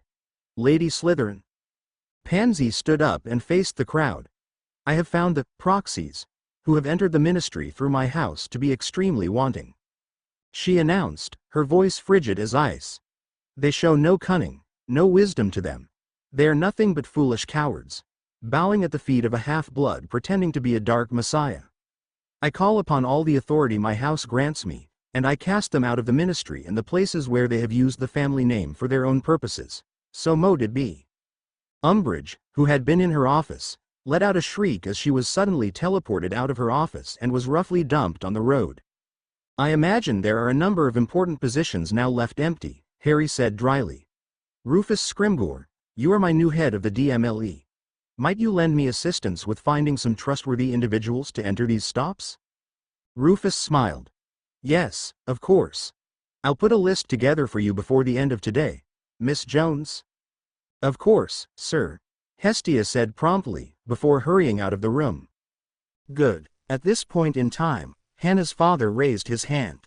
I recognize Tobias Abbott. You have something to speak about. Yes. I offer my family's mercenary guild to assist in the fight against Riddle and his followers. May no more people get harmed by him, Tobias shouted. Several ragged cheers burst out. Permission granted.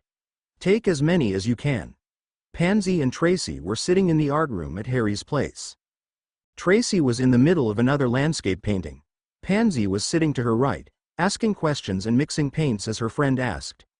The two had spent several hours catching up, talking about their feelings and their plans for the future. Luna had been with them for most of the afternoon, though she had gone outside a few minutes before, saying something about how the Waker Sprouts were going to be coming out that evening and she'd like to see them. The door swung open, admitting a tired and aggravated-looking Harry. Pansy looked up, read his expression, and gestured to the couch she was sitting on, to the right of Tracy's sketchpad, who was sitting on a separate chair which was pointed on an angle towards the couch. Long day. Pansy guessed. I will be much happier when I can completely defer the financial and fiscal concerns to Scrimgeour and Jones, Harry said with a groan. I've had more fun watching paint dry. Tracy snickered. Oh, the pains of being a king. Pansy smiled slightly. She still didn't laugh as easily as the other girls, but she was working on it. Guinevere was doing her best to get the quiet girl to lighten up with harmless pranks, while Daphne offered plenty of laugh-worthy statements in her characteristic dry deadpan. I think I may need to go straight to sleep tonight, Harry said with a sigh. Just as well, Pansy chuckled, placing a hand on her stomach. I've been throwing up pretty consistently in the evenings. How is he? Harry asked softly, placing a hand on top of Pansy's. Pansy gave him a mild look. It could be a girl, she pointed out. Harry flushed lightly, but his smile remained the same. Boy or girl, he'd be the proudest father in the world. Yeah, you want to talk names. Aileen, for a girl. Pansy said softly. I like that. Aileen Euphemia Slytherin. I like that, Harry said. He had learned the name of his paternal grandmother from a chronology book. That sounds nice, Pansy agreed. Now if it's a boy, She certainly wasn't about to offer her father or uncle's names. Luckily, her husband had that covered. How about Jamie? Harry offered. When Pansy nodded with a smile, he said, Jamie for Dad. Jamie Cedric Slytherin. Hannah, who had been walking by with a plate of snacks for Luna, smiled slightly and nodded in agreement. I'm fine with that, Pansy said. She hadn't known Cedric, but she had been shaken by his death. It was so unnecessary and cruel. I like that. I was thinking maybe Allison for my own girl, Tracy remarked. When both Harry and Pansy looked blankly at her, she, without looking up from her painting, announced, I'm getting sick in the mornings, and it's all your fault, Harry. Harry gaped at her for a few seconds, before squeaking, When? When do you think? Tracy drawled teasingly, referring to their wedding night several weeks ago. Harry flushed. I hadn't thought. I meant, when were you going to tell me? When you noticed, which you didn't, Tracy deadpanned. I've been distracted. This is amazing news, Harry exclaimed, walking over and carefully hugging Tracy around the shoulders. Tracy smiled, reaching up with her free hand and messing with his black hair. She was rather hoping that her child would be born with her hair in Harry's eyes. Pansy laughed and swatted at Tracy's arms. You're the worst. You just had to surprise me, didn't you? I like surprises, Tracy responded with a light grin. So if it's a girl, you'd like Allison for her name? Pansy asked. Yeah, Allison Samantha Adele Potter, Tracy said, lightly painting another curve onto the castle in the sky she was painting. If it's a boy, I'll be happy with Jared. Jared Edward Potter. Great, Harry said. I like the sound of it. You know, this is giving me some comfort. Daphne's mom hasn't been very secretive of the fact she'd like multiple grandchildren. Both girls laughed at Harry's nervous expression. Angela had, in fact, asked for grandchildren during the wedding. Cool cat Daphne had actually blushed when the subject came up, though Astoria looked excited at the thought of having little nieces and nephews to play with. Hannah walked in about then, heading for the couch. Once she'd sat down, she said, "More word from my dad, Harry. The mercenaries have cleared out another Death Eater den. No casualties on our side, but they've gotten at least 30. That's great," Harry said, returning to sit next to her. Did he offer a status report? Well, with this, we've gotten about 10 victories without seeing the Dark Lord himself. Plus, Mother looked into that diary that possessed Gwen way back, and she deduced that it was a Horcrux. Harry grimaced. He had ended up reading about that, too. Horcruxes helped cause the dissolution of Atlantis, by way of turning the king into a monster who massacred a stadium full of his own subjects out of paranoid rage. I trust she knows how to handle it. Of course. Mother suspects he may have made more, so she's ordering a sweep of any areas related to the Riddle family, Hannah added. Send her my gratitude. By the way, where's Susan? Hanging out with Daphne and Gwen, swapping war stories. Hannah shook her head fondly. They're getting along like a house on fire. It's really quite something. I'm glad she's enjoying herself, Harry said sincerely. All of a sudden, the flow activated. Harry let out a long groan, while Pansy and Hannah both patted his arms sympathetically. Don't worry, we'll make sure you get a good night's rest, Hannah promised. Harry grinned wryly before standing up and heading towards the fireplace in the hallway. Back at the ministry, ***. You're certain? Harry asked, looking down at Scrimgeour and Jones. We're certain, Rufus asserted. Riddle has been sighted, and he's headed this way. And it only took him the loss of half his forces, Harry deadpanned. That man has no logic. It's amazing he has followers at all. He doesn't think he needs them. I imagine they're just there for his ego. Hestia Jones muttered, before blushing. However, Harry nodded approvingly. That sounds like him. Is the ministry prepared? Well, start the general evacuation of everyone not in the Auror armed forces, Rufus responded. I think the question is, are you prepared? Always have been, Harry said grimly. If I could kill him as a baby, I think I can kill him now. Especially with what I've learned and what I've achieved. The Slytherin and Black Rings glowed brightly their respective colors at this comment. Very well, everyone, get to work. A few hours later, Voldemort, Tom Riddle, was furious, and though he refused to acknowledge it as it was, deep inside he was a little afraid. The loss of Slytherin's power had been devastating. Several of his men had abandoned him when they realized he wasn't the heir, while some fled while thinking that he had become much weaker. He had taught them the error of that belief. He had been the most powerful wizard ever before he became the heir, damn it, but now he could feel a difference in his power level. And now the power had gone to Potter. The fact made Riddle's blood boil. The Aurors fell back to the inner chambers of the ministry the moment he appeared. Had the man possessed a modicum of common sense, he would have wondered why, but he didn't, so he plowed in. Standing in the middle of the hall, wearing basilisk scale battle armor, was a calm and serious-looking Harry Potter Black. Fancy meeting you again, Riddle, he said coldly. Shall we begin? Back at Harry's place, Guinevere glanced up at the sky. She, Luna, Daphne and Susan were all sitting on a blanket on the back lawn, listening to the lake water rush up against the beach and the birds chirping in the trees. Daphne gave her a curious look. Something up, Gwen? Just hoping my brother is being careful, Guinevere responded, before taking another bite of her muffin. Muffins were very popular among the wives. Don't worry too much, Gwen, Luna said simply. Harry's never lost to him before. I know, it's just my job to worry, Gwen said, paraphrasing something Bill had said to her when she was young. The entire Weasley clan was being offered house protection and alliance from House Potter, and they had been invited to spend the weekend at Harry's place in a week. Arthur and Molly had happily accepted.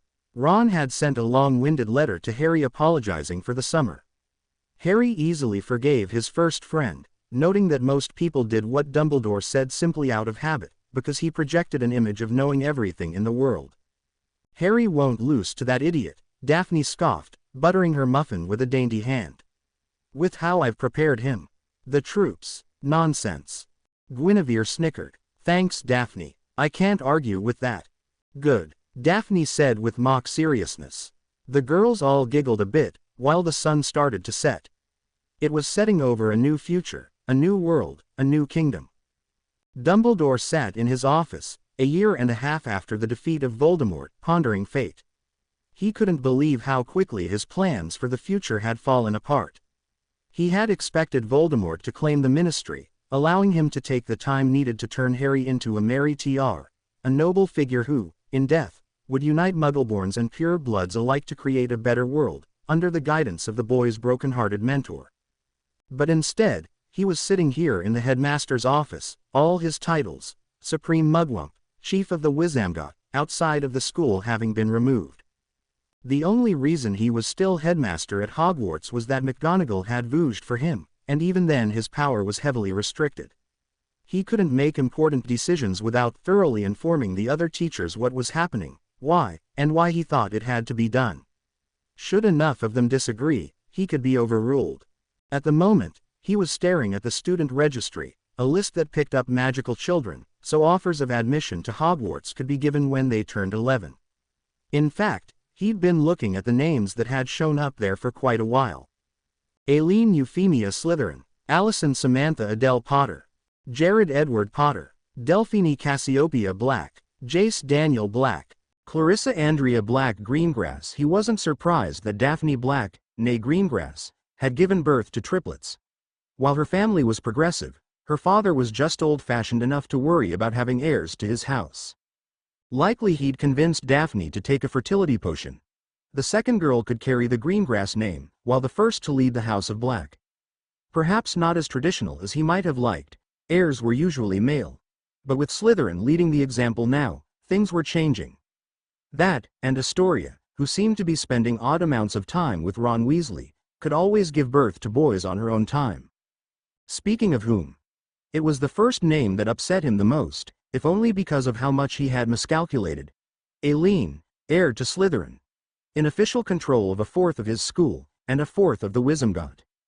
The presence of the new heir of Slytherin explained how easily Harry had been able to defeat Voldemort, who should have killed him, who had 70 years of experience. The child, whom even in the womb, had disrupted all those carefully laid plans he had built up since the deaths of Lily and James. Dumbledore had never posited that Pansy would defy her family and elope with a Gryffindor. Much less Potter. If he had, maybe things would have been different. Oh, but it hadn't been Pansy who had gotten the ball rolling, had it? It had been Ginny. Guinevere Potter. Dumbledore rued the day he decided to preserve those memories. In fact, he rued that he hadn't done more to interfere. He should have left her in an orphanage. He should have ensured she was adopted overseas. He never should have let her stay, let her know her older brother, even if the eventual marriage between them would have bridged the gap between the radical light-sided notions that the dark side that needed to continue to exist for their country to flourish towards its best future. He should have locked up his office better.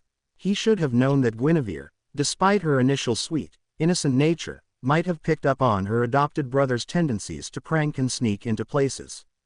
He had been so sure that Harry, swamped in his grief, wouldn't do anything with his summer, so only posted a single guard to monitor his activities, who was constantly distracted in his quest for stolen cauldrons, at that.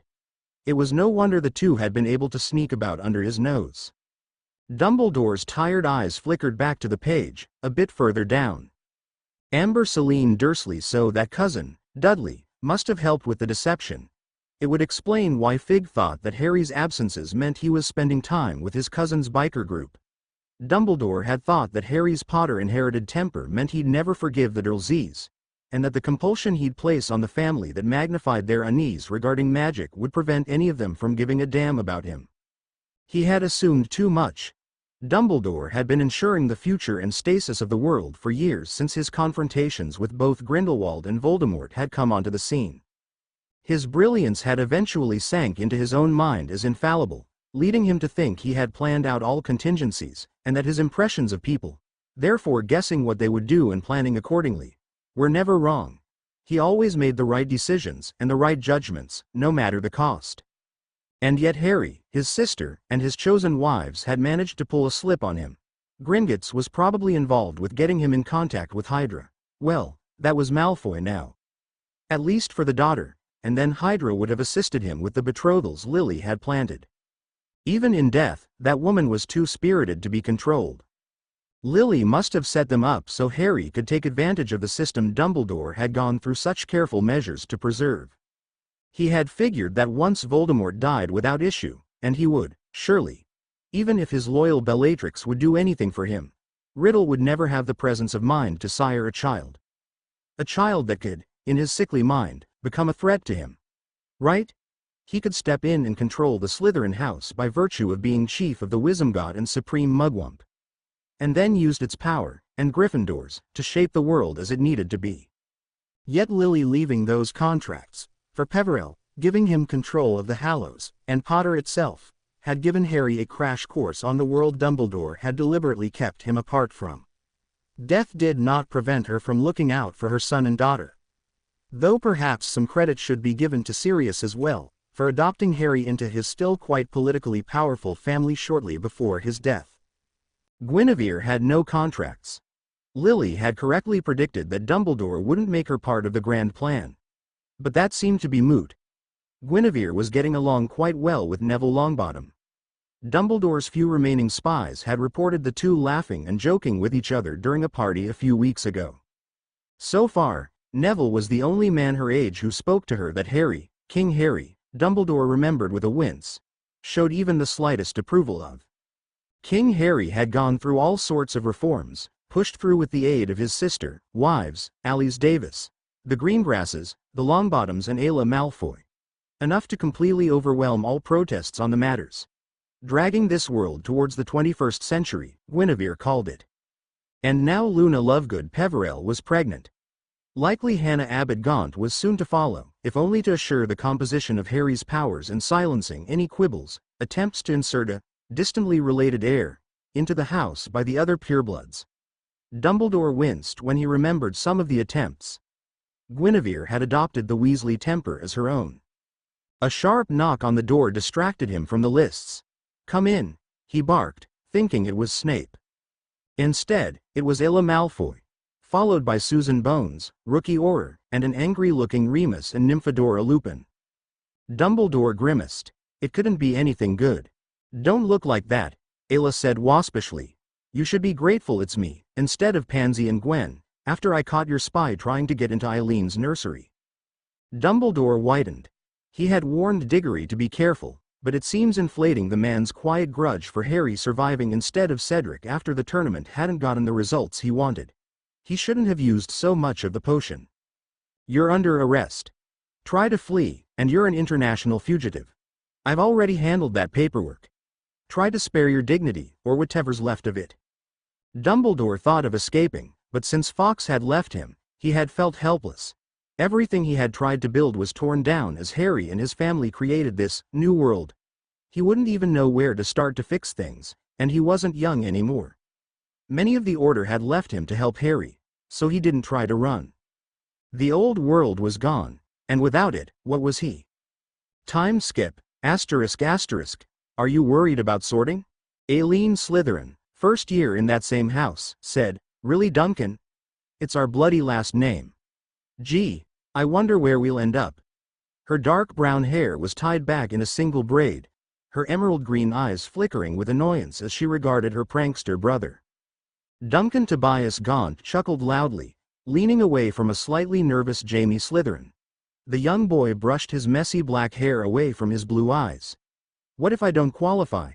her brother asked her plaintively. "Nonsense," Eileen's cousin, Iris Doria Longbottom, scolded, reaching over and ruffling Jamie's hair, to the boy's squeak of alarm. She had her mother's fiery red hair and her wild temper, but she also had her father's emotional sensitivity. She was always the first one to stop fights. "Of course you'll qualify, Jamie. You worry too much, but you're plenty smart. You just haven't grown into it yet." The great hall was packed, with plenty of laughing, joking and whispering to go around. Aileen slipped over to the Slytherin table, sitting next to her sisters Clarissa and Delphine. Across the hall, their distant cousin Amber waved enthusiastically from the Hufflepuff table, while Jace, Allison and Jared chatted up their fellow Gryffindors. A hush came over the hall as the sorting started. McGonagall held up her list and started going through the names. Everyone sat on the edge of their seats, listening for the names of the princes and princesses who were beginning their study of magic. Black, Jasmine. The sassy-haired girl sauntered up to the seat, amid whistles and cheers from Clarissa and Delphine. Slytherin. Laughs and uproarious cheers erupted from the rechristened Slytherin house, whose reputation was already improved more in the last several years than in the 70s since Tom Riddle had once entered it. Black Greengrass, Justin. The boy smiled wryly, doing his best to ignore the number of people watching him. He had never been good with crowds, and sat under the hat. Gryffindor. The Red and Gold House cheered at receiving the first Black to their house since Sirius Black, decades before. Gaunt, Duncan. The sandy-haired boy shot Jamie a playful smirk as he walked up to the hat. He moved with confidence and swagger. His youngest brother, Michael, had been extremely put out at not being able to go at the platform. Hufflepuff. Cheers erupted from the table, and Amber waved him over to the seat next to her. Greengrass Weasley, Valerie. The girl with golden red hair ran up to the hat, unable to contain her enthusiasm. Gryffindor. There were some jokes about, no surprises there, and, Weasley's seed is strong, but Valerie was welcomed with open arms. Greengrass Weasley, Nikki. Valerie's twin sister had to get a gentle push from Jamie to go forward, being more nervous and shy. Eventually, she reached the hat, and was put in. Hufflepuff, to the encouraging acclaim of everyone. Longbottom, Iris. Jace whooped and cheered the loudest of all as his favorite cousin walked up to the hat. Those cheers escalated to war whooping as the hat proclaimed, Gryffindor, sending Iris to the House of Red and Gold. Peverell, Pandora. A rush of murmurs followed Pandora too as she walked up to the hat. She had shimmering silver hair and green eyes, giving her a very ethereal and spirit-like look. Lightly she sat down and asked, Ravenclaw please. Ravenclaw.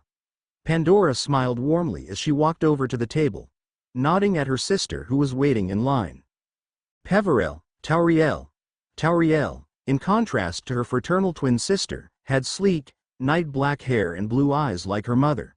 She had slightly mischievous smile which, instead of looking like a spirit, gave her the look of a fox or a trickster. Ravenclaw.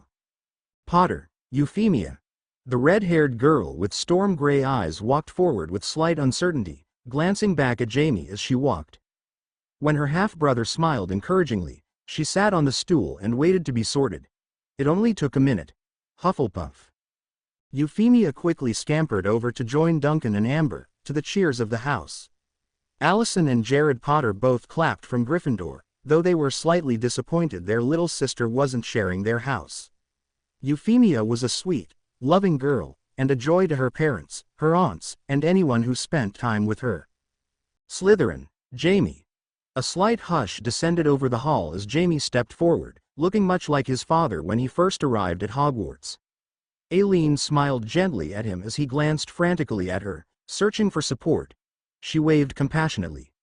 Jamie squared his shoulders and forced himself to walk forward to the hat. Behind him, his twin sister Shirley Lily Slytherin was waiting in anticipation for her turn. The hat sit on his head for 2 minutes before proclaiming, Slytherin. Jamie let out a large gasp of relief, running over to join his older sister. Aileen wrapped an arm around his shoulders while Delphine punched his shoulder affectionately. Slytherin, Shirley. Shirley walked towards the hat, slowly but with purpose, twisting a strand of her heather brown hair between her fingers. McGonagall saw a spark in her green eyes. Hope, passion, and energy.